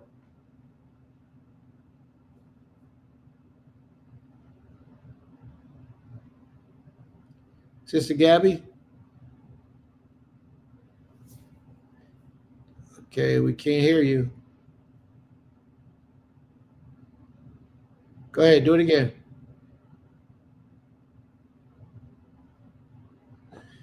Okay, we can't hear you right now, Sister Gabby. Yeah, she might have to go out and come back in. A lot of people think that being a whore only means that you sleep around with people sexually. But being a whore is also a form of promiscuity, how you put yourself out in the appearance of people seeing you. It means sharing yourselves with one that you're not married to in an intimate way. So you could be a whore by sharing pictures. Sharing yourselves with one. All right. You got to turn the background down, Sister Gabby, and you can go ahead and speak. Now you can go ahead, go ahead, take the floor. We're going to listen to you. What's your interpretation of a whore? Okay, can you hear me now? Yes, we can hear you. Okay, good. So yes, that was pretty much my interpretation. Sleeping man to man, being in men's faces, like Princess Medaya mentioned, sexting and, sending the pictures, just doing anything that, is putting yourself out there in that type of way. What do you think makes a woman get into that mind frame where she can be considered practicing whoredom? What makes her put herself out there in that way? I would say the thought of wanting to be desired, but maybe not going about it the right way. I don't know. That's the first thing that came to my mind. You right on point with it. You're right on point. But what makes a person feel like wanting to be desired? What are they lacking? What is it in their lives that's tearing them down that they want to put themselves on display? I would say they're lacking protection. I would say, and maybe lacking that love and protection from some type of leader or a father. I would say, which is why they go seek elsewhere and do it the way that they do it, because they're lacking that guidance and that protection and love and leadership from someone. That's real powerful. Maybe like a, father figure, uncle, mother, but mainly like a father figure, because that's normally what the world says, a woman's first love is her father, so. That's cool. That's a very good example. You're demonstrating a severe, deep knowledge right now. And that's what a lot of our people need, that type of knowledge to be brought forward. So therefore, any woman that's single, that doesn't have a husband, she needs to be having a covering, correct? That's correct. Yeah. We had that lesson was taught last week. Mm-hmm. And then I got a call from one of the sisters. Well, my wife called me, that one of the sisters called in and said, Prince, we can't come to class no more. So I said, well, why she can't come to class no more? Because they got a covering from another man, an Israelite man, but another man, and he has them coming to his classes. They're not supposed to be in our classes no more. And I have to respect that, because that's how it's supposed to be. If you have a covering, you should be following his instructions and not letting any outside sources convolute your mind and your thoughts and your patterns. You have to do what he says for you to do, because that covering operates just like a husband or just like a father. And people need to understand that. And if you ask for a covering, you have to commit yourself to that relationship so that you're not bringing a curse upon that man. Because in reality, what's happening is that man is your covering, he takes away your reproach, meaning that he covers you.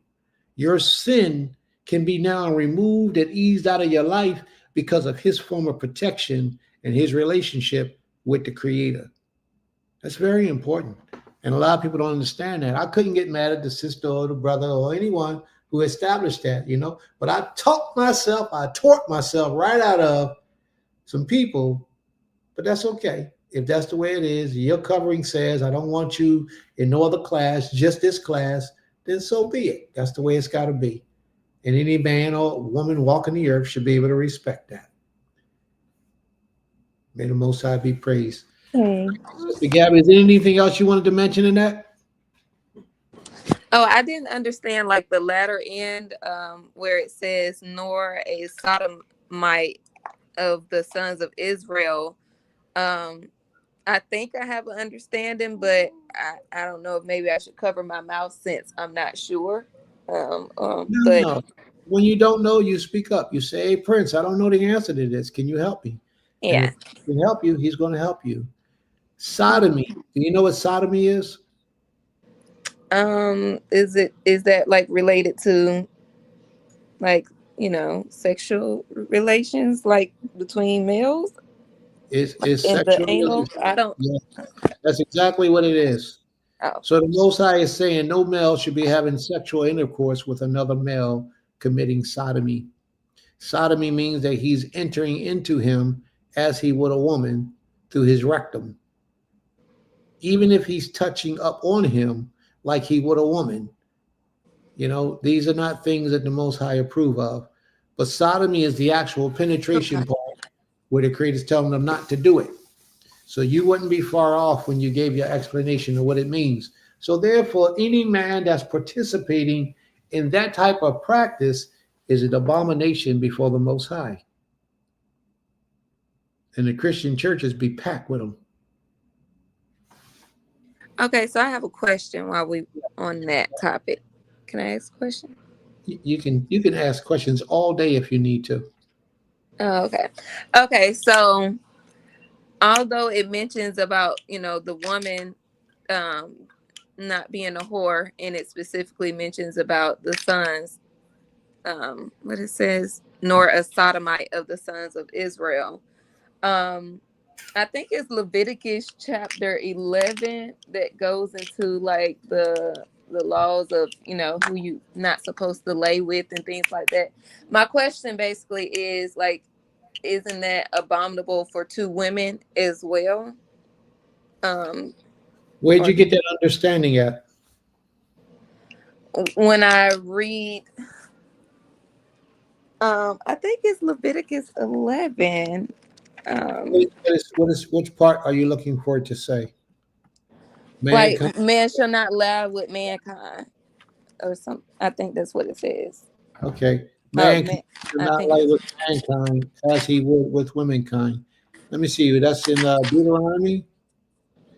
I said Leviticus 11. I was way off. Leviticus. No, I think it is in Leviticus again, though. Yeah, but not 11. Let me see. Darn.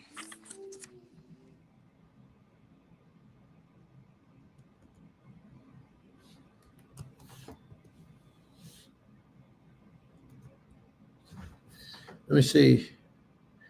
It is in Leviticus. Leviticus 18, chapter 20. So 18 and 22 says, well, it's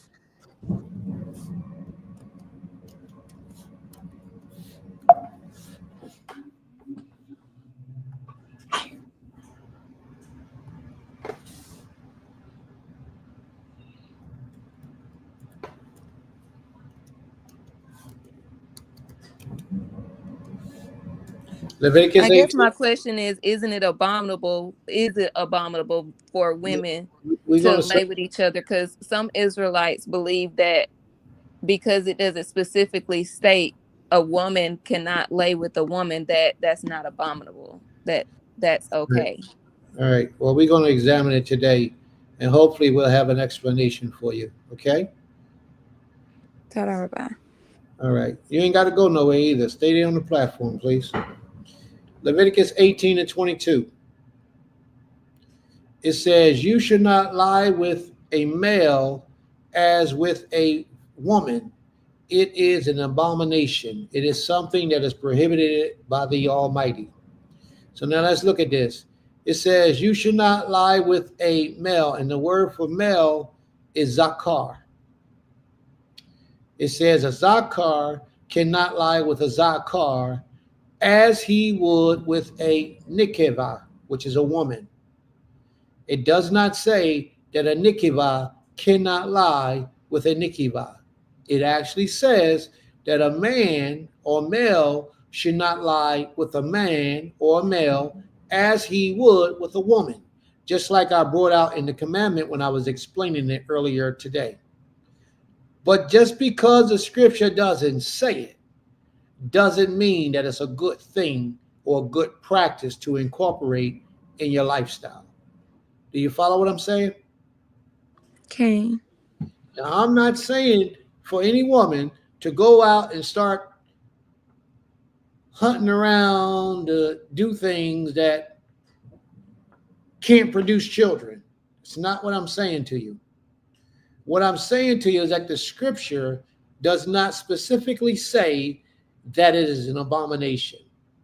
A lot of people who don't read the Hebrew will say that that's what it says, but it does not say that in Hebrew. In Hebrew, it says mankind should not lie with mankind as he would a woman. It does not say that women can't lie with women, but we know that women was made for men. Mm-hmm. We know that women was put here on this earth to give their pleasures and desires to a man, not to another woman. That wasn't the Creator's command.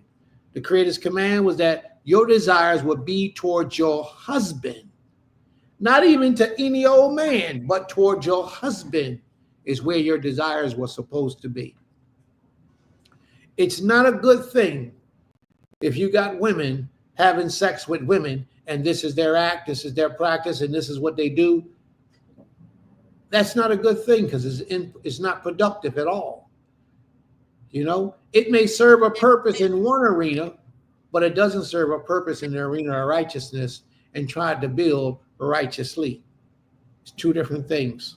Right, because that was my next question. Well, what was the purpose of I don't know if I can say the word sex, you know, what was what was the purpose? Like, I don't know, like if that's okay for two women to... You're asking what is the purpose of sex? Right, like what purpose comes out of, like what was the whole purpose for sex when the Most High gave Eve to Adam? Like you said, our purpose is to, you know, please our husband. So how is that righteous with, like, what righteous purpose is coming out of two women being together? I just don't understand.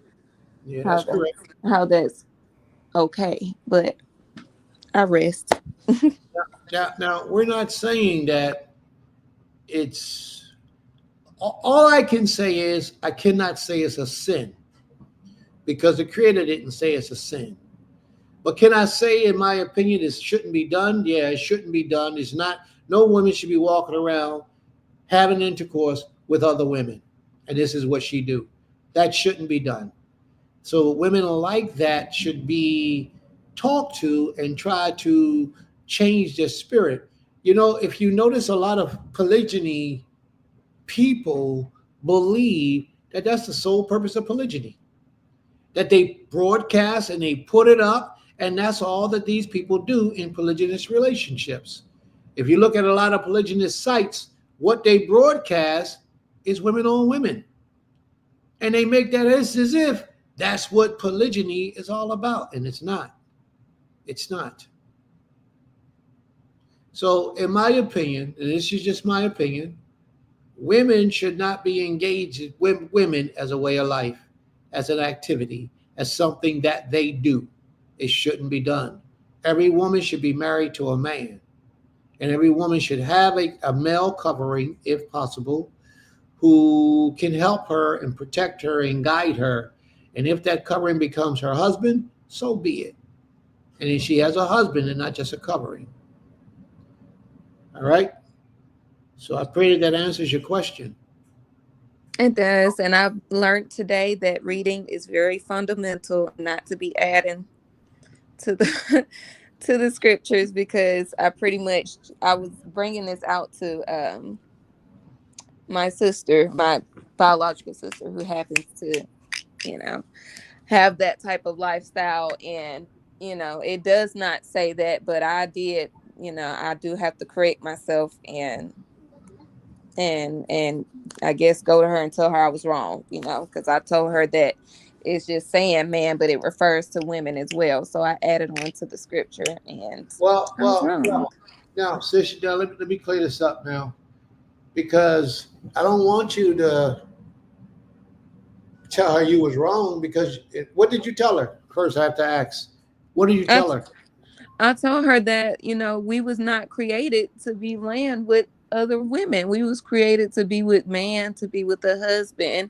And then I brought up this scripture, you know, Leviticus 18:22, thou shalt not lie with man as with womankind. It is an abomination. And I told her it's abomination for her to be sleeping, you know, to be with a woman, because there is no purpose coming out of it. And it was just wicked. I mean, So why do you feel like you need to apologize for what you stated to her? because I thought maybe I gave her the scripture wrong. You did. You interpreted the scripture incorrectly. You did. So if you want to apologize to her for interpreting the scripture incorrectly, then you can do so. But I wouldn't take it no further than that. I would still leave her with the impression that that's not a productive thing for her to do. Right. Okay. I would still want to leave her with that impression. So if that's where you left her and she understood that, then that's what she would need. Because you misinterpreted the scripture, you can explain that. Because in my opinion, there is no scripture that specifically says that a woman cannot lie with a woman. But it's not a good thing to do. And that's my opinion on the matter. And this is what I'm trying to say. If you haven't noticed, a lot of people who practice black magic, sorcery, witchcraft, and all those things, just the ways of the world, that's what they do. And they do it more abundantly. They get a thrill. It's always an activity. It's always happening. That's the world that they live in. You know? And it's very rare that somebody will go in, experiment, step out, and keep it moving. No, they experiment, and that experimental is always taking place. And that's not what it's supposed to be. Do you follow me, sis? Okay. Yes. So if you can go and you speak to her and you just, if you feel best in your spirit, I misinterpreted that scripture. There is no scripture that says that. But let's examine this. What is the benefit of it? What do we get out of it? How do we please the Creator by doing it? Okay. And then I'm sorry. Go ahead. No, you go ahead. Go ahead. No, I was gonna say I'm gonna give some other people a chance to, ask a question because I got another question about the No, right don't above give nobody no chance, nothing. Ask all your questions, and then we'll move to the next person. Because when we're done with you, it might not be nobody else. Okay. If they want to ask questions, tell them to raise their hand, or take the platform, and they can come on the platform and they can ask their questions. They go to the link right there. Hit the link, and you can be in the waiting line. Go ahead, sis. What's your next question? Okay, so this wasn't originally my question, but since I was, reading it, I was looking at the scripture right above verse 21. I don't know if you want to read that. What? Leviticus chapter 18, verse 21. You shall not give any of your children to offer them to Moloch and to profane the name of your Elohim. I am the Most High. What's your question in reference to that? Okay, so is this scripture just specifically talking about to Molech, or does it also relate to like giving your children up as a sacrifice to, or is it going into any deity, or just specifically that one? Any deity. Okay. This particular scripture is specifically speaking of Moloch. It's really speaking of Moloch. But you can look at the example of giving it to Moloch and understand you can't just not do it to Moloch. You can't give it to no deity. The Most High will not approve of that. Right. So, for instance, if someone say, I sacrifice my child to, JC, and that's an abomination. Okay. That's an abomination. See, a lot of people don't understand that JC has been made into a deity, a real deity. And a lot of people worship JC. And that's not something that we're supposed to do, but they do. And then there's a lot who don't worship him, but there's a lot who do. Therefore, because people worship him, he's a deity. It's just that simple. And you shouldn't give your children up to any deity, none. The only one you're supposed to give your children to is the Almighty, and the Almighty is not a deity. Right. What about that question, sis? Sir, I'm sorry, what you say? What about that question? Oh, no, I was just wondering, was it going into just that particular one or just any deities? Because I, at one point in time, even through this walk, was serving the JC as I was putting him above Ha Elohim. I was putting him above him. And yeah, when I read that scripture, it just, you know, made me just think about when I was serving him and when I, you know, had my, not Beanie, but because I met you all when Beanie was like a baby. And that's when I was first learning that, you know, JC, I was learning that it was wrong to serve, you know, any other Elohim, any other power or any other person or anything besides the Most High. And so it just made me, you know, think about when SJ was younger and we was in this walk when he was younger, and I had him and me was calling on him, and I just was thinking about, you know, me doing that. That's all. If you offered him, I didn't offer him though. I didn't offer him. And this may not be for you, this may be for whoever's in the listening audience. But if you offered your children to a deity and now you understand that that was wrong, then you have to go to the Almighty and ask the Most High for forgiveness so that your son can live and be free to serve the Creator. Okay. Yeah, I did have to do that for myself once I've learned that that was incorrect, because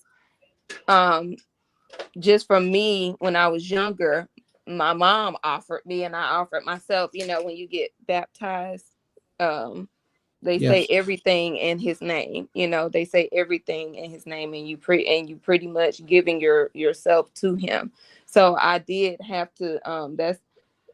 I do ask a lot of times, and I wonder sometimes if I've, you know, been forgiven for that, because I just be thinking how, like, it just be scary sometimes to know that at one point of time you was doing something totally wrong to a whole nother power, and you don't even, or a whole nother whatever, you know, because I hate to call them a power. I'm not even sure, but yeah, I'm gonna rest. Yeah, I just wanted to ask. You know, you're talking about some real stuff right now, and that's good. And that's how people need to learn to be able to free themselves and speak what's really in their soul. And that's what you're doing right now. So please don't feel like you have to rush. Any questions that you may have, feel free to ask those questions, because that's what this is about. When you ask the Most High for forgiveness of something, you have to turn in a complete direction against what you are doing and what you ask for forgiveness of. If you ask the Most High to free you from that idolatry and you still practicing that idolatry, then you haven't been forgiven. You won't be forgiven. Matter of fact, it'll be accounted against you if you're still doing what you said you want the Most High to free you from. If you ask the Most High to get you out of prison, and you're in prison, and you're in a law library doing a research, trying to get yourself out, that's how you ask something of the Most High. You don't just leave it, say the words, and then just act like there's nothing in life that you got to do to help yourself get free. That's not how it works. When you ask something of the Creator, you have to begin to live it in your life. You have to put forth effort to manifest it, and the Most High bless your works. He blesses your efforts, and that's how it goes. So when you ask the Most High to forgive you for what you had done by way of baptism and believing that that was the way to get closer to the Creator, once you ask the Most High for forgiveness, it was granted to you. Now, if you want to keep it up off of you, then you got to keep away from idolatry. Because the moment you open the door back up to the idolatry, those sins are still there. They haven't went anywhere. Those abominations are still present. They haven't went anywhere. Like a lot of dudes who practice sodomy, they pray to the Creator to forgive them of sodomy and help them to change, but yet they still laying down with men. They don't mean it, because if they mean it, they wouldn't do it again. You ask the Most High to forgive you of smoking cigarettes and marijuana and eating the chicken and eating pork. You ask the Most High to forgive you, but yet you're still doing it. Then you're not asking the Most High to forgive you for real, for real. What you're doing is you're bringing the Most High's wrath upon you by lying to the Creator that you want to be healed of this sickness, and you don't. that you want these demons up out of you, and you don't. And people do that often. They feel like all I need to do is ask of the Creator and he'll do it. And that's not how it works. You have to show him that this is what you want, not just with your words, but with your actions and deeds. And if you don't show him, then don't expect anything coming. You know, it's better if you don't say anything than to say something and then don't change. If you're a woman who finds yourself constantly desiring to have sex with men that's not your husband, right? Then you got to take that to the Most High. And once you take it to the Most High, you got to get those thoughts out of your mind, clear your spirit. And if you ever find, one way I've learned that if a sin enters into your life through the way of your mind and you don't want that sin there, when you see that sin, you take out a sword in your mind and you chop the head off of whatever that sin is. Chop his head off and just let it bleed out. And in your spirit, you have just had spiritual warfare and you have just conquered a demon in your mind.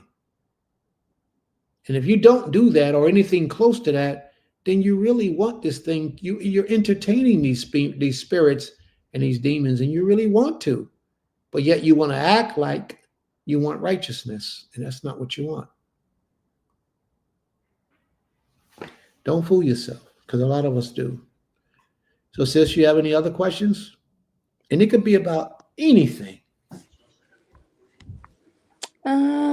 No, I think you I know you have answered all my questions for now. Okay. Been a long time getting to this point. So yeah, if you got some questions, ask them. Get them out the way. Because I actually am shy. You're not shy. You're not shy.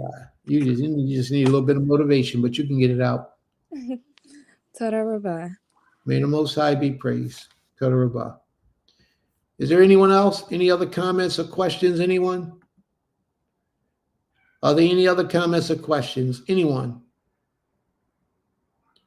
All right. Do we have any other commandments that we want to bring forward?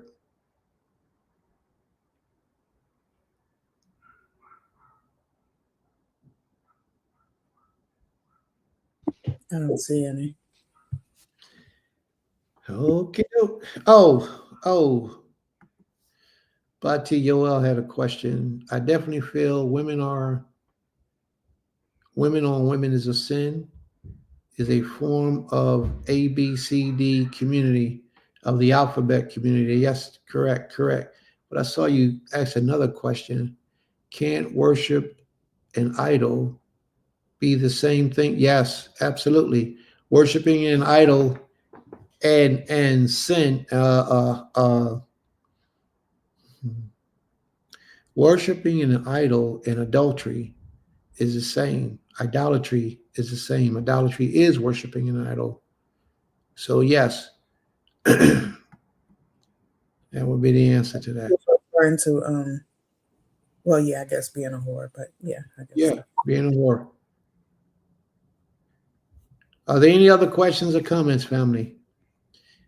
And Brother Maccabee, Shabbat Shalom, Baruch Shemo.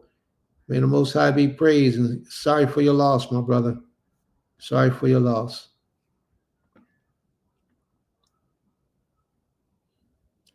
Are there any other questions or comments, family? All right. I guess we did that. Hebrew style and Hebrew fashion. All right, let's see where we at. We're in Genesis, the 21st chapter, correct? Genesis 21. Do we have any readers in the house? Are there any readers in the house? Did anyone want to do any reading? Anyone wanted to do any reading? Nobody wanted to do any reading? Okay, I guess I'll read for myself. Did you say something, Ima? I can read, Abba. No. I guess I'll read. For the day. You read all morning. If nobody from the audience wanted to read, then I'll read for myself. Anybody in the audience want to read? All right. If you decide and you're in the audience you want to read, there's a link for you where you can come in and you can read. Idolatry, spiritual warfare, spiritual whoredom. Absolutely. No, I don't want you to read. I want somebody that don't read to read. But that's okay. Sister Ornette, Brother Asa no longer want to read either, so it's okay. All right, so let's rock and roll. Here we go, family. So we're in Genesis chapter 21. Genesis chapter 21.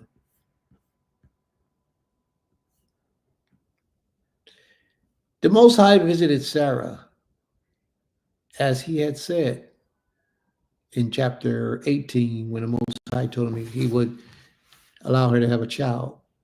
And the Most High did to Sarah as he had promised. And Sarah conceived and bore Abraham a son in his old age, at the time in which Elohim had spoken to him. Abraham called the name of his son who was born to him, whom Sarah bare to him, Isaac, Yitzhak. And Abraham circumcised his son Isaac when he was 8 days old. Now that's when we are supposed to circumcise our children, our male children, on the 8th day of their life. And if you can't do it on the 8th day, sometimes things prohibit you from being able to keep the law as you know you're supposed to keep the law. Then you do it soon as possible if you cannot do it on the 8th day. If your child is 5 years old and you just came into the knowledge that your child is supposed to be circumcised, then it's okay. Once you find out, you schedule that circumcision and you get that circumcision done. I would suggest at the age of 5, you go get a surgery to a hospital and let them surgically cut his foreskin off of his penis, his follicle. I would not say that you would go to a Moel in Israel and allow him to do it, because most Moels is going to tell you the child is too old. They're used to doing infants. There may be some that can say that they can do it at the age of 5, but I don't know that for sure. So if you don't have someone who is a trained Moel in this way of life, then you should go to a hospital, get a appointment at a hospital and take your child there and get them circumcised.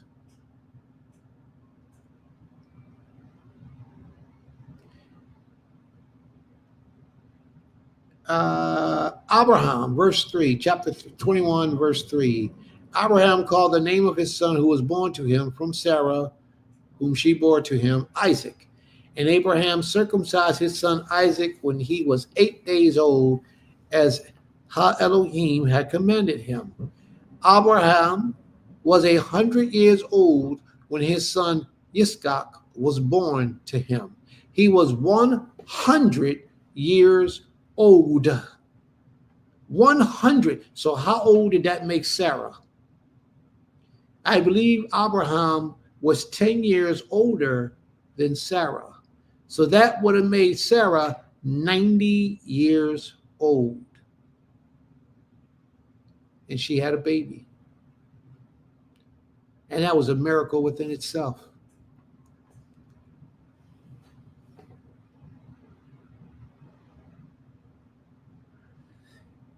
And Sarah said, Elohim has made laughter for me. Everyone who hears will laugh over me. And she said, who would have said to Abraham that Sarah would nurse children? Yet I have become him a son in his old age. I have borne him a son in his own age, 80 years old, breastfeeding a baby. Miracle within itself.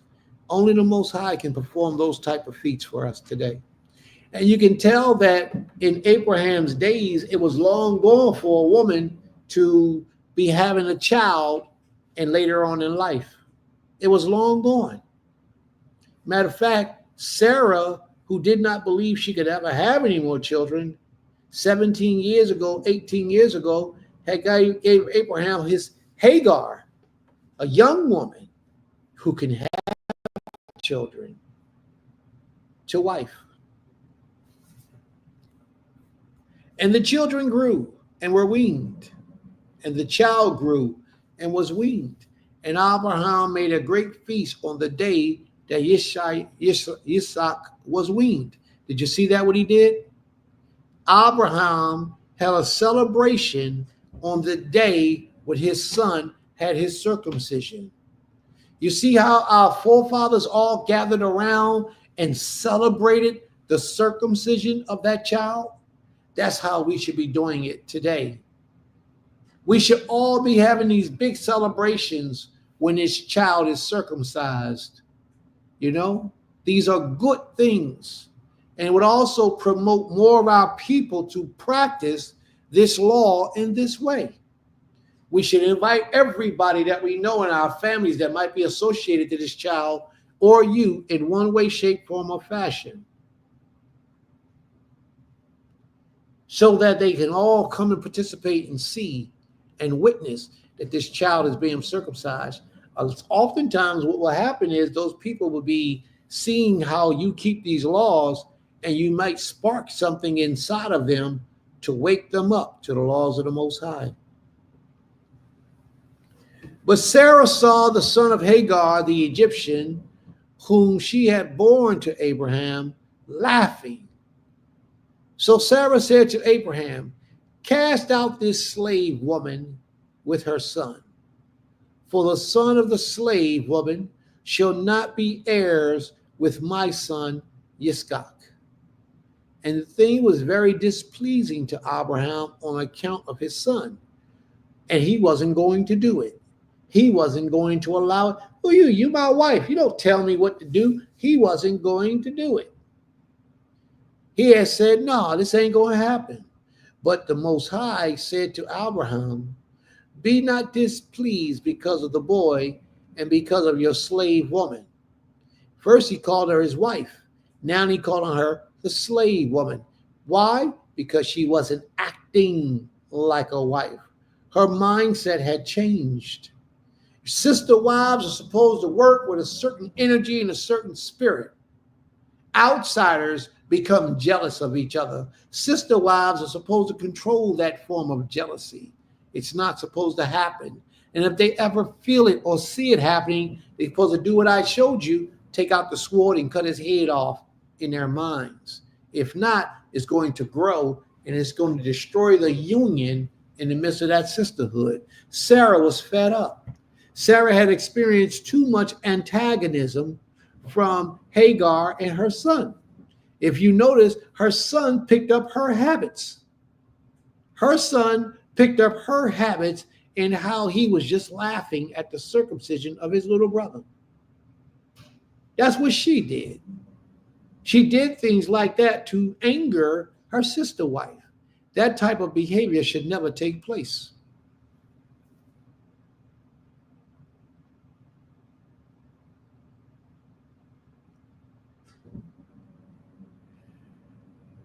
But the Most High said to Abraham, "Be not displeased because of the boy and because of your slave woman. Whatsoever Sarah says to you, do as she tells you, for through Yitzhak shall your offspring be named. Through Yitzhak shall your offspring be named. And I will make a nation of the son of the slave woman also, because he is your offspring. I will do and make him great also." Why? Because he is your offspring. So don't worry about him. I got a purpose for him in life. He is going to be just as great. He has a big job and assignment and a task to do as well, because he comes from you. And that eased Abraham's mind. So Abraham rose early in the morning, and he took bread and a skin of water and gave it to Hagar. He put it on her shoulder along with the child and sent her away. And she departed and wandered in the wilderness of Beersheba. She left with no problem because she was really aching to go anyway. She wanted to be freed of that. She was only there because the Creator told her to go back. Go back to your master. The Creator told her that when she ran away when he was a little boy.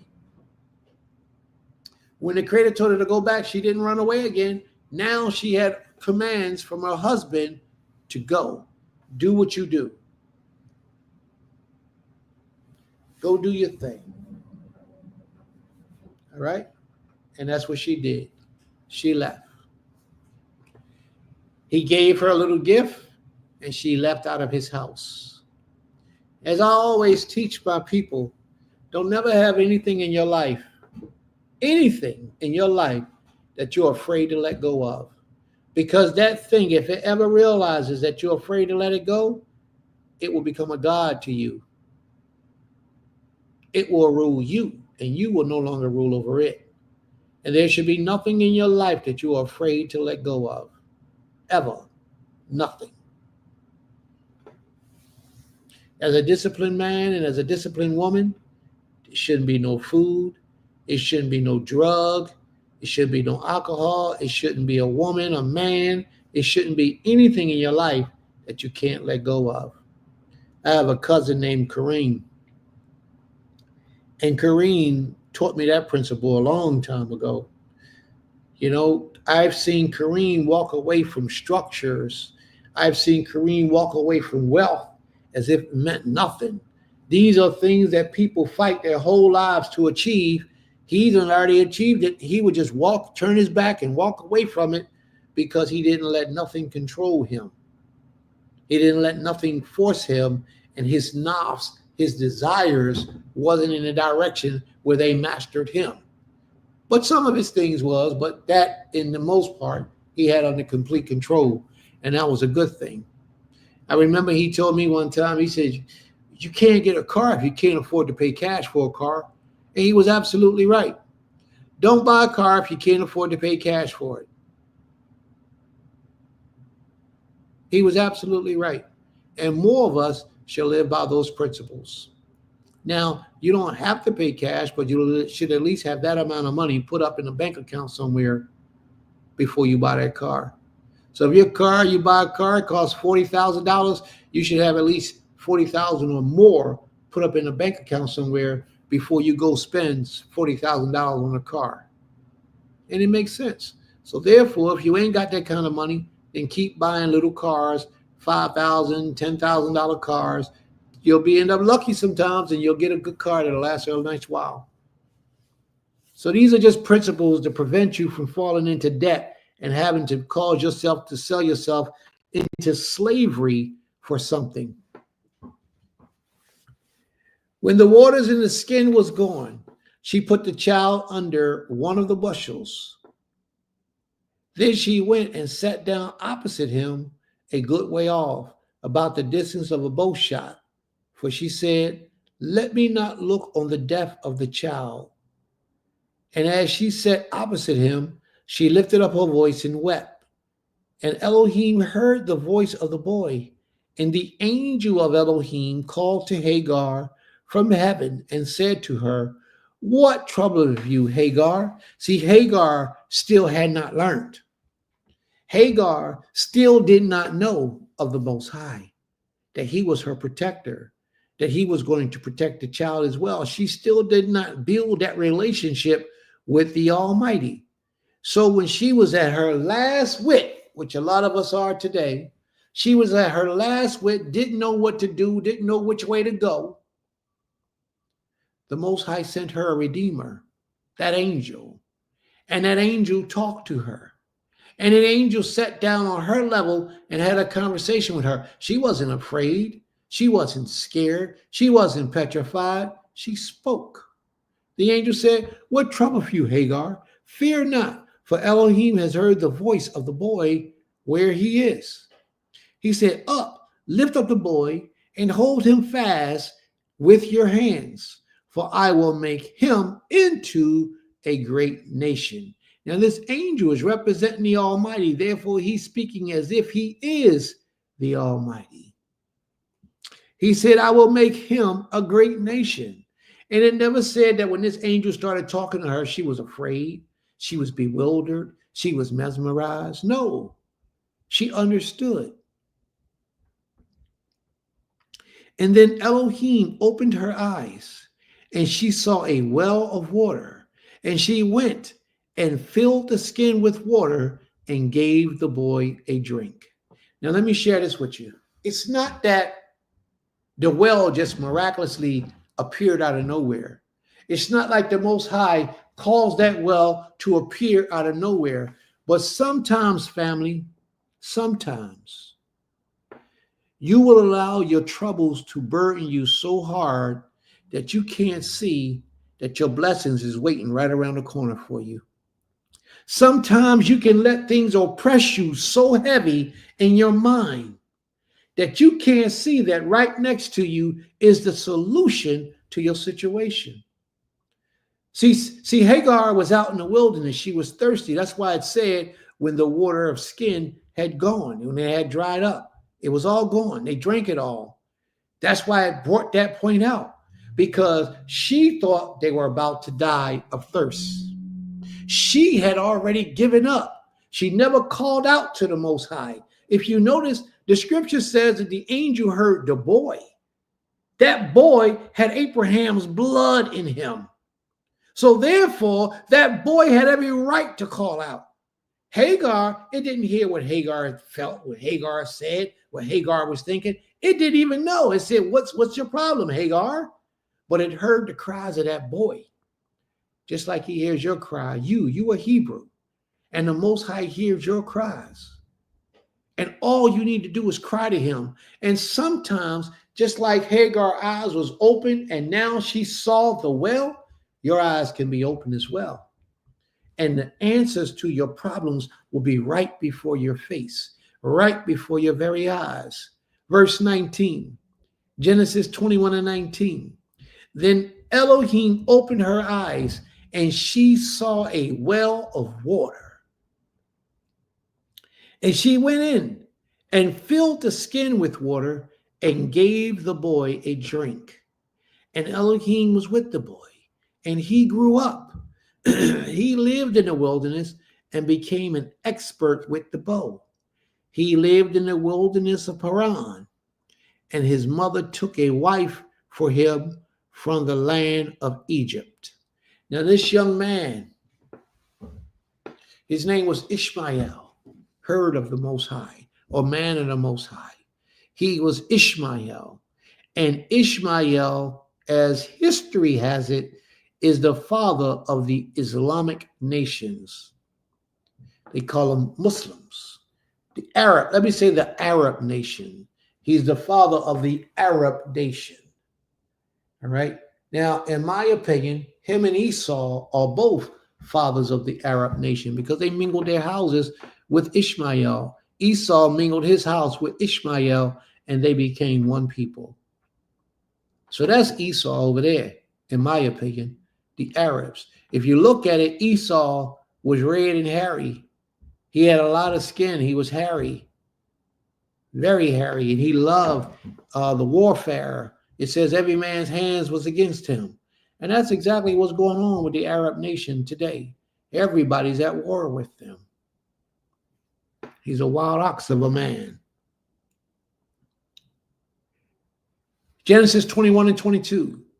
At that time, Abimelech and Phicol and the commander of his army said unto Abraham, Elohim is with you in all that you do. That's a great honor when a person who really don't know you can come to you and say, the Most High is with you. And then for a person to know you that has been in your life for many years to say to you, the Most High is with you. You are truly a man or a woman of the Most High. That's a blessed thing. It's a blessed thing. And that the Most High is with you with all that you do. Now, therefore, swear to me here by Elohim that you will not deal falsely with me or with my descendants or with my posterity, but as I have dealt kindly with you, so you will deal with me. He's asking this. And I remember that was the king that almost took Sarah as his wife, Abimelech. He was the king that almost took Sarah as his wife. And the Most High told him to ask Abraham to pray for him. and that Abraham would heal him. And this is exactly what he's mentioning to Abraham. He's saying to Abraham that he wants Abraham to deal greatly with him and don't curse him. Now, therefore, swear to me here by Elohim that you will not deal falsely with me by cursing me, or with my descendants by cursing them, or with my posterity in many years to come. But as I have dealt kindly with you, so you will deal with me and with the land where you have sojourned. And Abram said, I will swear. And he swore to it. When Abram reproved Abimelech about a well of water that Abimelech's servants had seized, Abimelech said, I do not know who has done this thing. You did not tell me, and I have not heard of it until today. So Abraham took sheep, Abraham took oxen, and gave them to Abimelech, and 2 men made a covenant. Abraham set 7 ewe lambs of the flock apart, and Abimelech said to Abraham, what is the meaning of these 7 ewe lambs that you have set apart? And he said, these 7 ewe lambs you will take from your hand, that this may be a witness for me that I dug this well. Abimelech would take these lambs from the hand of Abraham as a witness or as a token that these wells belong to Abraham, because there was some confusion as to who the wells belonged to, either Abraham or Abimelech's servants. They wasn't sure who dug it. Abraham said it was his, but Abimelech's servants were saying it was theirs. So Abimelech, who was the king, and Abraham made a covenant. And in order for them to make that covenant, blood had to be transferred to seal the covenant. So Abraham gave him 7 lambs, and the covenant was sealed. These 7 ewe lambs you will take from my hand, that this may be a witness for me that I dug this well. Therefore, that place was called Beersheba, because there both of them swore an oath. So they made a covenant at Beersheba. Then Abimelech and Phicol, the commander of his army, rose up and returned to the land of the Philistines.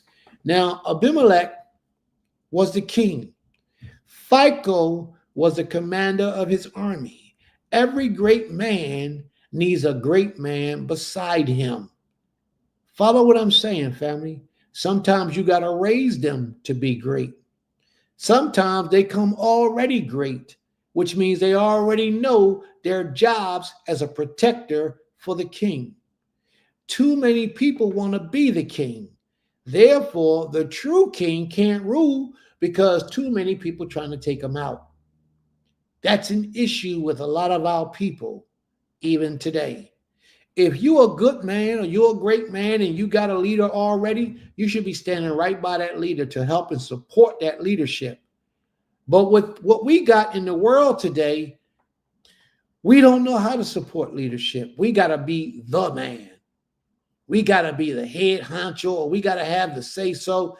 It's only going to work for a period of time when you got too many people equally putting in position to make a position or a decision about things pertaining to the community.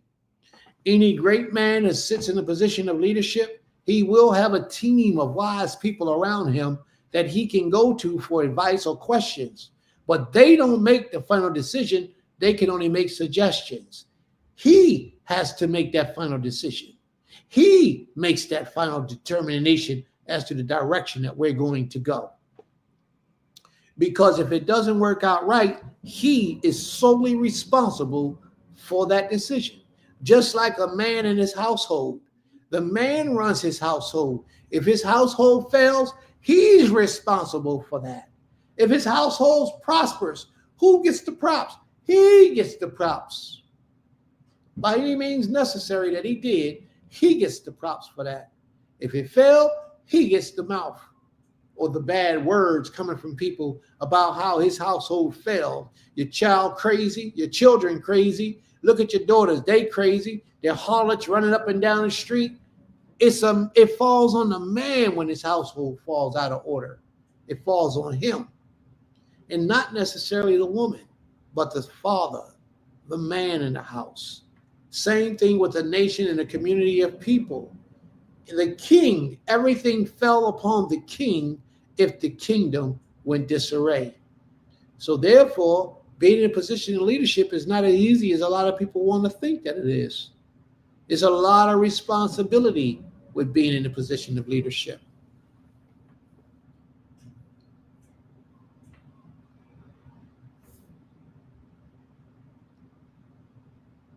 All right. Verse 32.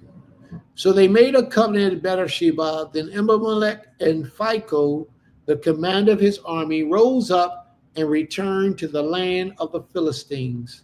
And Abraham planted a tamarisk tree in Beersheba and called there on the name of the Most High, the everlasting Elohim.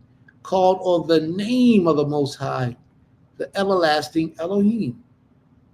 Wow. And Abraham sojourned many days in the land of the Philistines. May the Most High be praised. Toda Rabbah. May the Most High be praised. All right, family, are there any questions or comments?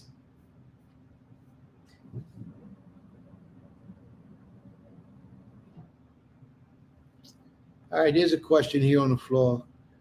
What doesn't weaning mean, taking off the breast? I guess you mean, what does weaning mean? Weaning means, yes, it means to take off the breast. It means it's a slow process where you don't feed the child as much on the breast milk as you once did. And you begin to back away from giving him so much of the breast. You're weaning the child off of the breast. All right? Are there any other questions, comments, family? Do we have any prayer requests? You know, we try to incorporate that in our closing or in our service. Prayer requests. Do we have any prayer requests for anyone? For anything that might be ailing or that you might be suffering through at this time? Do we have any prayer requests? Because you said there were circumcision celebrations that Abraham did instead of weaning celebrations. I don't know what that meant. Yeah, but the circumcision celebration, if you want to do a weaning off the breast celebration, you could do that too on your very last day, I guess, when the child will no longer be breastfed. If you want to have a celebration for that, I mean, I bet it's a relief. So if you want to do something like that, you can always set that up. You can start a new tradition. Ain't nothing wrong with that. Start a new tradition. All right. Do we have any prayer requests, anyone? I was saying, I know a few sisters who do weaning parties. There you go. We can do that. Shabbat Shalom, Brown, Abraham, Shabbat Shalom. May the Most High be praised. We're about to close it out. We done hit the end of our day today. Is there anyone in request of prayer? Oh, Brother Brown just hit us up to let us know he's here so he can close us out in prayer. All right, Brother Brown, I got you. I caught that. Let me hit the link so you can come on in and close us out with prayer. Is anyone who have a request for a prayer request? That's the last I'm going to put on the floor. If you do, please put it in the room, type it in the room, or take the link and come up and speak it so we'll know. Brother Brown, come on, Brother Brown, and close us out with prayer.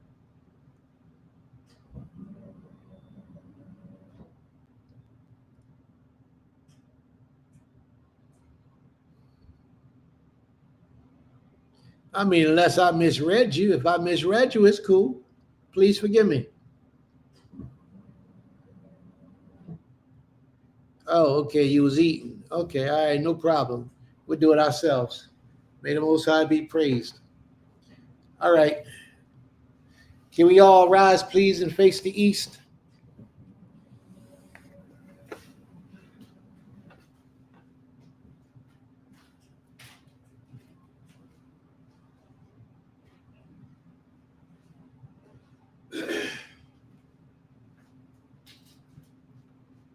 Berokata Abi Eloheinu Malek Hawalau. Asher Bahabanu Mikoyo Habin, we don't take Ladu Hashaba Hazay. We don't take Ladu Bishko Israel. Toraraba Abi Kikoyo Otanu Abi. Toraraba. Great and mighty Master, King and ruler over all things, we ask for permission to approach unto your throne.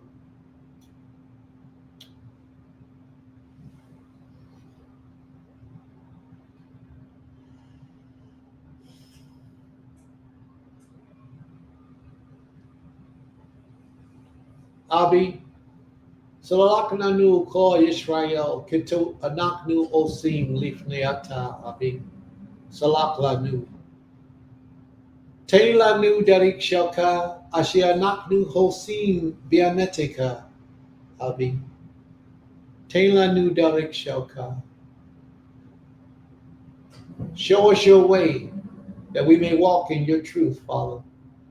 Forgive us all of our sins and our iniquities that we have committed before thee daily. Pardon our transgressions and open up our minds that we might turn from evil, from wickedness, from the things that you do not desire of us, and to the things that brings you pleasure in all of our actions, thoughts, and deeds. Raise up the foundations of the earth that Israel may be protected under your wings of protection, Father. For the adversary is strong and forceful in this earth in this day and time. And your servants, your children, have lost confidence in your word and in your truth and within themselves. So we ask, O Most High, that you would rebuild and regain that strength within our minds and within our loins, that we may take on this banner and fight in your name for salvation, and that we may uplift the righteous and all of those who are downtrodden, sickened in sorrow and pain, and have grown weary and faint. Help us to restore unto them once again, Father, the confidence that we can achieve, that we can conquer, that we can grow, that we can unite, that we can be a strong and powerful people in this day and time. Help us, Abi. Help us, please. For we, Father, we are growing weary in gross numbers. A lot of our people are falling away from the truth and gravitating toward the world, the ways of wickedness. Some of them are dragging their legs in the truth by just keeping the Shabbat and wearing fringes and thinking that that's enough. But their hearts are corrupt. Their hearts are wicked. Their hearts are constantly on negativity. Build us, Almighty King. Send your Holy Spirit upon us to dwell within us, to help us to change to be a better-minded people, that we may do the will that you have placed on record for us to do, and that is to feed the homeless, to clothe those who cannot clothe themselves, to shelter the widows and the motherless, the fatherless, and those who have no parents, to provide for them, that we would build and create a small sanctuary in the land of our captivity, that you would bless and that you would help us to do for those people. Please, O Most High, cause us to prosper in this land of our captivity. Leave us not. Leave us not for the adversary to devour, but shield and protect us, and give us all that we need to build up our spiritual strength, so that the adversary will not be able to dwell within our midst. Unto thee, O great King, we pray now and forevermore. And for all of those of us who are out there sick and too afraid to mention it, too afraid to pray for prayer, help them, O Most High, if it is their will to be healed. Help them, but also help them to build up the confidence to come unto you, to recognize who you are, your great, your power, your might, and to recognize your servants that you have placed in the earth to be vessels for your people to use, to have access to you, to have access to greatness, to have access to the treasures that you promised to our forefathers. Help us, Almighty One. And those who need encouragement in coming over that pedestal of coming closer to you. There are a lot of us, Father, who are still trapped in religion, who are still trapped in idolatry, who believe that a man died on a stick for our sins. Help us, O Most High, to understand that nobody could forgive our sins except you. Nobody could ever die for our sins except us. Help us, O Most High, great King, to learn the truth of the matter, that we may serve you in a righteous mind with a righteous spirit, according to your truth forevermore. And even if we have things that we disagree with, Father, allow us to enter into the platform to have conversations around these things, for no one is always right in every matter. There's many of us who make mistakes and are wrong in our beliefs and our understandings, but we ask you, O Most High, to be our guiding light, to shed light on the situations that keep us in darkness, to open up our minds that we might be able to accept your truth upon hearing and receiving it. Unto thee, O great King, we humble ourselves now and forevermore, and we all say, Toda Abi, Abi, Toda Rabbah. Thank you, Father, for hearing our prayers.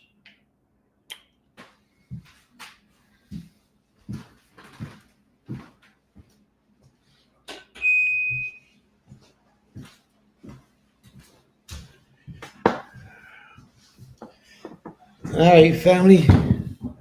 May the Most High be praised.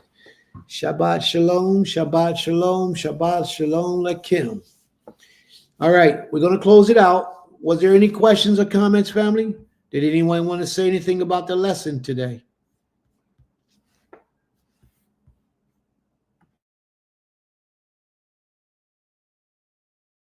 Did anybody want to comment on the lesson today? All right. Can't force y'all to hang around. May the Most High be praised. Shabbat shalom lakim. All praise, all glory, all honor to the Most High King of all creation. Shalom, shalom.